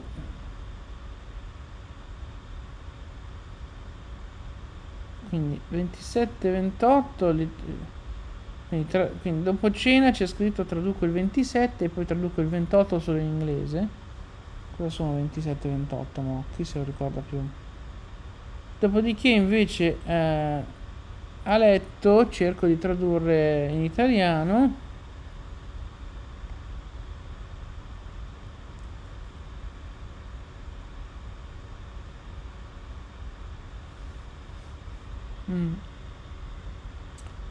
E in romagnolo, che una baggianata, ma ci arriviamo perché il 26 è il prossimo. I don't know about this. Probably 15th, but whatever. Già non siamo convintissimi di questa cosa. Poi qua c'è scritto che... Aspetta, cosa dice questo 1i6? 1i6 versione 3.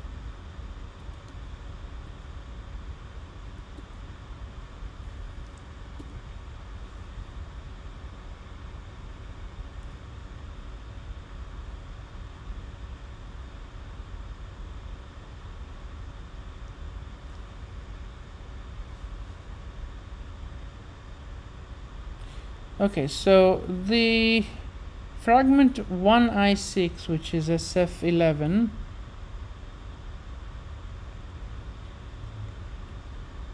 says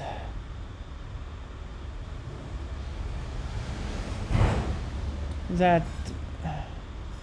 the 15th of August date is because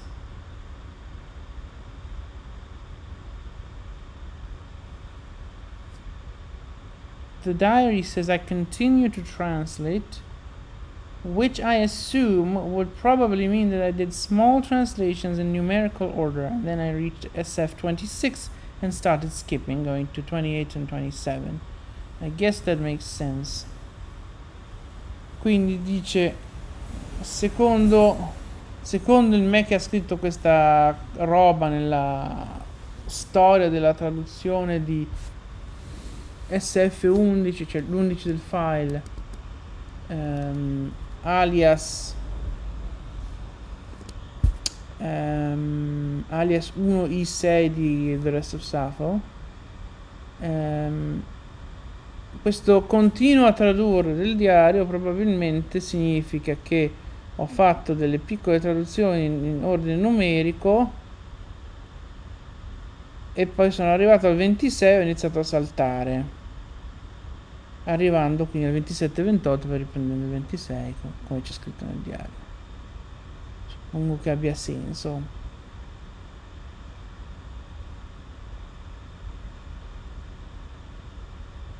Anche se tornare indietro all'11 non lo so. Quindi tu dici che avevo un buco di questo 11, ho fatto questa annotazione dell'11 con questa idea della terza versione. Qui continuo a cambiare inquadratura e proprio mi taglio varie parti del corpo, ma appunto ho fatto questa cosa, poi sono andato avanti, avrò riempito i buchi, ho fatto il 17, il 18, il 19 eccetera. Poi quanti numeri si perde sto file, quanti numeri salta il file, fammi vedere.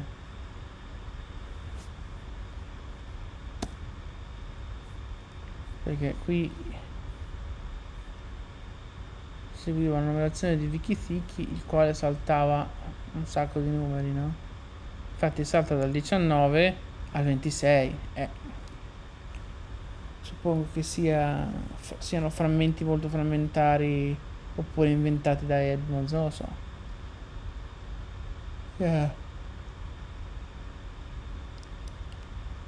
So yeah, I guess it makes sense. I made this annotation that gives the idea for the for the translations of the third versions of the third version of this fragment 1i6 on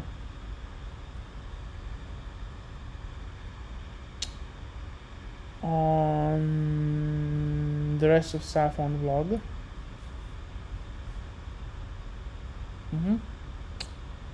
And then I kept going numerically, all of those small fragments like 12, 13, 14, 15. Although some of those were already translated probably. 16 I was already done with, or almost done with, and was almost certainly already in the note. And then I got 17, 18, 19, and then the numbering just skips to 26, and at 26 I stopped, I guess. Yeah, I guess that makes sense. Although of course it's doubtful. Sì, esatto, sensato ma dubbio.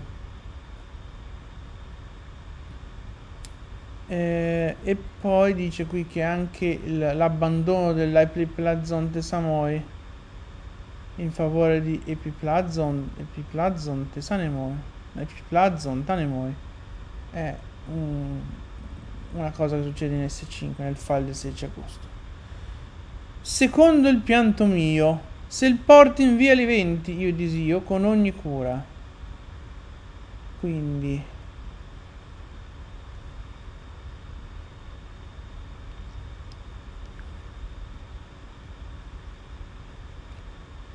ma quindi vuol dire che i venti devono portare via il pianto e le preoccupazioni, questo è il concetto. Cosa voglio dire secondo il pianto mio non si capisce, motivo per cui non vado a cercare di forzarla nella musica questa roba, anche perché ho già le sue traduzioni buone.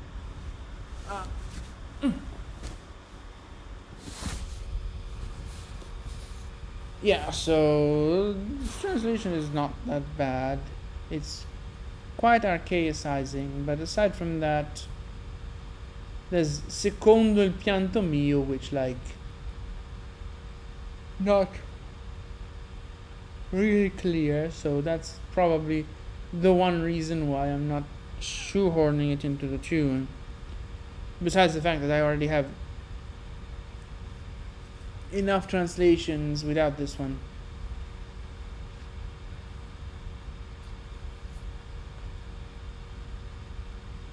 Alright, so the English, according to my tears, may there be wind that them away all bears with all my cares. I don't know why I said that it was with 3 imperfect rhymes. It's only one that rhymed imperfectly with the other 2. Which, like, whatever. If one is trying to read a rhyme in there, he will try to read tears, which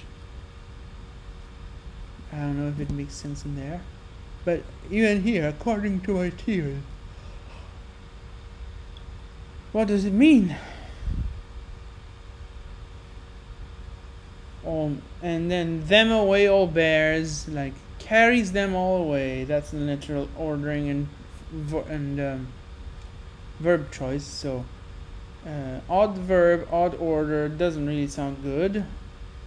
With all my cares. Okay, well, so not that bad, but also not that good. And then we've got the... So this one did not get the tweak between October and... No, between 21st of December and 5th of January. And then... Neither did the Latin. Già, l'unica modificata nelle vacanze di Natale è quella italiana.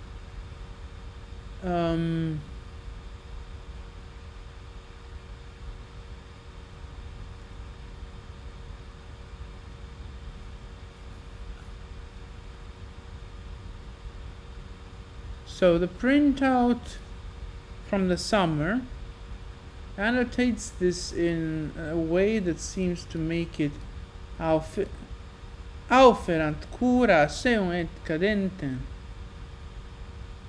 but then scratches out the annotations because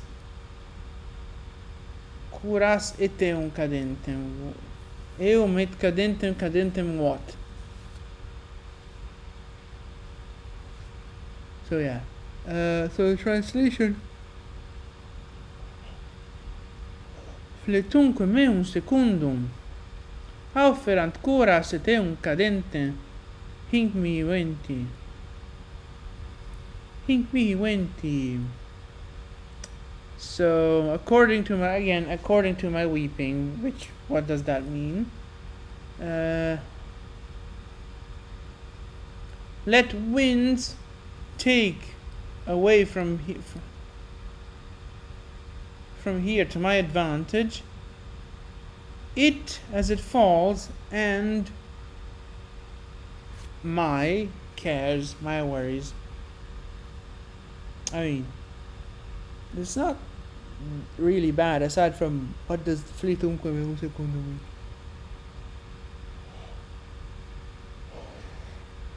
Già, c'è sempre il problema di cosa vuol dire secondo il mio pianto. E in effetti non l'abbiamo molto risolto questo, vero? No, aspetta. È che kata ha un sacco di sensi, no? Alla fine cosa avevamo deciso riguardo? Che anche lì manca un po' il contesto, perché il fatto è che qui la citazione che riporta il pezzo del pianto piuttosto che del dolore, piuttosto che del gocciolio, lo stillicidio, si preoccupa di riportare che gli eolici chiamano gocciolio il dolore o qualcosa del genere. Adesso lo riguardo meglio, ma dovrebbe essere una cosa così. Allora, dimmi un po', questo WhatsApp cos'è?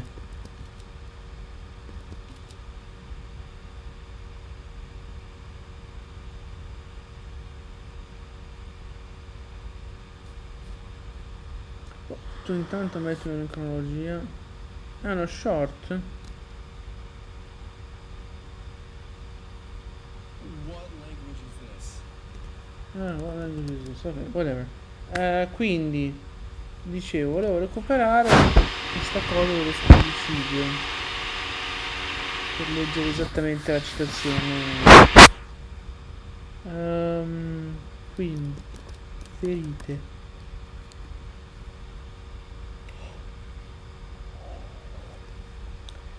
Kai hoioleis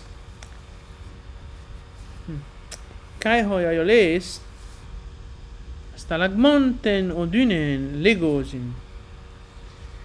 E gli eolici chiamano il dolore stalagmos, gocciolio. E poi aggiunge apostazosi garkai reosin. Gocciolano infatti e scorrono. E uno dice: di cosa sta parlando con questi due verbi qua?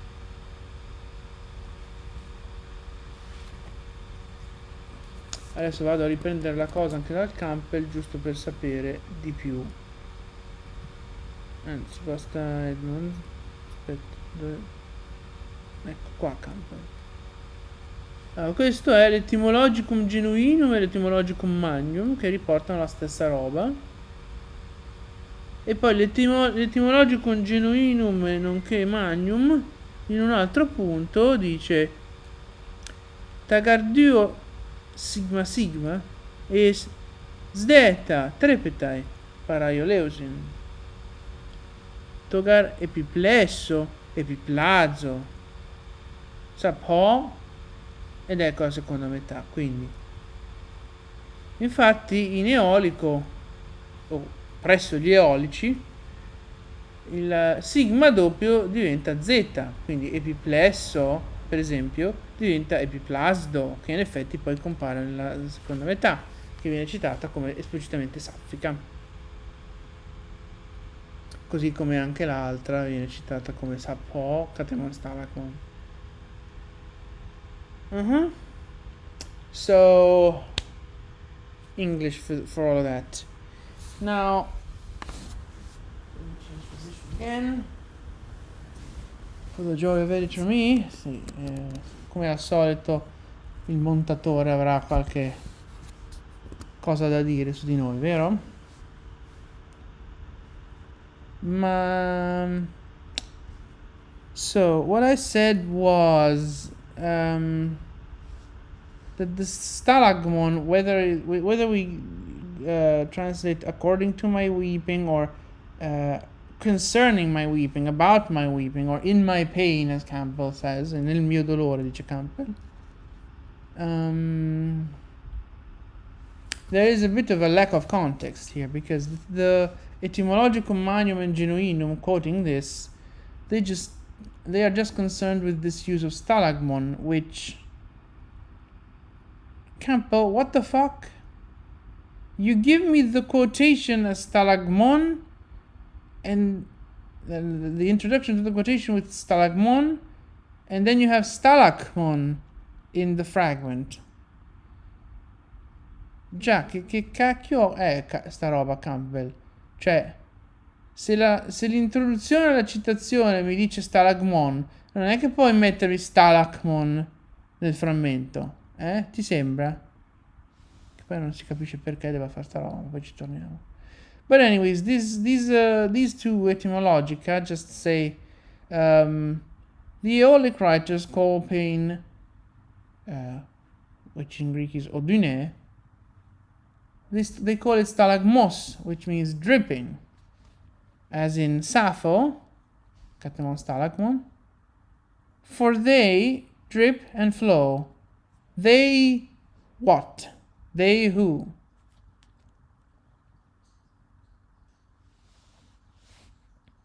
The Aeolic writers. Già, gli scrittori eolici sono quelli che gocciolano e scorrono. But no seriousness, who are these guys that drip and flow? But anyways, the other quotation is again etymologicum genuinum or magnum, and that's reported to the second half of the fragment, so to speak, is reported here because of the use of the verb epiplasdo, actually epiplazo, which is an alteration, an Aeolic form of epiplesso, because the idea is to demonstrate the change of double sigma to zeta. There's also the eta to alpha, but that's standard Aeolic.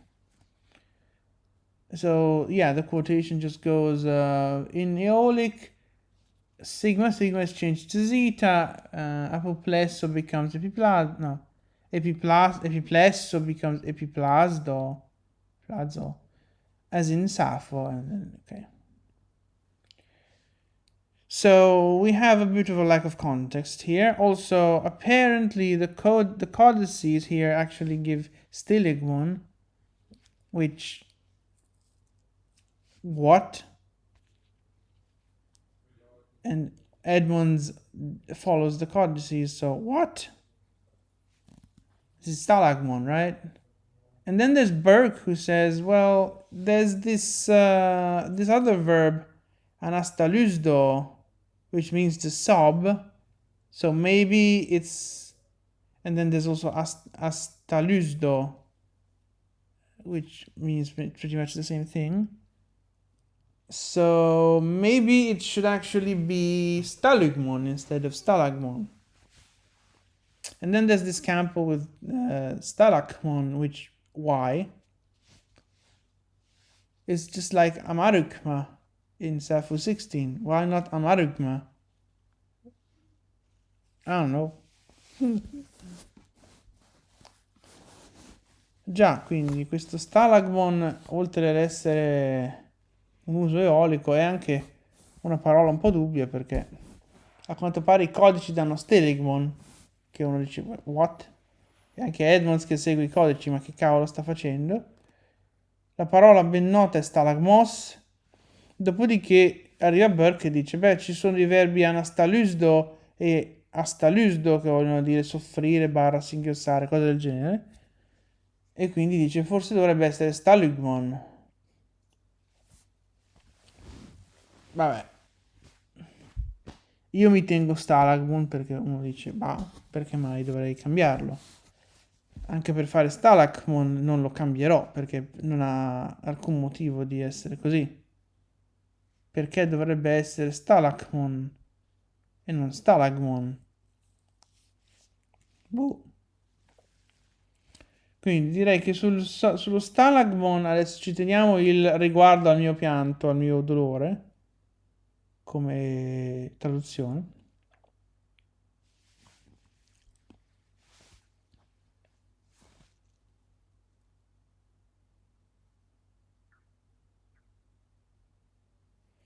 Anche uno direbbe...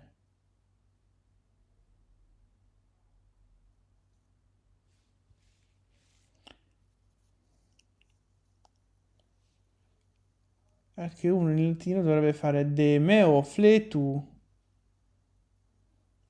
che però va a inizio verso e non in fondo, quindi è molto scomoda. Yeah, so if it's about my weeping, it would be de me o fletu at the beginning of the line instead of at the end. So I guess one could preserve the lacuna at that point. Già, uno potrebbe lasciarsi la lacuna, ma non penso che lo farò perché... Cioè, vogliamo cantarla la traduzione latina?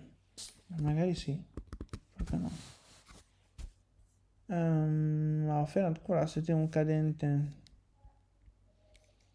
Now, this would have to be...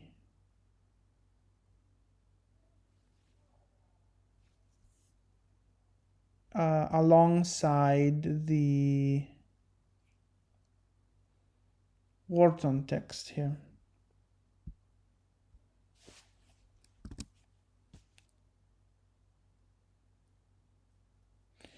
Ok. Dove uno dice è un cadente, da dove l'hanno... Dove l'ho preso? Bah. Perché è pianto, no? Honestly, let's fix the meo fletu. I do have the tune for a complete line there, even though... Yeah, I do. So, that will make good use of it. Where is it now? Here.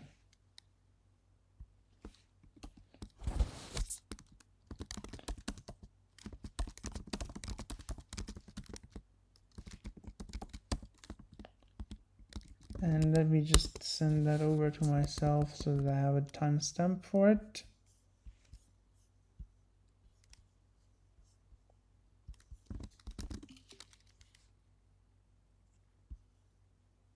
Scusa.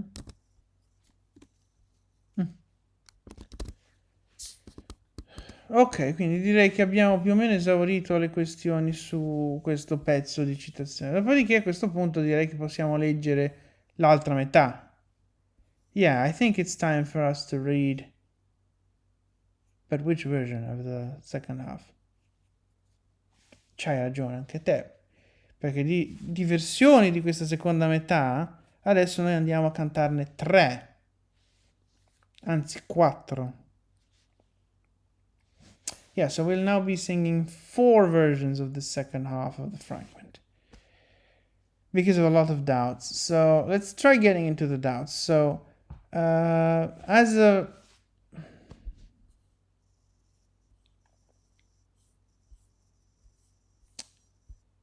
starter, let me read the version that I actually musicated, which is ton de pi plus don, ton de pi plus plazon, ton de pi plazon tanemoi peroien, kai melidonai. So that is version 1 in the edition. Then there's version 2, which goes ton de pi plazon tesemoi peroien, kai melidonais. And then there's the Wharton text, which is ton de pi plazon. How do you read zeta in Aeolic?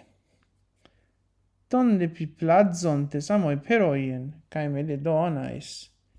And then there's Edmonds with ton de pi plazon tanoai peroien, kai melidonai. Quindi queste sono le versioni 1, 2, 1, 2 Wharton e Edmonds che attualmente non è ancora nell'edizione, ma ce la voglio mettere. Yeah, exactly. So the Edmonds text is a last minute addition. Because of its creativity, but we'll get into that. So what are the problems with this text? So immediate questions would be, what does the ton at the beginning of this line, of this second half, so to speak, refer to? And is it ton de or tonde? Or elided as tond?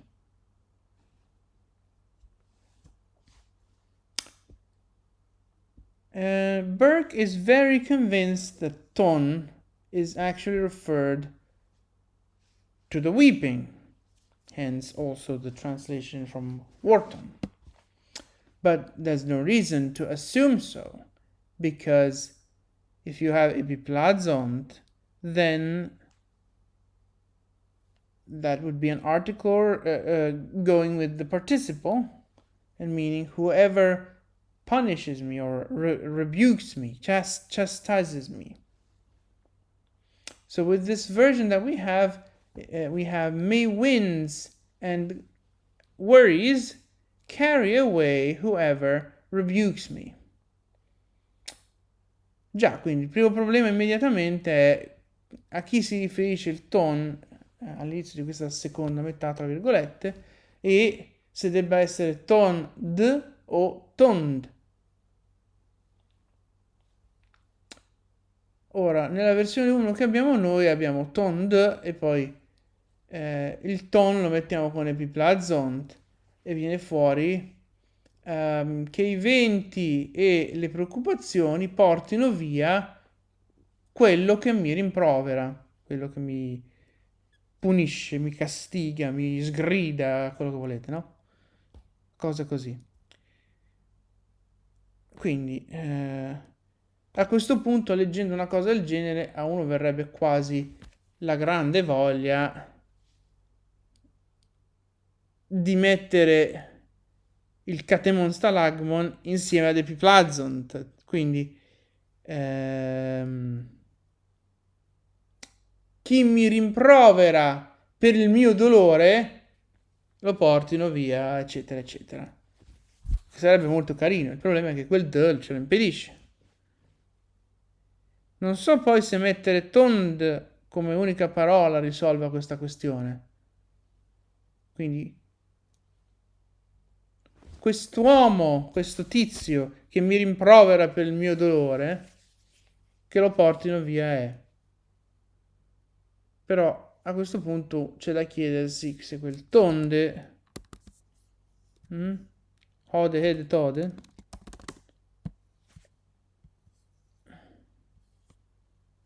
che implicazioni abbia.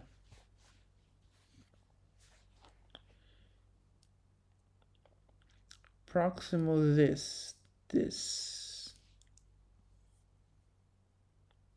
Similar but more deictic than hutus.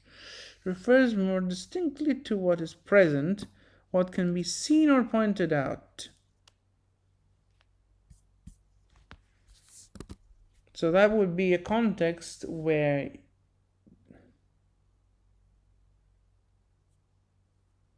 did I just switch language? Ok, allora, mi pare che stavo parlando italiano. Quindi stavo dicendo che implicazione avrebbe questo tonde. Wikidictionary dice che è più deittico di hutos, cioè si riferisce più esplicitamente a ciò che è presente, quindi vuol dire che questo tizio bastardo qui che mi rompe le palle perché io sto male, lo mando a fanculo, che non è malaccio, quasi quasi modifico.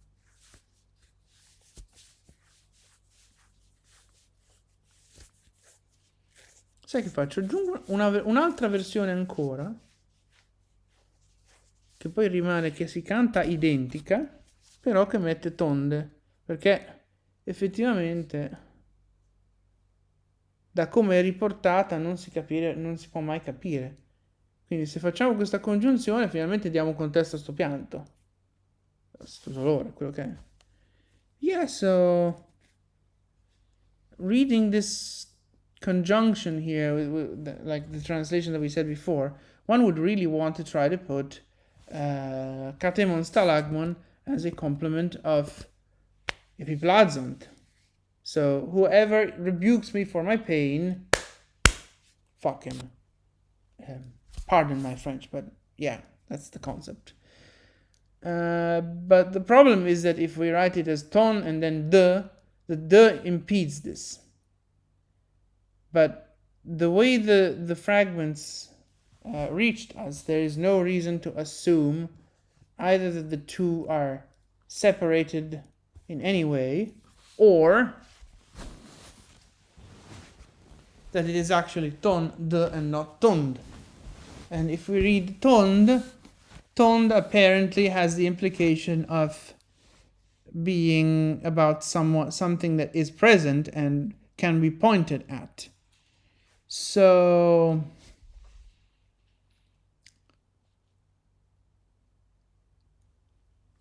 the concept of this fragment would be, look at this guy who is rebuking me because I am feeling bad.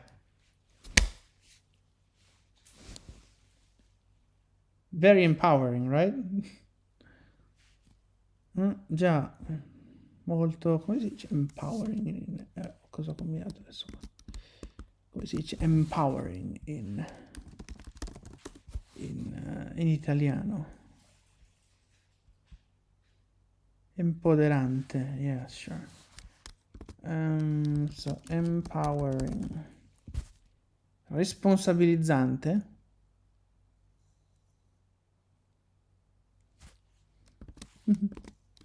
Ma io non credo, caro il mio Google. Quindi sarebbe che dà potere, sì. Quindi, but yeah, so I think I'm going to just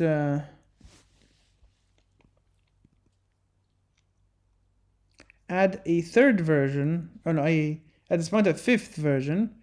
Let's do the circular thing. We do the circular thing and put this not so new version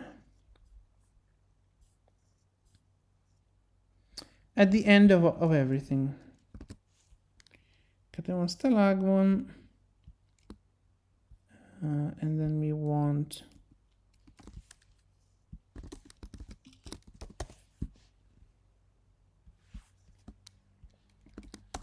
and then how do we translate it into Italian?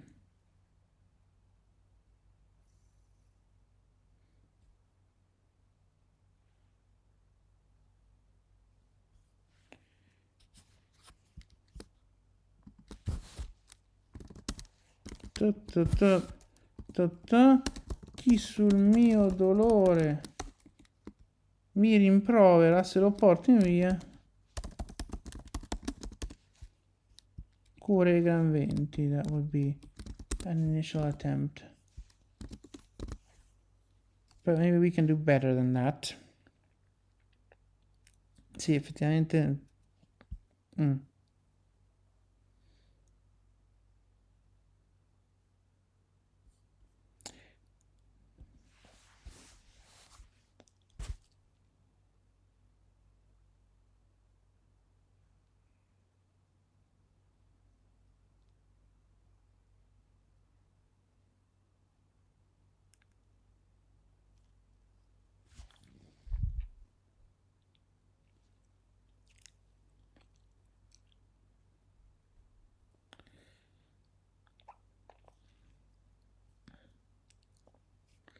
come facciamo a rigirare sta cosa in modo tale da evitare ogni sorta di arcaismo in questa traduzione? Il porti in via.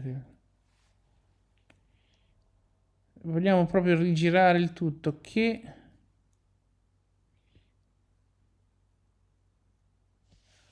le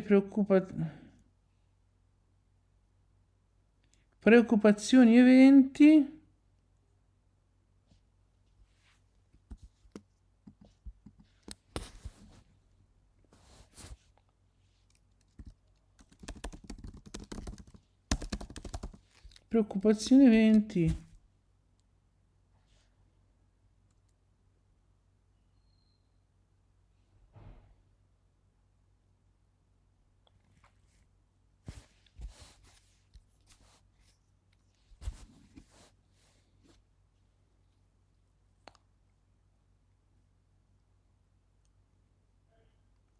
portino con sé via da qui.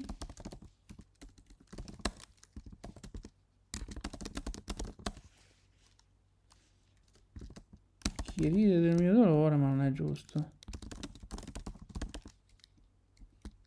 Questo non è giusta, non è chi ride, è chi mi sgrida.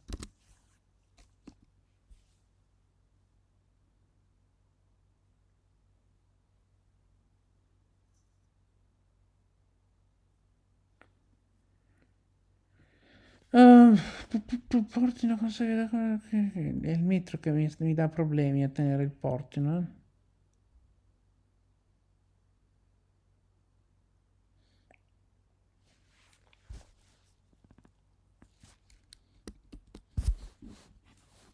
Via si portino chi mi redarguisce per il mio pianto. Ecco. O perché sto male addirittura potrebbe anche.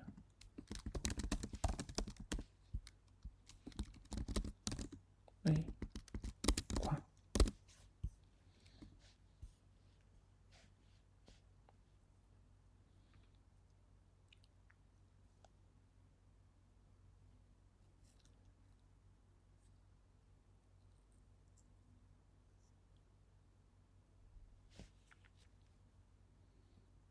Okay.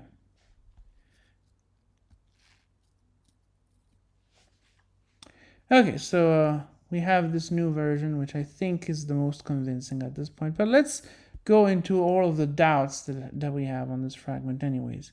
Sì, direi che è d'obbligo, anche se adesso siamo abbastanza convinti di questa versione, esaminare un po' tutte le altre versioni, perché comunque vanno cantate tutte. So version 2. So the thing is that I'd like to see Burke now, just to see what the form of this in the codices is, or at least according to him.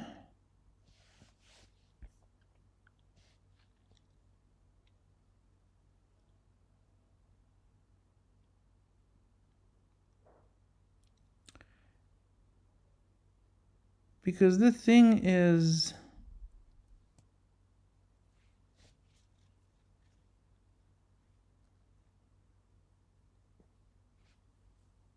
Etymologicum Magnum apparently has ton de pipolasdont anemoi piroien.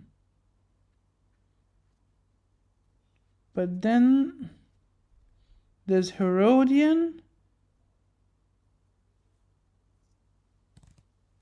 which has ton de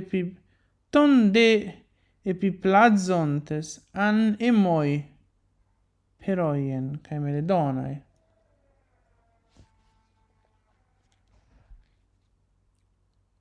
So this doesn't quite make sense.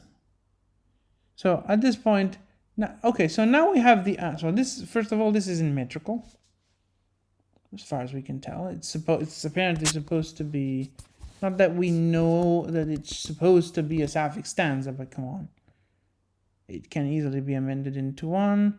The other form is one. It's by Sappho. What other meter could this be? There's just one syllable too many.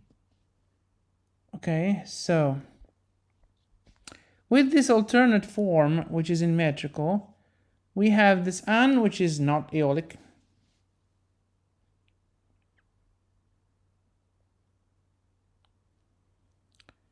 And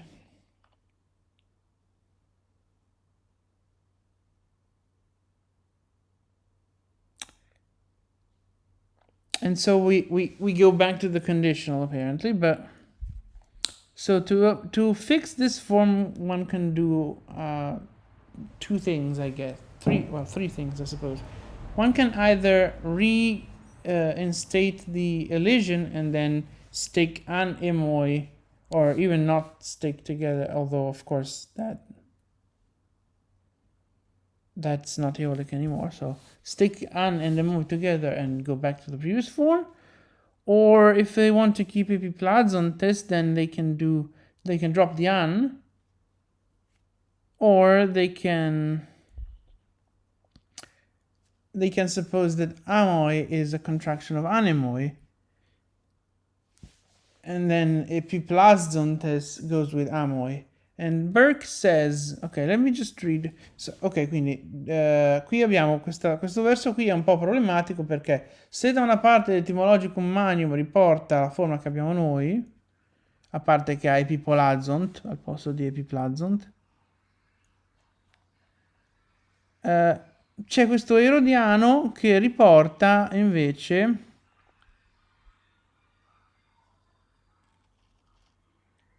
Cacchio sta succedendo là fuori? Yeah, what is happening out there with Comunque sì, c'è questo erodiano, sì, che riporta la forma tonde epiplazontes anemoi peroien. Quindi siamo tornati al condizionale, che non ci piace, anche perché an non è eolico, sarebbe che in eolico, o ken, e quindi abbiamo qualche problema in questo caso. Però a questo punto per aggiustare il metro, perché qui uno si aspetta una strofa saffica, uno può fare, che cosa può fare qua? O corregge in modo da tornare alla forma dell'etimologicum magnum, modulo, togliere quell'omicron spuria di Epipolazont, oppure uno può pensare di cavare l'an e tenersi questo emoiperoien, oppure riattaccare insieme e poi supporre la contrazione come fa Burke. Adesso volevo leggervi cosa dice Burke. Fragmentum decimum septimum fragmentum decimum septimum conjunxitur fragmenta prius exhibet etymologicum magnum vattera pesca meledonae haetamele idosai frontides hoten Hesiodos puntini kai hoi aioles stalagmon ten odynen legosin, which is also a pointer to the conjunction, I suppose. So che è anche un'indicazione verso la congiunzione, perché se questa cosa qui è la citazione dello Stalagon e ti parla di Meledonai, uno dice, come di, staranno insieme, no? Sì, e quindi qui è dove cita Emon Stalagmon, che in realtà riportano come, o almeno un codice riporta come Catemon Stelegmon, no, Catemon Stelegmon, e poi c'è il solito apostazos, eccetera. Ok, so, Burke. This is Burke 3rd edition, I think. Not the edition that I consulted back in high school. Esatto, giusto, questa è, se stiamo guardando, è l'edizione 3 di Burke, non quella che avevamo ai tempi del liceo. Non penso che ci avessimo un Burke. E non è neanche quella che abbiamo messo nella tabella di comparazione dei numeri. Yeah, the comparative numbering table on the blog does not have this one, it has the older one. But yeah, so fragmentum. Forse prima dovrei tradurre questo pezzo dal latino all'italiano, in effetti. Ho unito due frammenti. Il primo viene mostrato dall'etimologicum magnum, numeri, eccetera, con la citazione di prima che vuol dire Meledonai, i pensieri che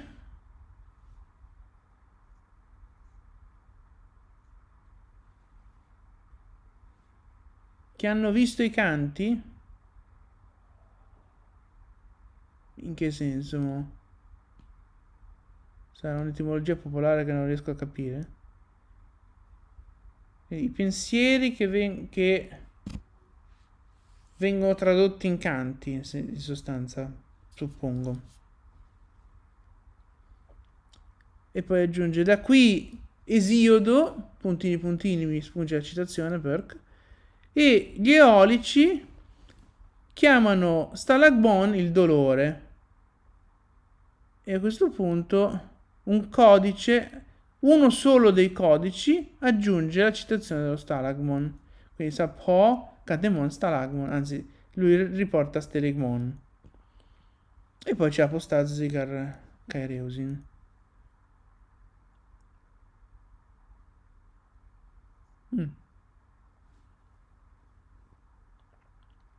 Okay, so fragment 17, says Burke, I joined together two fragments. The first one is shown by etymological manuum at certain location, and then there's a quotation which translates to something like Meridonai.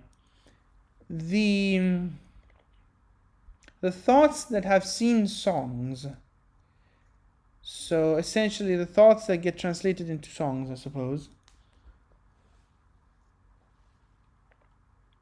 And then he says, whence Hesiod, quotation expunged, and the Aeolians call stalagmon, pain stalagmon. At which point one single codex, apparently, which is also the one that has the correct epiplazont form. Già, questo codice qui è molto particolare, perché oltre ad aggiungere questo stalagmon, anzi stalegmon, ci dà anche la forma con epiplazont come unico codice, a quanto pare, ma adesso poi ci torniamo. But yeah, so then this one codex adds Sappho, katemon, stalegmon, with the stalegmon form. And then there's the apostasdosi kai reosin. They drip and flow. So this is, I guess, a pointer towards the conjunction, because if the stalagmon quotation is added in on an entry of this etymologicum which discusses melidonae, which are in the other half, the conjunction seems natural. So let's keep reading.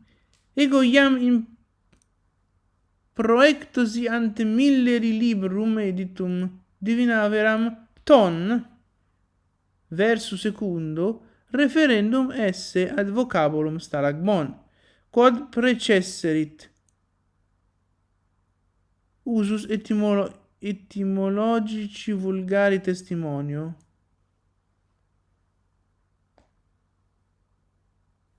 I can't quite understand this. So already in the proectosi, what is proectosis? How long have we been recording, by the way?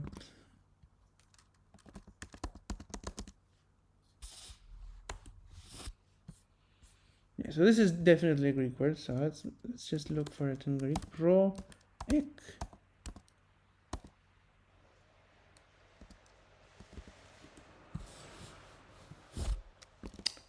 Okay, let's see if Dizionario Latino has this thing.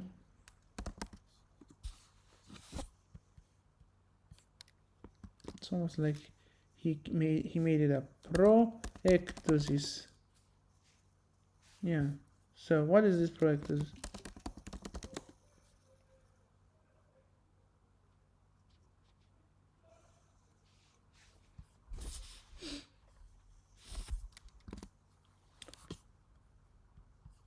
Okay, can we get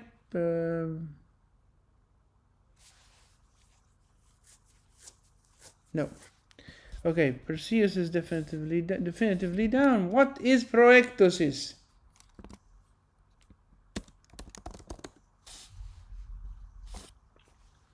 Preliminary, says Google, temporary or trial edition of a text. So the proectosis, already in this preliminary edition of Miller's book, Milleri Librum, so the edition of the Codex, I had guessed that ton at line 2 should be referred to the word stalagmon. And then I don't understand the rest.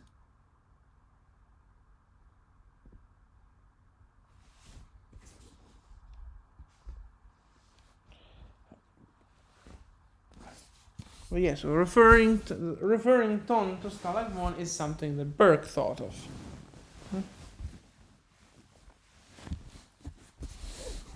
And as far as I can understand,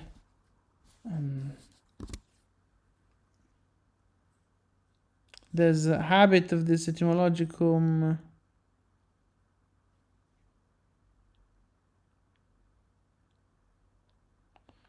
Usus etymologia vulgaris testimonio.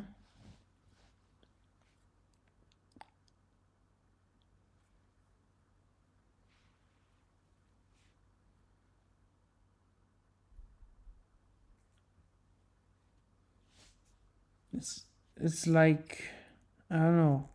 This tone is supposed to be referred to Stalag 1, which would have preceded it, as is the habit of popular etymology. I don't understand this bit. Ma sì, quindi qui dice: io già in questa edizione preliminare del codice di Miller, che è quello peculiare di cui prima, avevo divinato, dice, avevo indovinato, avevo tirato a indovinare che il ton del verso 2 si dovesse riferire al vocabolo stalagmon, che l'avrebbe preceduto. Forse qui non so, sembra che voglia implicare che ci sia una testimonianza di etimologia popolare o qualcosa del genere di cui lui si è servito per fare questo indovinamento. Che non ho idea di che senso abbia, ma comunque. Yeah, I have no idea what he's referring to, but as far as I can understand,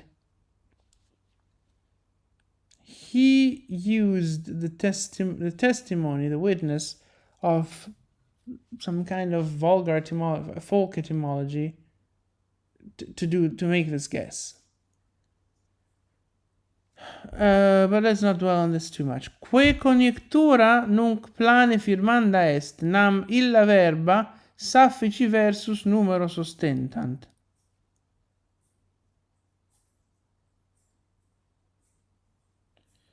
This conjecture now is clearly to be confirmed. No, has clearly been confirmed for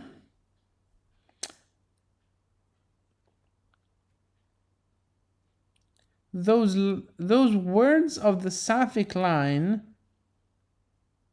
show numbers. What? What do you mean by that?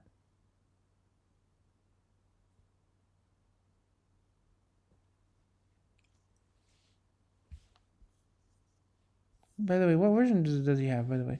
Catemon stalagmon, ton le piplazon de samoi perorien kai meridones. So this is the Wharton text. So it's not Wharton's text, it's Burke's text. Ok, quindi Burke c'ha la versione che abbiamo attribuito a Wharton perché non l'abbiamo trovata lì, ma Captain Triton Burke, so the third Burke, il terzo Burke. Però qui sostiene che questa congettura è stata pienamente confermata perché questi verbi del verso, queste parole del verso saffico ostentano numeri. Cosa? Dove li ha trovati i numeri? Sed pro stalagmon nisciuan rectius stalugmon scribatur confer anacreon fragmentum quadragesimum quartum anastalusdo Hesychius astulasde id est astalusde lupetae lupe metacautmo et astalucen claien. So instead of stalagmon, he says perhaps, I'm not sure if it would be more correct to write stalagmon instead, based on these quotations where you have fragment 44 of Anacreon Anastaluzzo, and then Hesychius quotes Astuladze, which would be Astaludze for some reason, translating it to Lupe Metacautmo. So suffers, is in pain with Klautmo, which is what? What is Klautmos? Già, perché quella citazione lì di Ezechiel dice che Astilaze equivale a Lupe metaklautmo, cioè soffre con pianto. Weeping. Klautmo, weeping. And then there's the other quotation that goes Asta Luken equates to Klayen, which means to cry. Sì, giusto, Klayen vuol dire piangere. Quindi questo è solo il primo.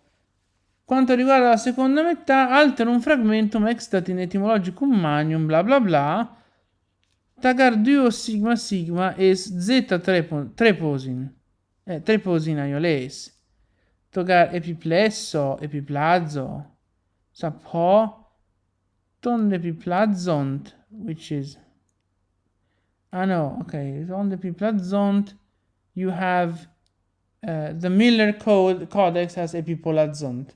So the incorrect forms. I misspoke before. Anemoi Peroian. And that's all for the etymological manual. Then comes Herodian with the Meledonai and with the Epipelzontes Anemoi.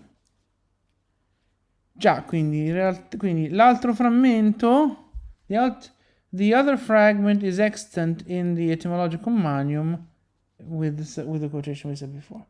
L'altro frammento si trova nell'etimologico magnum, vatte la pesca, e con la citazione che abbiamo detto prima, no? Quella cosa della doppia sigma che diventa z. Il Miller in realtà è l'unico che ha la forma epipolazont, mentre invece gli altri codici di questo etimologicum hanno epiplazont. E poi c'è Rodiano che fa la sua deformazione nel Perimonadicon Lexion, quindi sulle parole speciali, come si dice, monadicon, uniche.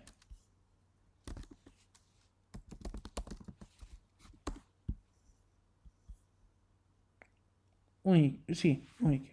So in his treatise of on unique words, Herodian does his thing. Verbum plazo hinc affert Herodianus.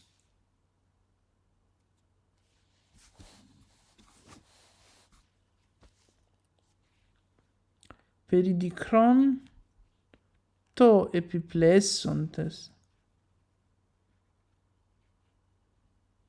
So Herodian here explains the verb as epiplesontes, which maybe indicates that epiplazont is not the correct thing, but whatever. Ok, quindi la parola plazzo, Herodiano qui la prende da un epiplesontes, non da un epiplesso. Cosa vuol dire peridicron?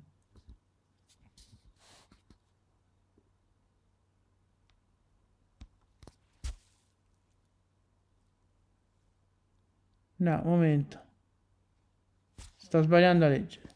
So Herodian has his own thing, and then he ends with antito epiplesontes. So epiplazontes instead of epiplesontes.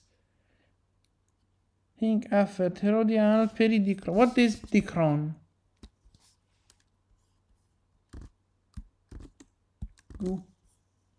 Dicron. Well, that's so useful, yeah.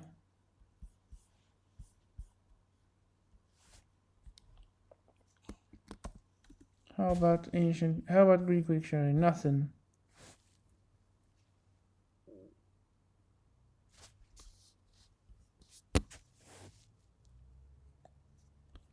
What is dikros? Participle.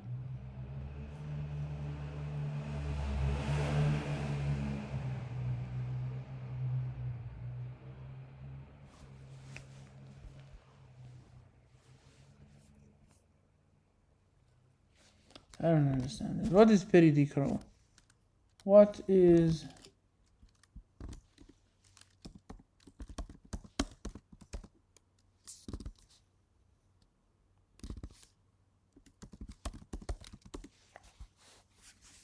Peridicronon.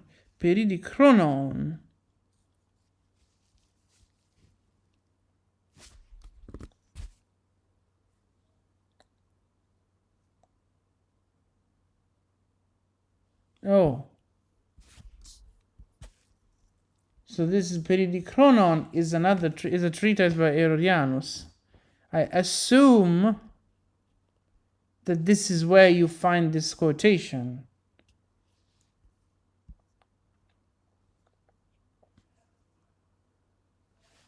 Except not.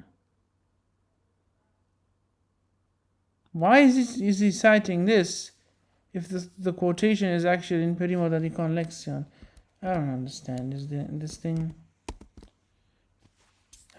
And I also don't understand why you're so stubborn on not bringing me back to Burke, my computer.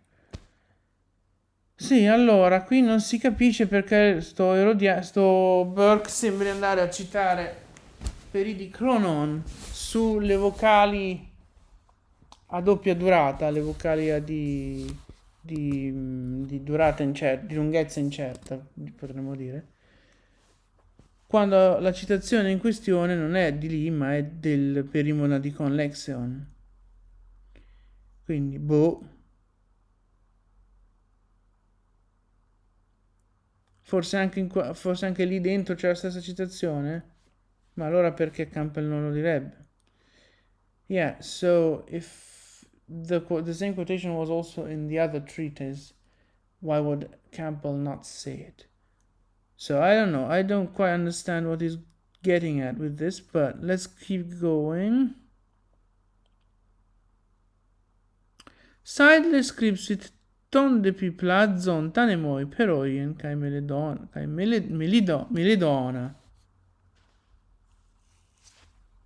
Id est custodem. What?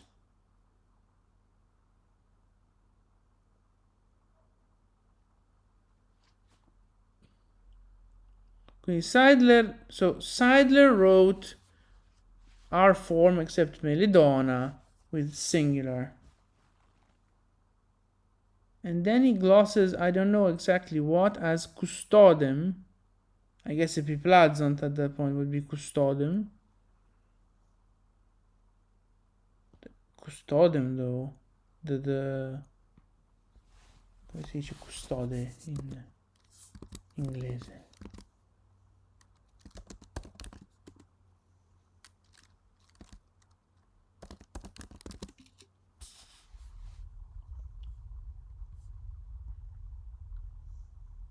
Custodian.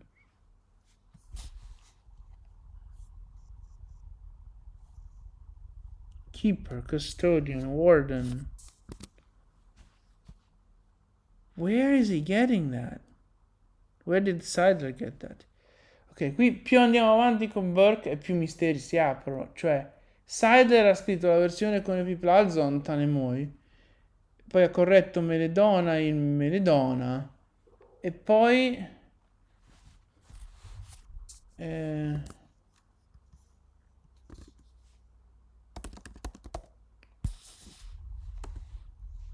forse che Meledonos possa essere custode, e questo è quello che viene glossato.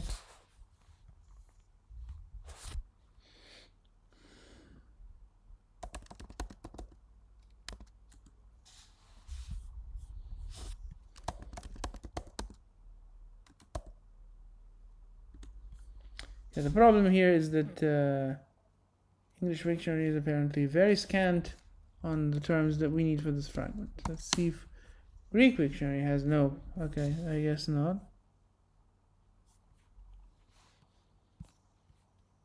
If only this guy was still available.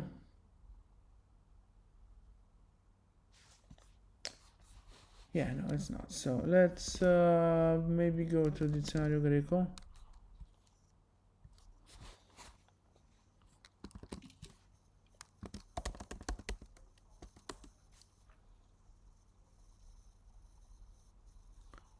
Meridon, meridonos. Feminine means custodian again.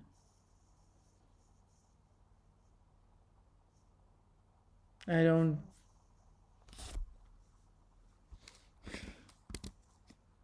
Again, I don't know where this custodian comes from. Sì, anche sto meledon, in realtà meledonos, è sempre preoccupazione, cura, cioè questo custode se l'ha inventato Seidler. But, says Burke again, where are you?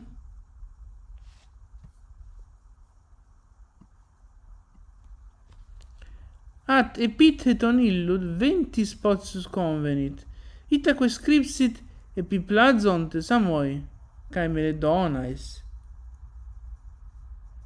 Confer Hesychius amonas tas anemonas aioleis, unde etiam descendit metamonios. So, but this epithet of epiplazont, I suppose, is more convenient, more appropriate for winds. Hence, why he wrote what he wrote. The famous Wharton version, with comparisons with this Hesychian quote that says amonas is an Aeolic form of anemonas.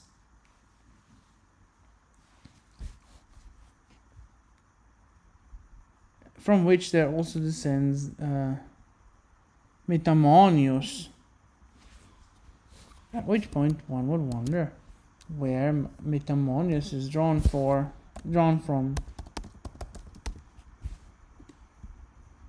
If only I had access to Perseus.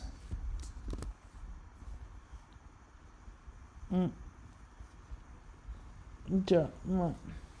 Quindi lui dice, ma questo epiteto, quello di epiplazon, suppongo, non il custode, si addice piuttosto ai venti, da che lui ha scritto la sua versione dicendo amoi sarebbe anemoi, perché per esempio si vede in Eschio che anemonas viene dato come versione eolica di che amonas viene dato come versione eolica di anemonas, da cui viene fuori anche metamonios al posto di metanemonios, suppongo. Adesso io vorrei sapere questa parola da dove viene veramente, ma purtroppo il dizionario, come tante altre volte prima, non ce l'ha, a meno che si sia nascosto, cioè, a meno che ci sia solo sul dizionario inglese. Vediamo un po' cosa succede se io cerco metamonios. No, metamonios. Vain, idle, pointless. Vano e senza scopo. Questo sarebbe il senso di metamonios. E che cosa c'entra con anemonas? Non sono gli anemoni anemonas.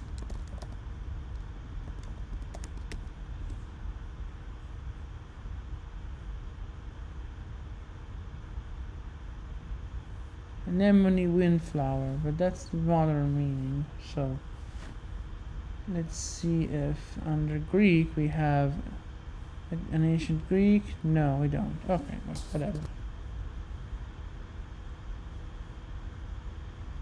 So what metamonios has to do with anemonas, I have no idea. With amonas, I have no idea, because why should a thing that means vain, idle, pointless be related to anemones? Beh, effettivamente uno si chiede cosa c'entri una parola come metamonios, che vuol dire senza scopo e vano, cosa c'entri questo con gli anemoni? But anyways, metamonios, blah blah blah blah, where is it?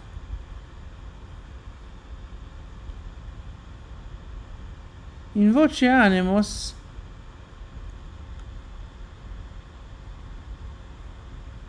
extrita est quemadmodum afnas pro afenas dicitur.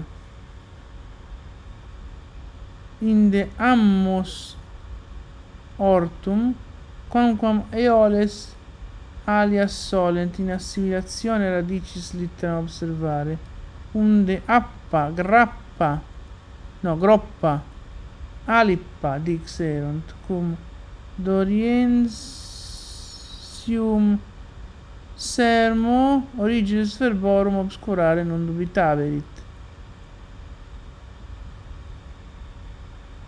So in the voice for animos, extrita, sorry, I'm still on the keyboard. Extrita. The etymologicum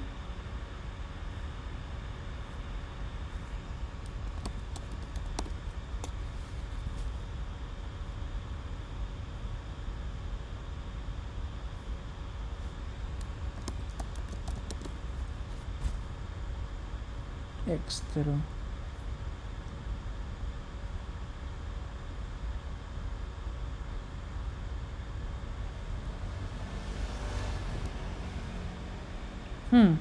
So in the form, in the word animos, the epsilon has been deleted in the same way as apnos is said for apenos. Then ammos. So thence was born the word ammos.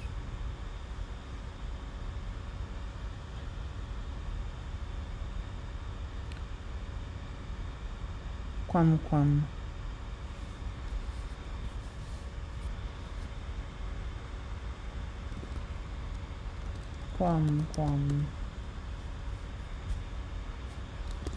Even though Aeolians, they say, even though Aeolians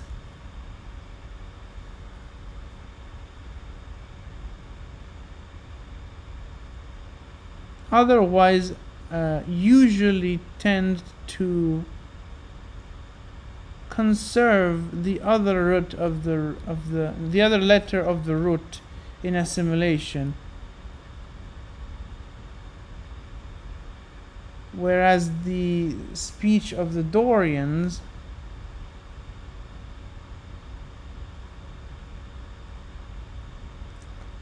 that has no hesitation, no doubts about obscuring the origin of words. What a mess of a translation. But basically, I think what he's saying is animos, then anmos, then ammos, even though Aeolians usually tend to conserve. He's saying it's strange that it's amos, amoi instead of ammoi, because Aeolians don't tend to drop letters like that, obscuring the etymology, whereas Dorians, so Doric Greek has no problem doing that. We're getting into technicalities I can't fathom, can't unravel. Sì, qui cominciamo ad andare fuori dal nostro dominio un po'. Fuori dal nostro dominio un po', nel senso che qui sta dicendo che a quanto pare può darsi che animos come apenos diventa apnos. No. Dov'è?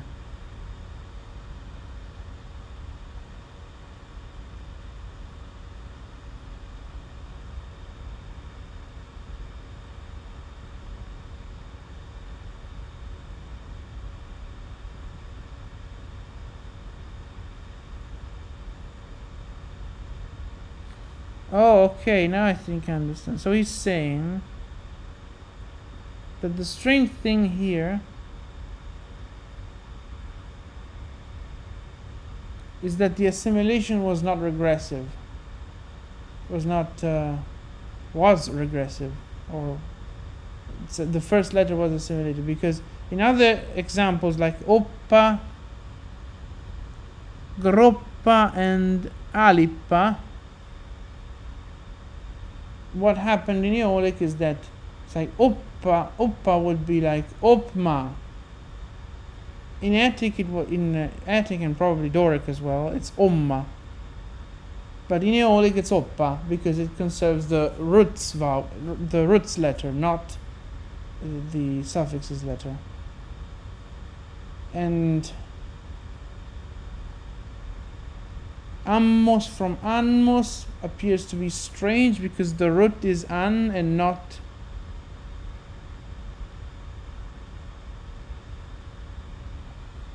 I guess the root is at that point anm, so one would expect them to conserve both letters instead of assimilating. I don't know, man. Anmos. Sì, quindi quello che sta dicendo sembra essere, al di là di tradurre letteralmente, sembra essere che mentre di solito gli eolici, quando c'è di mezzo un'assimilazione, conservano la lettera della radice e non quella del suffisso, quindi da opma invece di fare omma come in dorico e in attico tirano fuori oppa, e così a quanto pare groppa e alippa, che non ho idea di cosa siano. Qui si è assimilata la nu, che sarebbe della radice, quindi uno si aspetterebbe che non si assimilasse quella nu, quindi o che venisse annos o che si venisse tenuto annos, ma a quanto pare deve essere andata così. Quindi un'etimologia un po' fantasiosa. Denique neglecta geminazione fit amos, quem admodum eoles gona calion calistos dixerunt. So the last step is get rid of the gemination, which is how the Aeolians also got the words gona, Kalion and Kalistos, which Kalion and Kalistos are probably doubtful. Gona is not. And I say and Kalistos is doubtful even in the last fragment that we are supposed to record tonight, even though I might have to split this recording even further because this fragment is taking way longer than I expected. Sì, quindi a questo punto da Ammos si perde la geminazione, come è successo anche in Gona, Kalion e Kalistos, che uno dice Kalion e Kalistos sono dubbiosi, e Kalistos in effetti è un dubbio anche per l'ultimo frammento che avremo, che dovrei fare stanotte, ma non so se ce la farò, qui ci stiamo mettendo decisamente troppo con questo, e quindi da lì viene fuori Amos.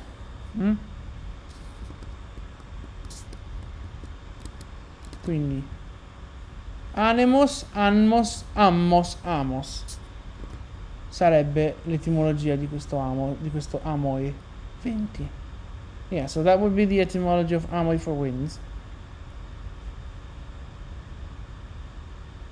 In vocabulis quae ab anemos descendunt velut amona et metamonios, hoc compendium nulli dubitationi obnoxium.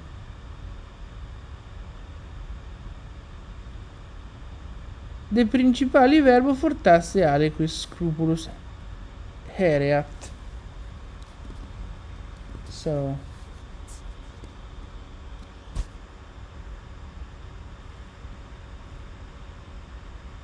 what is it that I wanted to look up now?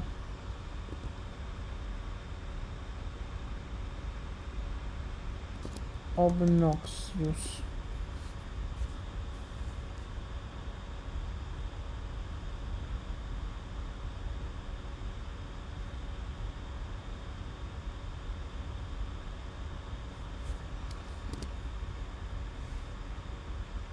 So what it's saying here is,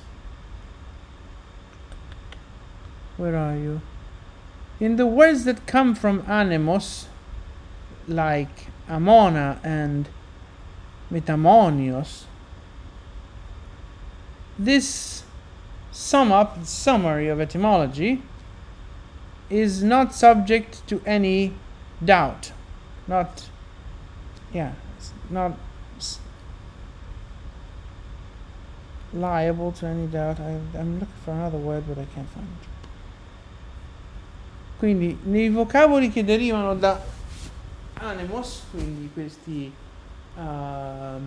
questo amona e metamonios, questo compendio, questo riassunto di etimologia non è soggetto ad alcun dubbio.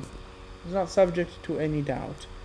However, someone might express doubt or scrupulum about the main verb,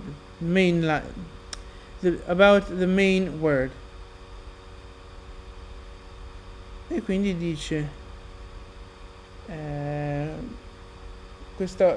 riguardo alla parola principale qualcuno potrebbe avere qualche scrupolo. Where are you now? Itaque no.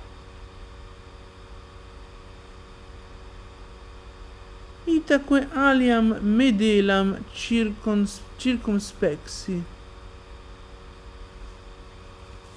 What is a medelam? Wow, we've been recording for 1 hour and 3/4. Medela. What is a medela? So I found another remedy. Another way around this problem. Quindi ha trovato un altro modo di aggirare il problema, essenzialmente. Un altro rimedio, dice. Si eolenses poete non prorsum dualem numeron aspernati sunt, possis epiplazonte anemo scribere, sed pugna toc adversa fronte cum veterum grammaticorum auctoritate, quamquam beoti non ignorant.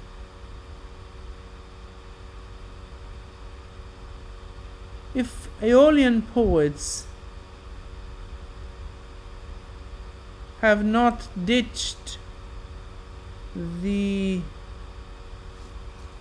dual number completely, or before prorsus, right away,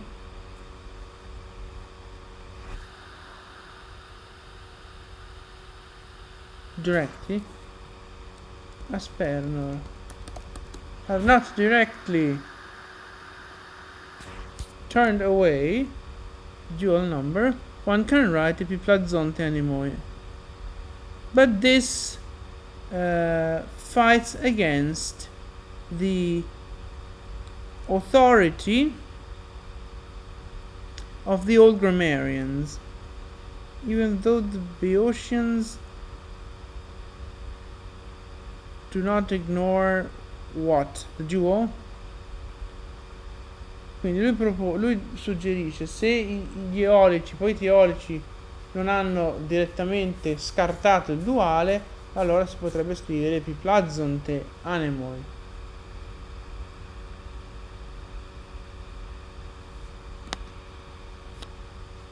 Che sarebbe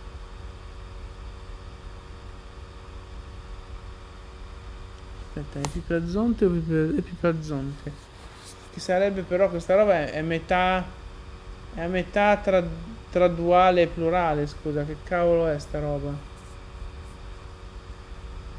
Lotta con l'autorità dei vecchi grammatici, anche se i beoti non la ignorano. Cioè i beoti della Beozia dicono veramente questa roba che sembra a metà fra sembra un aggettivo duale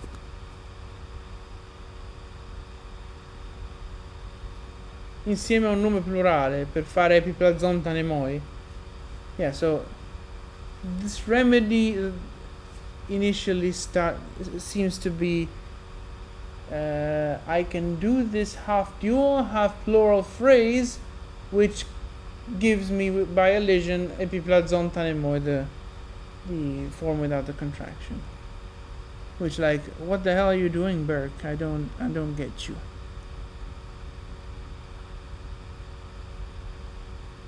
Iam etymologicum magnum Saffoni tribuit verbum compositum. Herodianus autem plazo non solum in libello per i rimodadium lexicon sed etiam per i dicron. Todi tadiato azzo di syllaba su stelle to a longum to alpha macron hypestalmenon ton aioleon hoten epiplazo antito epiplesso quem secutus est lens Herodia lens unde possis suspicari olem scriptum fuisse tonde plazonte sanemoi peroien unde proclivi errore epiplazonte sortum. So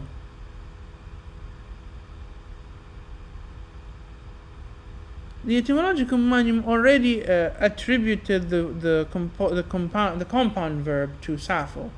Herodian, however, attributes the verb plazo to her, not just the compound, and not just in Perimodadicon lexicon, but also in the treatise on uncertain length vowels. But then the quotation.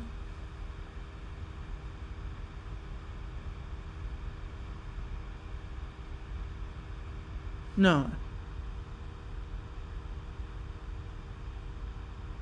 Okay, so the quotation says,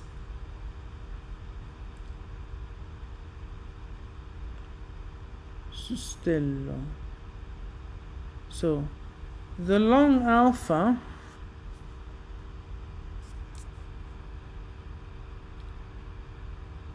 Sustello. What does Sustello mean?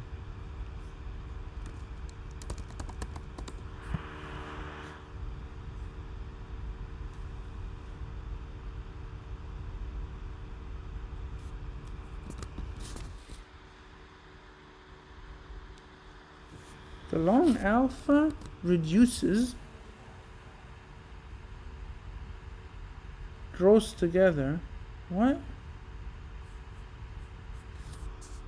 What does Sustello mean in this context? The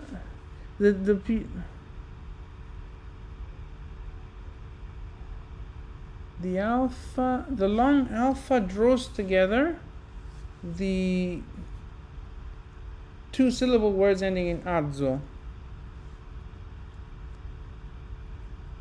Hypestalmenon ton aioleon, diatoptazo kai plazo epiplesso.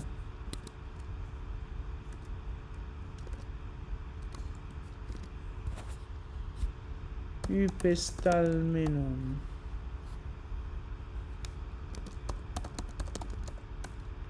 This is hypistemi, right? No, this is Hypostello.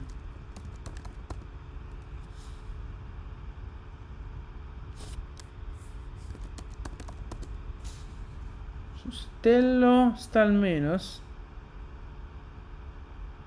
Yeah. So the question now is, what does Hypostello mean?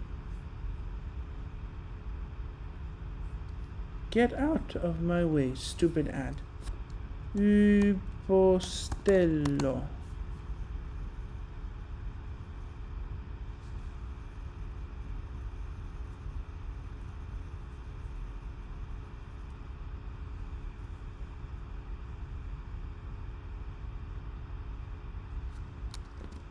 I assume this is supposed to mean, except for the Aeolians, because there's this plazo and ptazo which have a short alpha.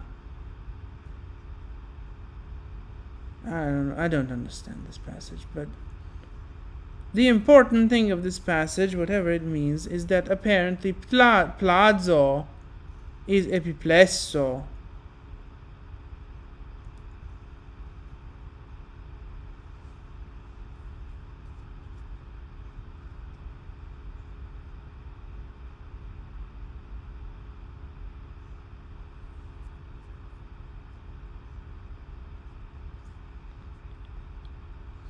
So essentially, this quotation here is saying that plazo is a verb that exists.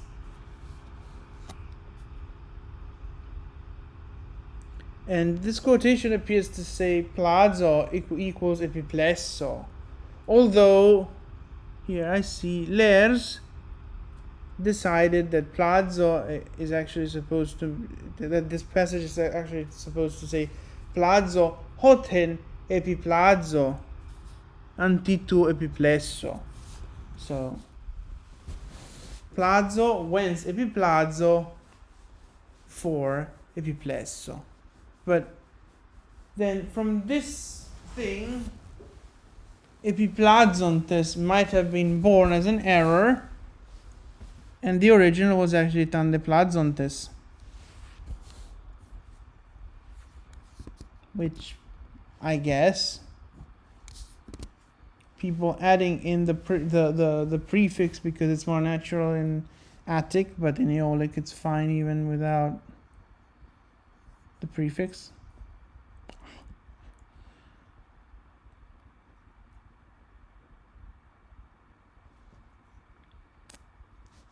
Ok, qui stiamo andando un po' sul fantasioso forse, perché qui sta dicendo, c'è questo passaggio di Erodiano, cioè Erodiano attribuisce proprio Plazo, non Epiplazo, Plazo a Sappho, sia nel trattato sulle parole uniche sia nel trattato sulle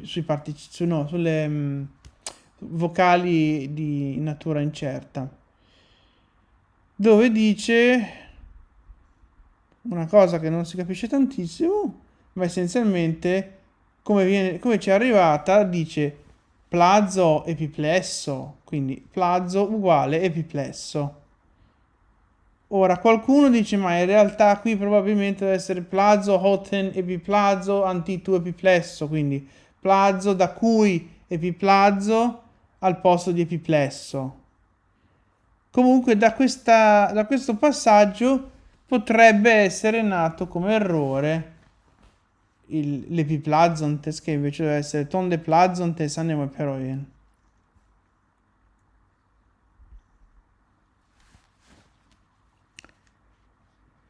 Verum syllaba anceps prorsus abhorret abarte sbiorum poetarum, neque doriensium prosodia Gynaikes ptoches abutendum abanc licentiam defendendam. Itaque etiam nunc amo et tucor. What is tucor?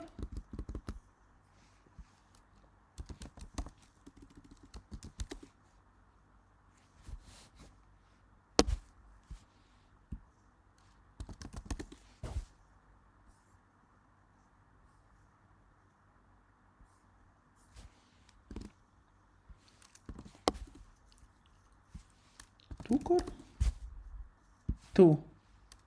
Tucor. Niente.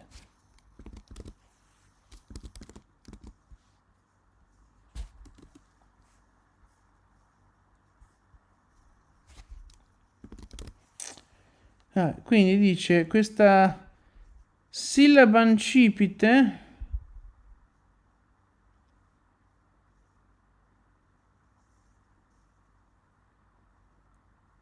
non si addice all'arte dei poeti lesbici né si può abusare della prosodia dei dorici per difendere questa licenza, e quindi si è tenuto Amoi perché non lo convince nemmeno questa spiegazione. Whatever. So this was a mess of an attempt at reading this work. Because now he's saying that this anceps syllable, which is not an anceps because the zeta makes it long, is shunned by the art of the lesbian poets. And you can't abuse the prosody of the Dorians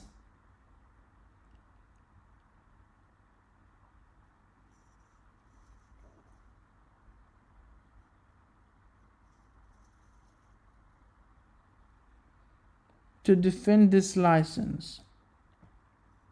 I don't understand this. This is beyond my understanding, I'm afraid. So I guess make of this what you will, but I guess we keep going somehow. So to sum up this mess, what can we say? He thinks that this epiplazon, this epithet, this adjective, is better referred to the winds. So in order to get it to refer to the winds, he either smashes anemoi together based on examples of similar smashings with a fantasious etymology,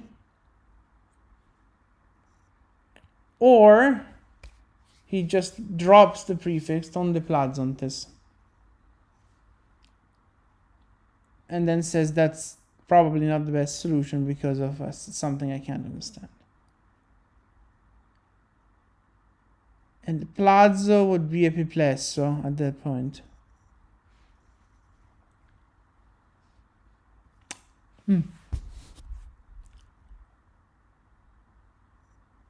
Quindi, riassumendo quel che si è capito di sto Burke, lui sta dicendo che siccome questo, secondo lui, questo epiplazont in realtà è meglio riferito ai venti, che uno dice bah, dipende da come leggi il verbo essenzialmente, però effettivamente venti impetuosi, venti che tempestano non è male come idea. Buffeting winds is not, it's kind of a good coupling, I guess.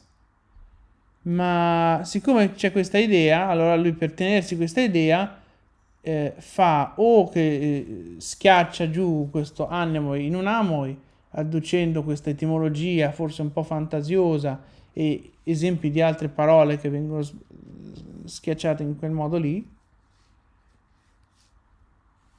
oppure dice magari il prefisso non doveva esserci, quindi abbiamo ton de plazontes anemoi, e poi dice però questa non mi piace perché, e non ho capito perché non gli piace. Ok, dopodiché Tucor non ho capito cosa voglia dire, non si riesce a trovare. Yeah, Tucor doesn't seem to exist, so I don't know. So those are Burke's argument. What do I say to them? Well, I say that I have already reached the version that I prefer. Maybe I should go down and implement the annoi at that point, but we'll get back to that. Sì, io davanti a questi argomenti dico bah, cioè a me piace di più la versione che ho costruito io, che non richiede nessuna etimologia fantasiosa, richiede solo di attaccare i due frammenti insieme e poi rileggere il tond come fosse una cosa, no? C'è un po' di anastrofe, d'accordo, tond e piplazont, che uno si aspetterebbe che magari catemon stalagmon stesse dopo l'epiplazont. Yeah, I guess one might expect the catemon stalagmon to be after the participle, but you know, anastrophe is a thing in Greek, so whatever.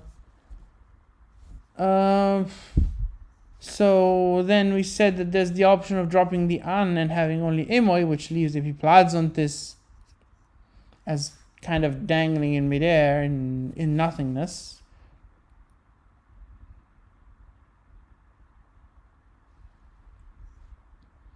And indeed, when I translated this version into Italian, I went for the passive. So to leave the subject of these actions unclear.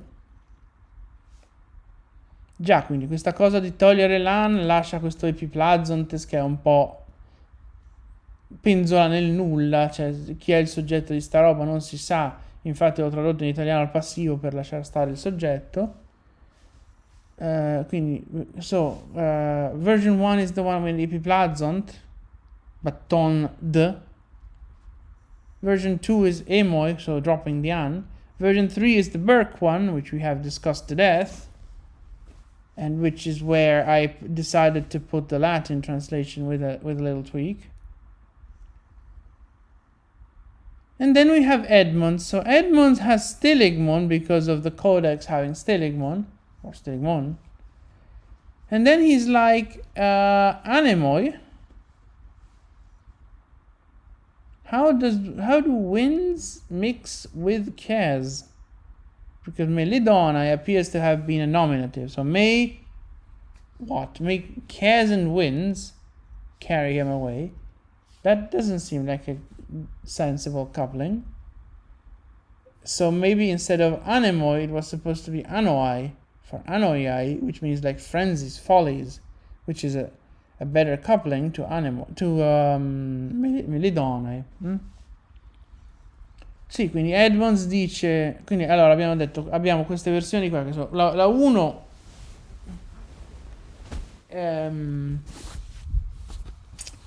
la 1 è quella con epiplazont, ma ton d, quindi separato. La 2 toglie via l'an e appunto lascia l'epiplazont un po' che penzola. Poi c'è la versione che non è più di Wharton ma di Burke. E vabbè, l'abbiamo discussa fino alla morte, fino alla nausea quella lì. Poi abbiamo la versione di Edmonds, il quale dice, anzitutto mi tengo Steligmon perché il codice c'è sta la Steligmon, e uno dice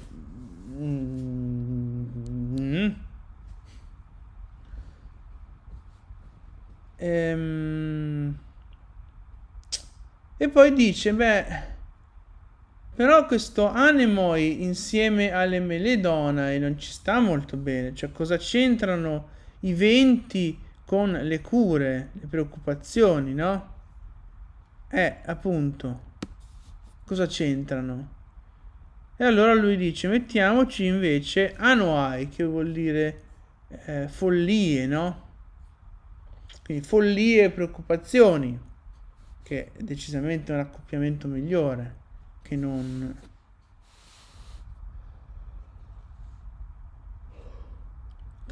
quell'altro.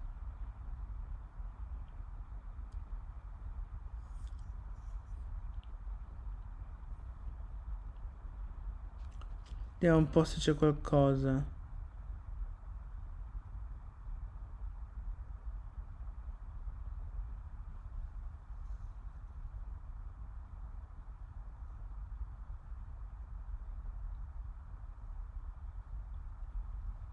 Vabbè, quindi lui dice semplicemente io ho fatto così, non dà giustificazioni, però effettivamente. Yeah, so Edmonds just straight up gives you anoi without explaining why he did that, but it makes sense. And then there's the one that we constructed on the fly while recording tonight, which is the one that actually convinces me the most. Although I would probably have to ask for confirmation that you can do an anastrophe like that, but it seems to be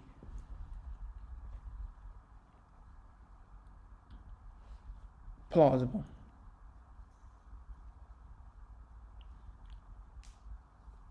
Sì, infatti, sembra decisamente plausibile di fare un'anastrofe del genere, come nell'ultima versione, però forse bisognerebbe chiedere conferma a qualcuno che ne sa di più di me.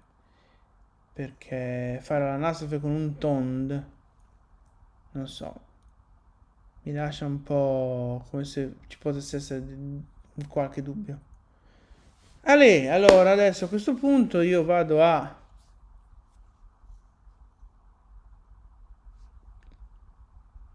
vado a sorridere su in alto mentre lui deve cantare.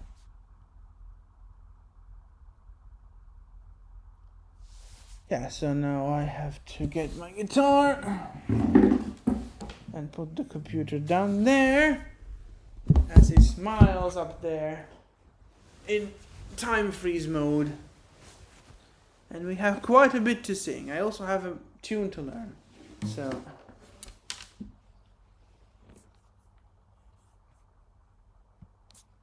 and we have a frame to fix.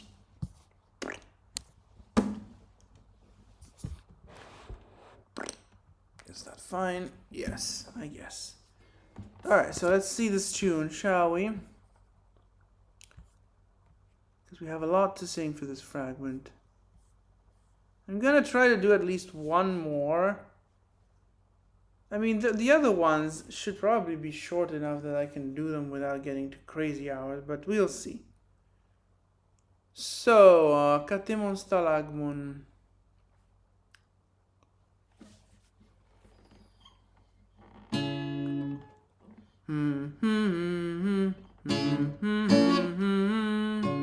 No.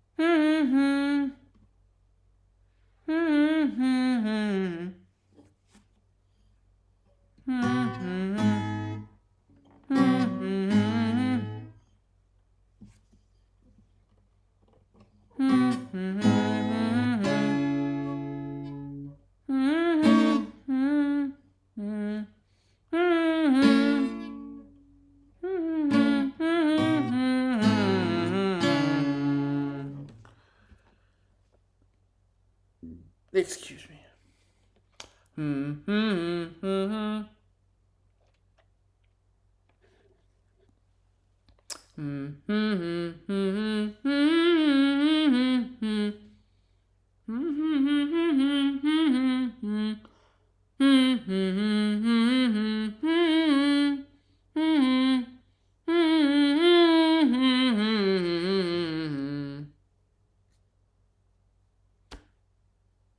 Okay, let's do it with eyes closed so that I know that I'm not reading.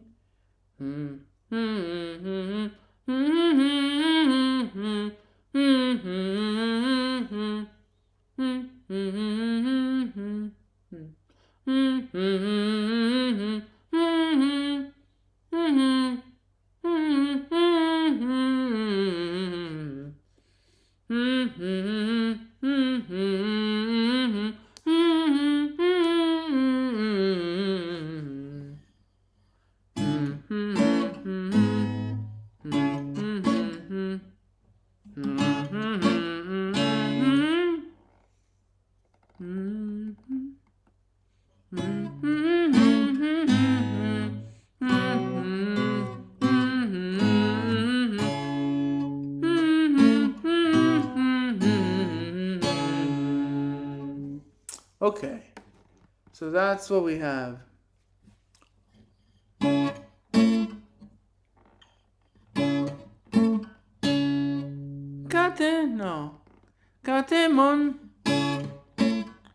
Katemon stalagmon, donde piplas don tanemoi peroyen kai meledonai.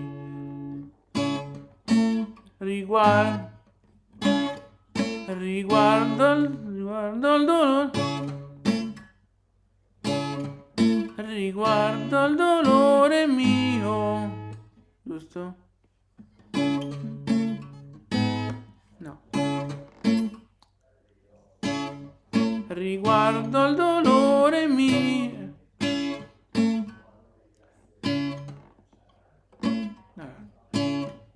Riguardo al dolore mio.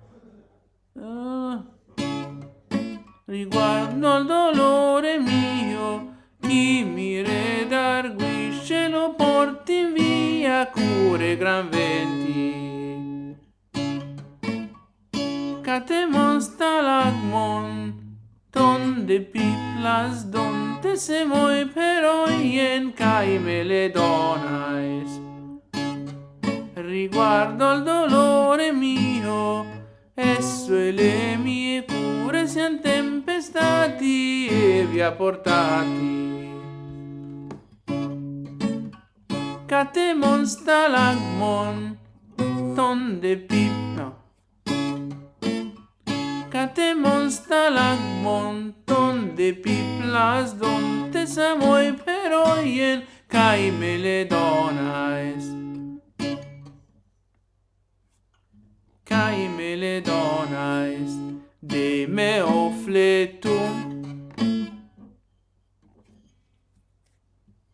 Caime le donais de meo fletum. Auferant cura sete un cadente inquiventi. Riguardo al dolore mio, esso e le mie cure tempesti il vento e via lo porti. Catemon stelegmon, donde piplas, dontano ai peroien caime le donai. Riguardo al dolore mio, chi mi redarguisce lo porti in via cure follie. Catemon stalagmon, donde piplas, dontane moi peroien caime le donai.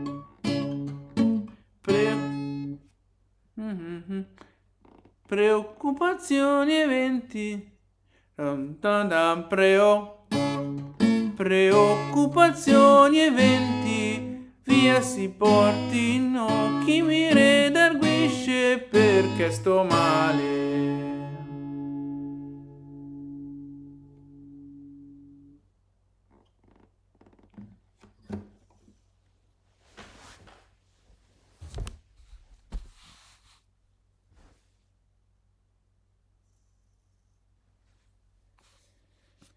Next fragment. Prossimo frammento. Un'apparente captatio benevolenza avevo chiamato il post, Benevolenzie. Yeah, an apparent captatio benevolenzie. Di primo acchito pare che on non sia riferito a nulla e vada femminilizzato per riferirlo a Coras. Ma poi si vede l'enorme iperbato kenon, on. Traduciamo in prosa. O musa dal trono d'oro, dal trono d'oro, cantasti, letteralmente dicesti, quell'inno che cantava dilettevolmente quell'illustre vecchio di Teo, della terra nobile dalle belle donne. So, on first glance, on first impact, it would seem that on is not referred to anything and should be femininized in order to refer it to Coras. But then one sees the enormous hyperbatus kenon ymnon, I meant. Sì, non ymnon. Kenon ymnon on. Let us translate in prose. O golden-throned muse, you sang, literally you said, that hymn, which that illustrious old man from Teo, from the noble land of beautiful women, sang delectably or pleasantly. The car is not pleasantly. Sì, la macchina decisamente non è dilettevolmente. Obbligata all'omissione in latino di agawos, no, agawos, e l'ardito utque da utique per certamente, a causa della mancanza di aggettivi composti quale chrysotronos e caligynex, resi con perifrasi abbondanti di lunghe. So, this is a sort of translation review. Sì, questa è un mezzo commento alla traduzione. So, the omission of agawos in Latin is forced, just like the bold utque for utique, meaning certainly. And this is forced due to the lack of compound adjectives like chrysotronos, golden throned, and caligynex, beautiful womaned, which are rendered, translated by circumlocutions which abound in long syllables, because Latin is always more long syllable heavy than Greek, apparently. Sì, effettivamente per qualche motivo il latino è sempre più ricco di lunghe che non il greco. Sarà un caso che i dattili sovrabbondano nei poemi omerici, invece sono molto più rari nell'Iliade. Bueno, nell'Eneide e cose del genere. Ma magari non diciamolo questo, che non è una mia impressione. Yeah, so that's why I have the impression that dactyls are overabundant in the Homeric poems and much rarer in like the Aeneis, but I have no statistics on that, so take that with a grain of salt. Ardua la traduzione in italiano e in inglese. In italiano ho cambiato lo schema delle rime che rispettato avrebbe dato la versione A che rivediamo sotto, con ambiguità su ciò che segue di Teo, se sia riferito a Teo o al vecchio, nonché il doro triplicato e noioso. Arduous is the translation into Italian and into English. In Italian, I changed the rhyme scheme, which, if respected, would have given the first version that we're going to be reviewing today, with the ambiguity on what follows di Teo, whether it is referred to Teo or to the old man, and with the tripled and boring Doro. Peccato il dodecasillabo al verso 3, il terra che par campato per aria, i due infiniti ancora più campati per aria, retti da ascoltasti a 1 chilometro di distanza, ma non so far di meglio. Difficile la fine della traduzione inglese. It is quite a shame for the 12-syllable line at line 3, the terra, which seems campato per aria, to dangle in mid-air, hanging in mid-air, campato, non ce l'hai, accampato in aria, tu mi dai, comunque non c'è lo stesso. Va bene, allora vediamo un po'. Se io vado da italiano a inglese, campato per aria, lived in the air. Sì, decisamente traduzione letterale. Vissuto in aria vuol dire lived in the air. Vissuto nell'aria. Campato per aria. Off base. I suppose that could work. Far-fetched. Well, I mean, not quite. Up in the air.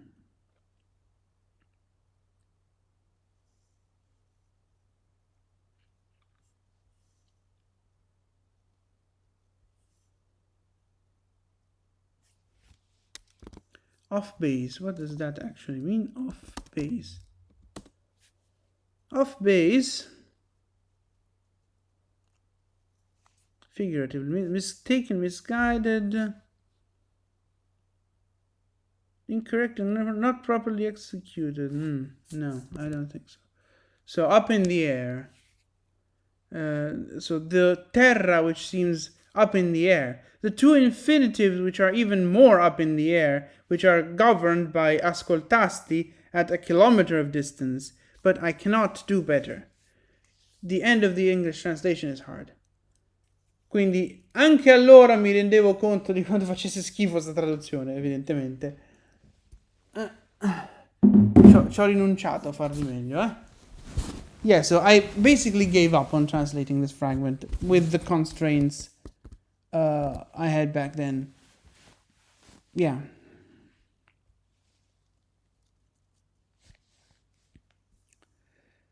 But so the translations of this, so the Italian is actually, so I said before that I needed to remember the SD35.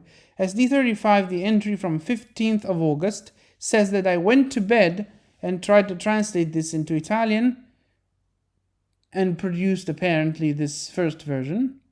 And then just afterwards, I just jokingly translated it into Romagnolo in a very crappy way. And then the next day, so 16th of August, in the morning, tweaked on the same day apparently.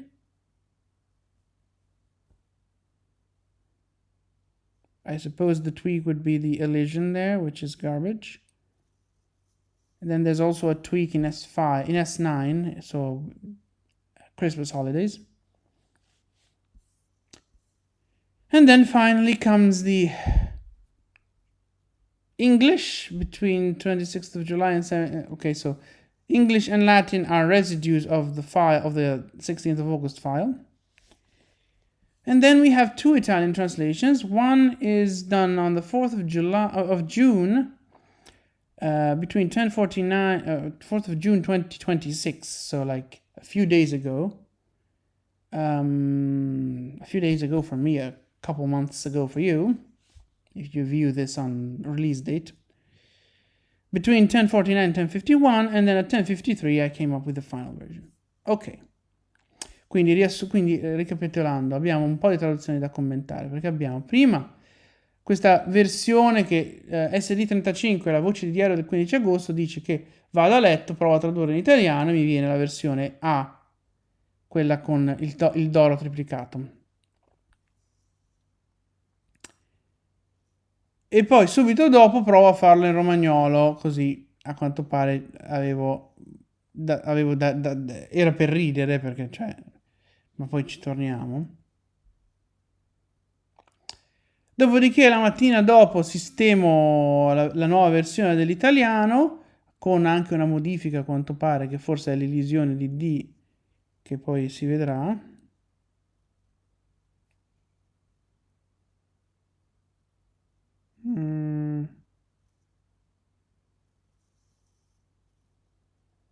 Sì, suppongo. E poi c'è un'altra modifica tra il 13 novembre e il 5 gennaio. Adesso io vado a vedere cosa sono queste modifiche, perché sul post sicuramente ci sarà scritto.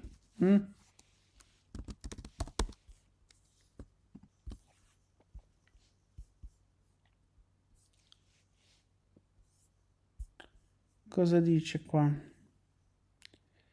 Italian beers from the next morning with Musa Trono d'Oro for Musa Trono d'Or and the unallied. So the first one was fixed upon copying and the second one is fixed in S5. Quindi il dodecasillabo era rimasto anche il 16 agosto, mentre quello che avevo scritto originariamente era Musa Trono d'Oro. L'inno cantasti, e poi viene cambiato. Ok, quindi andiamo a fare sti commenti. Abbiamo poi ci sono latino e inglese che ahimè sono residui del file del 16 agosto, quindi non sappiamo quando siano state fatte, anche se uno vorrebbe presumere che fossero state fatte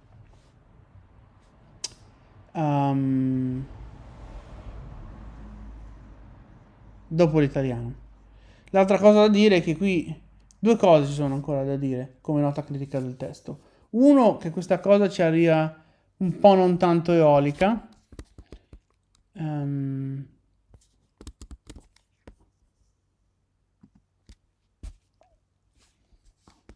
I happen to have an open paracritical note?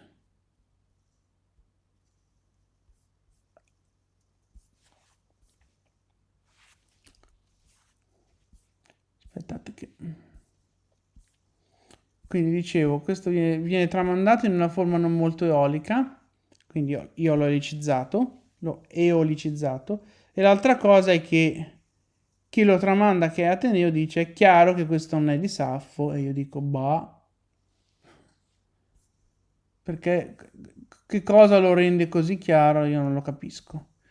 Comunque le cose che vanno oricizzate sono il canon, che dovrebbe essere canon.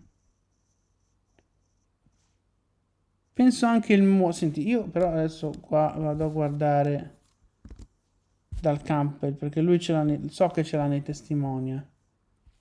Quindi possiamo andare a trovarlo lì, nella forma in cui viene tramandato. Così commentiamo le non neoricità di questo coso. Testimonium 8 mi sembra. No, eccolo qua. Quindi c'è il Canon, dicevo, poi c'è Mose, appunto, mi sembrava, invece di Moise. Netta Scalligina, ecco. Qualcuno potrebbe, a parte che c'è l'Estlas, che sarebbe casomai Estlas, poi si potrebbe discutere se mettere Eslas invece di Estlas. Poi Teios Corazonai e Terpnos e Agawos, che sono non baritonetiche, bisogna baritonizzarle. Yeah, so there's a few things to be aeolized here. The canon, which should be canon, so epsilon iota becoming eta. The mos, which should be mois. Then there's istlas, which should definitely be at least baritonetic. One might argue for islas, but istlas is definitely at least required. And then there's a couple more examples of non-baritonesis, namely terpnos, which should be terpnos, and agawos, which should be agawos. There's actually also a few missed siloses, namely hymnon and hon, which should be ymnon and on. Giusto, ci sono anche queste due molto meno visibili psilosi mancate, quindi spiriti aspri che in eolico non esistono. Quindi l'eolicizzazione di questo coso è semplice, almeno per quanto ne so io.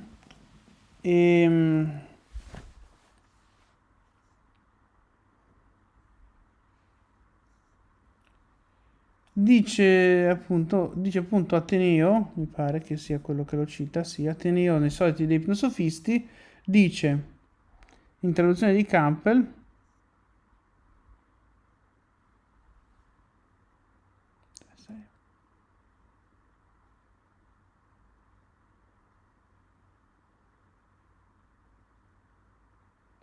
but that this is no song of Sappho's must be obvious to everyone. Ma che questa non è una canzone, questo non è un canto di Sappho, deve essere ovvio a tutti. E io dico perché. Yeah, why does he so perentoriamente? Come si dice perentoriamente?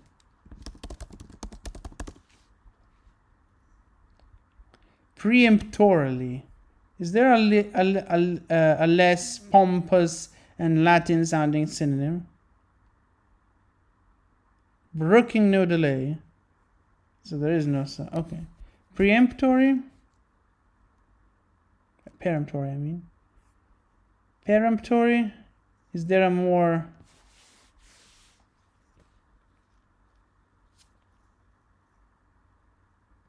I guess resolutely, decisively, conclusively.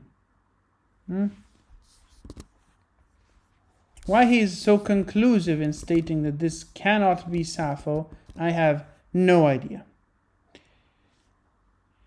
Quindi questo per la nota critica. Adesso andiamo a fare i commenti alla traduzione. Yeah, so let's do the bad slation reviews, because we have a bunch of bad slations to review here. Cantasti l'inno, o musa trono d'oro, che vecchio illustre della terra d'oro di Teo, nobile, dalle donne d'oro, dolce cantava. Allora, musa trono d'oro, e va bene. Che vecchio illustre, vecchio senza articolo, vabbè, arcaismo. La terra d'oro è per far rima, e uno dice cosa c'entra. La terra di Teo, nobile, dalle donne d'oro, che sarebbero donne belle, alla faccia, Dolce per dilettevolmente, sì, forse ci può stare, però insomma, abbastanza noiosa la tripla rima, come dicevo anche in passato, però così è. Dopodiché arriva il romagnolo, e qui, o musa de troudor, cantest che quel, quindi o musa dal trono d'oro, che si dice così trono, chissà, cantasti quel coso. E già qui si capisce quanto è seria questa traduzione. Clinno. Chissà come si dice inno in romagnolo, effettivamente. Clinno, chevec, quindi che è tremendo. Vec, illustre, perché ovviamente non so come si dica illustre in romagnolo. Dlat che bel paese nobile teo. E vabbè, fin qua. Dal doni bel, che si dice dal doni belli, quindi ho detto delle donne belli, col genere sbagliato. De mujeres lindos, per intenderci. Piesend canteva. Piesend canteva sarebbe e canteva. Quindi è una schifezza sta traduzione in romagnolo. E questa l'ho scoperta proprio nel diario, mi sa, perché l'avevo proprio dimenticata. Era stata una specie di divertissement dialettale che avevo lasciato lì relegata nel diario, non l'avevo mai messa da nessun'altra parte, a quanto pare. E poi quando ho fatto la mia archeologia del blog, ahimè, è ritornata alla luce. Yeah, so this is an unfortunate finding in the diary by the blog archaeology, which because this had been relegated only in the diary as far as I know. And no, wait, that's actually in the paracritical note, isn't it? No, it's not. It's not. So only in the diary. It was probably a dialectal divertissement, which I just relegated into the diary and never copied anywhere, as far as I know. And then blog archaeology had to come and re-exhumate it from the diary. O Musa Trono d'Oro, cioè qui era Musa Trono d'Oro, l'inno cantasti, che poi è diventato O Musa Trono d'Or, l'inno cantasti, chi illustre vecchio di Teo ascoltassi, terra d belle donne, nobil cantare e dilettare. Oh signore. Allora, terra d belle donne è il classico, ho una sillaba di troppo, faccio un'elisione del piffero per risolvere il problema. Pessima cosa. E questa è la cosa che ho aggiustato tra il 13 novembre e il 5 gennaio, no? Umusa trono d'oro, fin lì, ok. L'inno cantasti, chi illustre vecchio di te ascoltasti. Terra d belle donne nobil. Terra d belle donne, sarebbe Teo. Cioè questo ascoltasti che sta in mezzo fra di Teo, perché terra d belle donne nobil sarebbe riferito a di Teo. A Teo, anzi, la terra di Teo, che però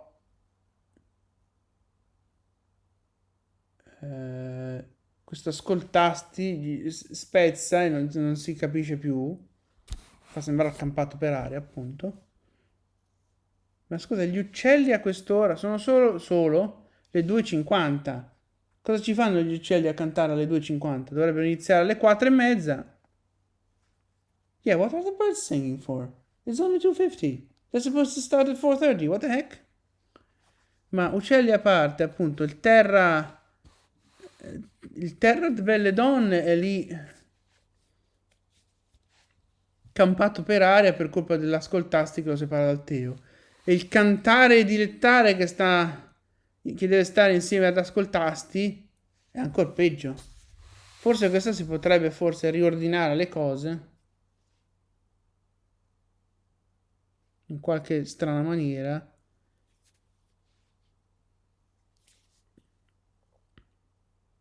Per evitare questi spezzamenti e poi diventa molto meglio.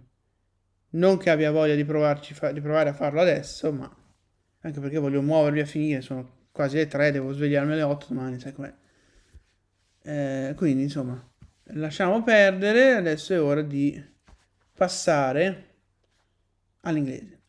O golden throned muse, that hymn you sang, which that old nobleman from Tio sang, enjoyably for the noble land which hosts girl beauty's hosts. Oh, golden throned muse, that hymn you sang. Okay, that's fine. I mean, object verb is always a hit and a miss in English, but okay, fine. Which that old nobleman from Tio sang. Okay. Enjoyably. Okay. A bit of an enjambment, but yeah, you can do that. Froth nobleland. Froth with from the terrible archaism. It's about as terrible as is, but probably even worse. For the noble land which hosts girl beauty's hosts. So beautiful women, girl beauty, hosts of girl beauty. Ugh. Horrible. Oh, by the way, I haven't pointed this out, but all of these translations are entirely unrhythmic, because I hadn't yet conceived the idea of rhythmic translations for these things. Esatto, giusto. Bene notarlo. Queste sono tutte traduzioni non ritmiche, perché l'idea delle traduzioni ritmiche è arrivata dopo. Qui stiamo parlando di agosto 2010, le traduzioni ritmiche arrivano alla fine dell'anno, forse. Exactly. The idea of rhythmic translation comes like at the end of 2010, maybe, and this is in the middle of in August 2010, anyway. And finally, the Latin. So, aurei troni ceciniste hymnum musa quam senex caneba tilla nobili pulcrisque mulieribus teo utque placenter. Absolute.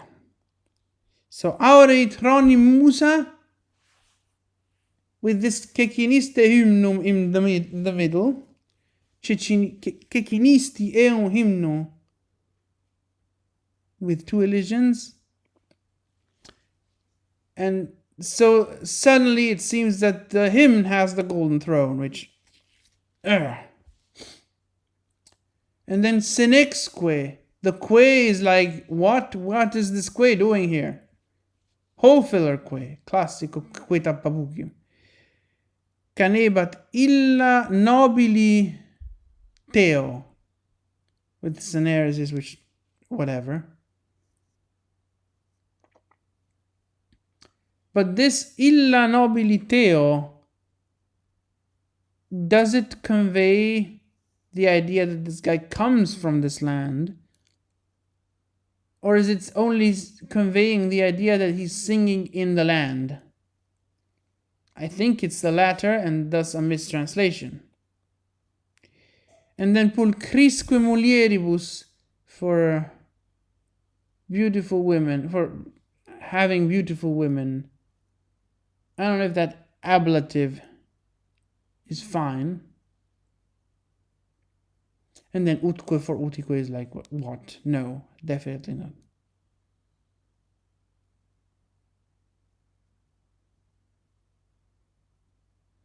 Also, I could have done just...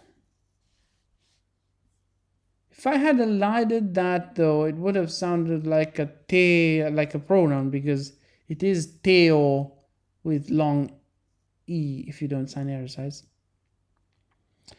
Ok, poi abbiamo qui la prima versione italiana. Tu cantasti, o musa dal lauro trono, l'inno che piacevol cantava il vecchio nobil della nobile terra tea di belle donne. Ok, sicuramente molto meglio della versione liceale, però cos'era che non mi convinceva qua dentro?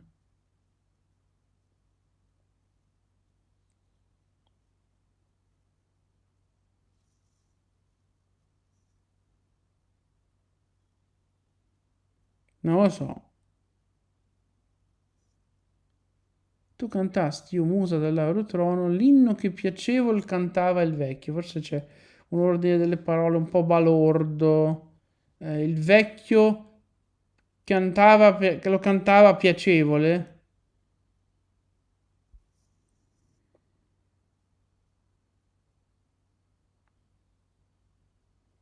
Sì, insomma, abbastanza dettagli, specie rispetto a quello che abbiamo visto prima, però un po'...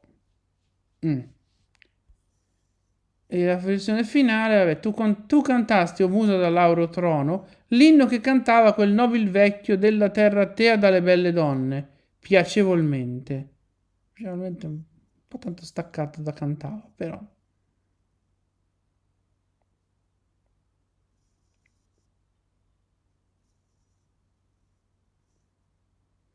Si è perso il fatto che la terra fosse nobile anche lei, però vabbè. Vabbè, forse possiamo cantarle tutte e due a sto punto. Yeah, I think we can sing both Italian versions at this point. Ok, quindi facciamo greco e doppio italiano.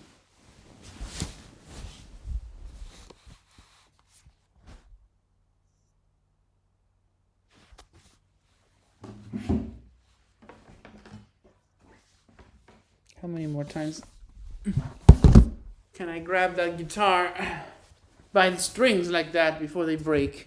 I wonder. Probably shouldn't be grabbing it like that by the strings, but it's so convenient. Sì, forse prenderla in quel modo dalle corde non è proprio consigliabile, però è molto comodo. Allora, impariamo sta musica. Let's learn this tune. Che non ho cru, che non ho cru sotto ne moi, sotto ne mois, enispes,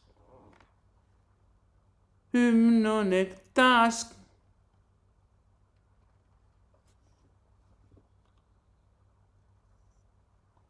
Non ectas calligunai. No. Che cappero di musica gli ho dato qua? Ectas.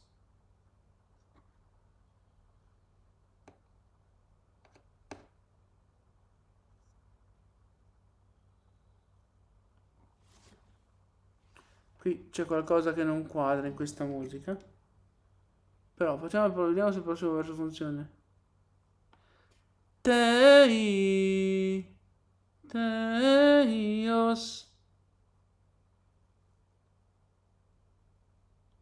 Teios cora. Teios coras. Teios coras. Okay, that's definitely an edit that we're doing. So the Teos Gu. So we do Te.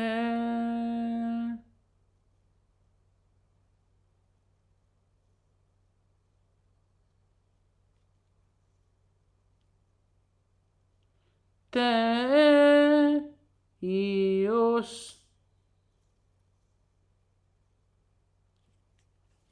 That's definitely one thing. Teos coras. Ona edetepnos prespusagauos. This closure of prespusagauos. Dun da da da da da da da da da da. Always the same at this point. Probably gonna be the same for every single of the Sapphic stanza tune that I ever compose. Now for the non line. Non ectas.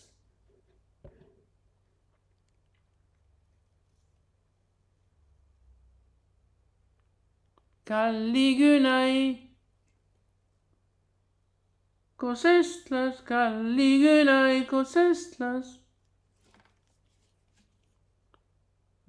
Calligunai, cosestlas.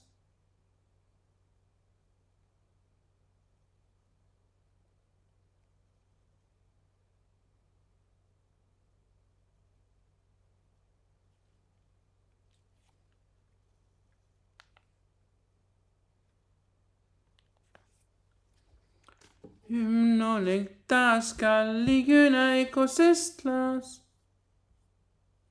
Tas Calligunai cosestlas. So I lost 2 notes along the way, apparently. I assume. So that's the tune. Che no so crisot trone moisen ispes hymnon ectas caligunaikos estras Teios corazona edetevnos ona edetevnos presbys agauos che non ho crisotron moisen ispes moisen ispes hymnon ectas caligunaikos estras Teios corazona ona edetevnos presbys agauos. I guess. Yeah, that's the idea.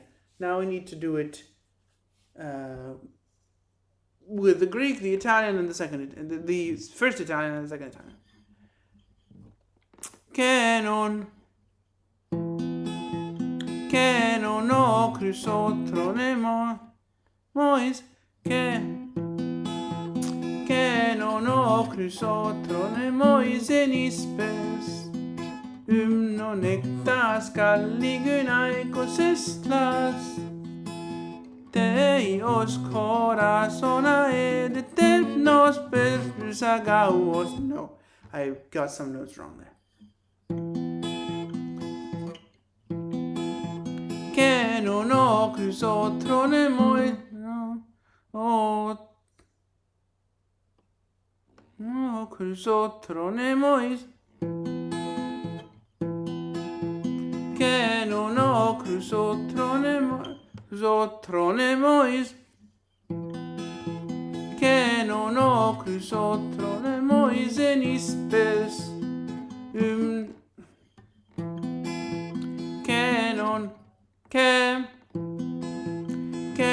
ho crisotro ne moisen ispes hymnon ectas caligunaikos estras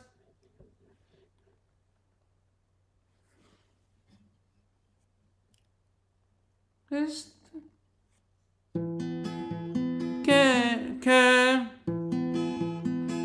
non ho crisotro ne mois no crisotro ne mois che non ho crisotro ne moisen ispes hymnon ectas caligunaikos estras Teios corazona edetevnos presbys agauos. No, sì. Tu presbys agauos. Tu cantasti o musa dal trono, dall'aureo trono.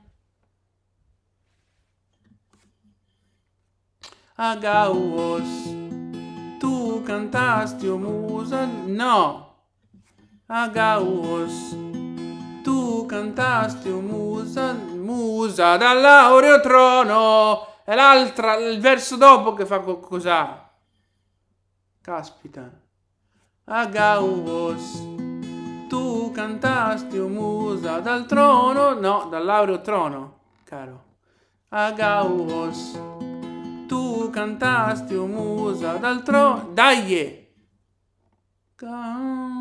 Agauos, tu cantasti o musa dal... no! Agauos, tu cantasti o musa dall'aureo trono, l'inno che piacevol cantava il vecchio.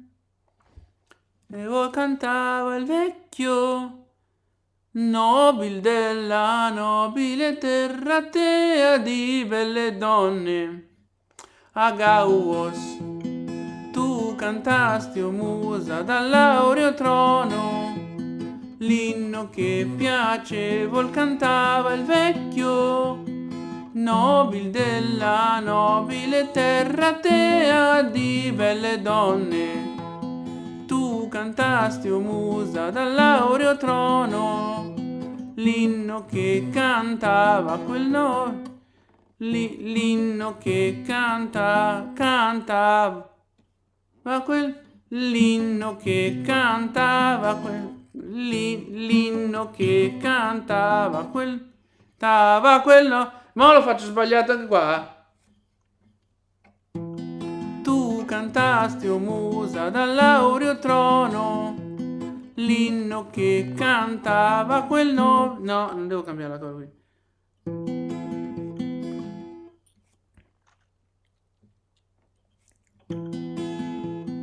Tu cantasti, o musa, dall'aureo trono, l'inno che cantava quel no, cantava quel nobile vecchio. La prima è così, la prima in un modo e la seconda in un altro. Prima li scambiavo, ma li scambiavo in un altro modo. E oh, basta. Tu cantasti, o musa, dall'aureo trono, l'inno che cantava quel nobile vecchio della terra tea dalle belle donne piacevolmente. Tu cantasti, o musa, dall'aureo trono, l'inno che cantava quel nobile vecchio della terra tea dalle belle donne. No, a parte che ho fatto un vocalizzo steccatissimo. Tu cantasti, o musa, dall'aureo trono, l'inno che cantava quel no. Tu cantasti, o musa, dall'aureo trono, l'inno che cantava quel nobile vecchio della terra tea dalle belle donne piacevolmente.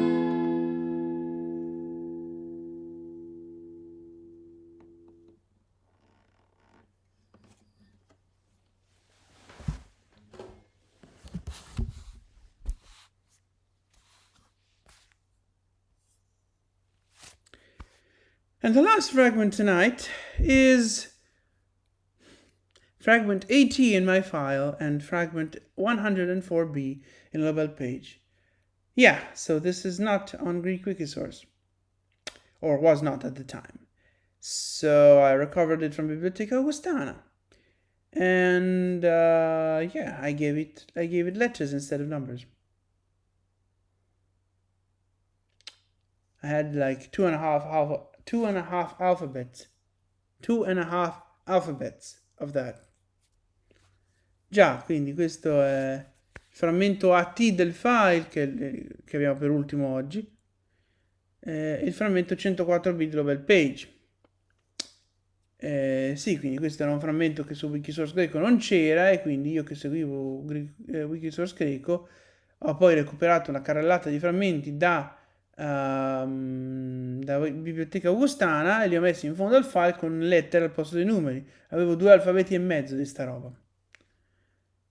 Goes to show how incomplete Greek Wikisource is with its presentation of Sappho. Già, ti mostra esattamente quanto sia incompleto Wikisource greco nel presentare i testi di Sappho. The paracritical note seems to say absolutely nothing about this.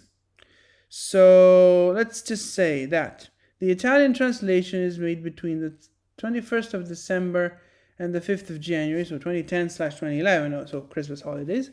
The Latin translation is from between the 16th of February and 17th of March 2011, and the English one is from between the 14th and the 17th, which, where is the 16th coming from, I wonder? Because 14th is a Nova Sappho's file. But what is the 16th? I don't know. Già, quindi la nota paracritica sembra non dire niente di questo coso, anche se una cosetta da dire ci sarebbe. Quindi diciamo, la traduzione italiana è stata fatta tra il 21 dicembre 2010 e il 5 gennaio 2011, quindi vacanze di Natale. periodo in cui ho scoperto i frammenti che mancavano da Wikisource greco. Yeah, that's more or less the period where I found the missing fragments of Greek Wikisource. La traduzione inglese, no, latina è tra il 16 febbraio e il 17 marzo 2011, quindi... E l'inglese invece tra il 14 febbraio e il 17 marzo, che uno si chiede, beh, il 14 febbraio è la data di un Nova Sapphus. Il 17 marzo è un altro Nova Sapphus. Il 16 febbraio che cavolo è? Quindi la cosetta da dire, che dicevo che c'è una cosetta che da dire ci sarebbe, è il fatto di correggere Callistos in Callistos. E questo io l'ho fatto perché lo faceva Edmonds e perché mi sistemava il metro in qualcosa di... in un pezzo di strofa sapfica essenzialmente. Che non è affatto detto che debba essere così, perché chi lo cita... Adesso lo recupero dal camper, ma chi lo cita questo 104b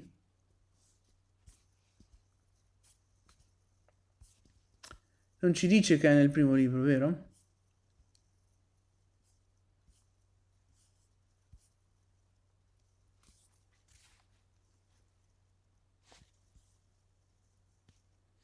Sì, viene dai discorsi di Imerio. Aster oimai sytis esperos. Asteron pantono callistos. Sappos toto deto esperon aisma. Aisma. You are... okay, so the one little critical note thing that we should be saying is that I had to correct Callistos into Callistos, which is objectionable. I did it for two reasons. One, Edmonds did it, and two, well, meter, because this means that we have a piece of Sapphic stanza here. Whereas otherwise we have a mess. And we do not know that this is a Sapphic stanza, because Himerius in his oration where he quotes this only says, "You are, I think, an evening star, the fairest of all the stars." That's the quotation. This song to Hesperus is Sappho's. Quindi quello che dice Imerio nel suo discorso è: tu sei, io credo, una stella vespertina, una stella della sera, la più bella di tutte le stelle. E questa è la citazione, la più bella di tutte le stelle, no? Questo canto a Espero è di Sappho. Quindi nessuno ci dice che questo è del primo libro. Yeah, so we don't know that this is supposed to be the first book, but so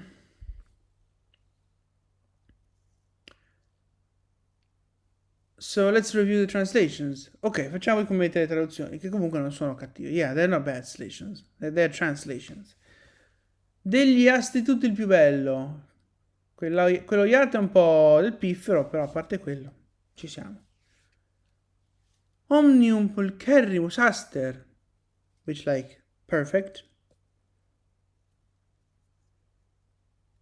The older version with astrum, which is an archaic genitive, is quite objectionable because of the archaic genitive. And, well, the hyperbatus maybe not quite, but anyway. And of all stars, the most full of beauty. Of all stars, the most full of beauty. Whichever way, whether you see it as a partial Sapphic hendecasyllabic or Phoenician hendecasyllabic, the dactyl is always a bit strained. But aside from that, fine. So I think we now do... Oh, we also have two Italians from the edition. Sì, ci sono anche due italiani dall'edizione, quindi facciamo adesso, anzi lui fa... cosa fa? Greco, italiano liceale, inglese, latino. Non so perché li ho ordinati in quel modo, fra l'altro. Yeah, they probably shouldn't be ordered like that, with Latin before English. Anyway. Quindi greco, italiano liceale, latino, italiano 1, inglese, latino 2. Yeah, so we do Greek, high school Italian, Latin, Italian 1, English, Italian 2. That's what we do. E io adesso vi dico Ameran Kalan Sunieme Gummi. Buona giornata, perché a questo punto mi dissolvo e lascio cantare lui. Non ha senso stare a sorridere e restringermi un'altra volta. Yeah, so he now is going to just dissolve. He already wished you a good day and bid you goodbye. So no, there's really no point in shrinking down again while smiling like that. I'll just be alone and singing all of these. Greek, I said Greek, high school Italian, Latin, Italian 1, English, and Italian 2. And now I learn the tune.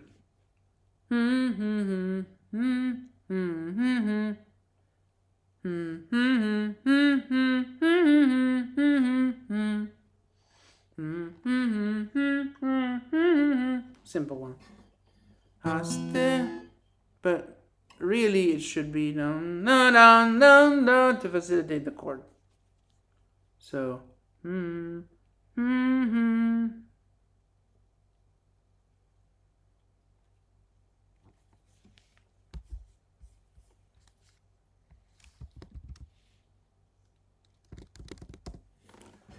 Asteron, Pantono, Callistos. Okay, I need to go up and down with my eyes on this freaking protoscript, I guess. Asteron, Pantono, Callistos. Degli astri tutti il più bello. Omnium pulcherrimus aster. Astro tu più bello di tutti. Awful stars, the most full of beauty. Tu più bello di tutti gli astri.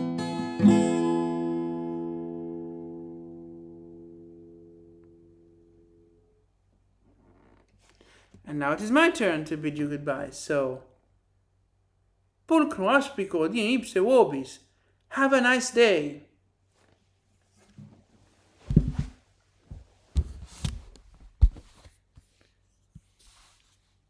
$3.19.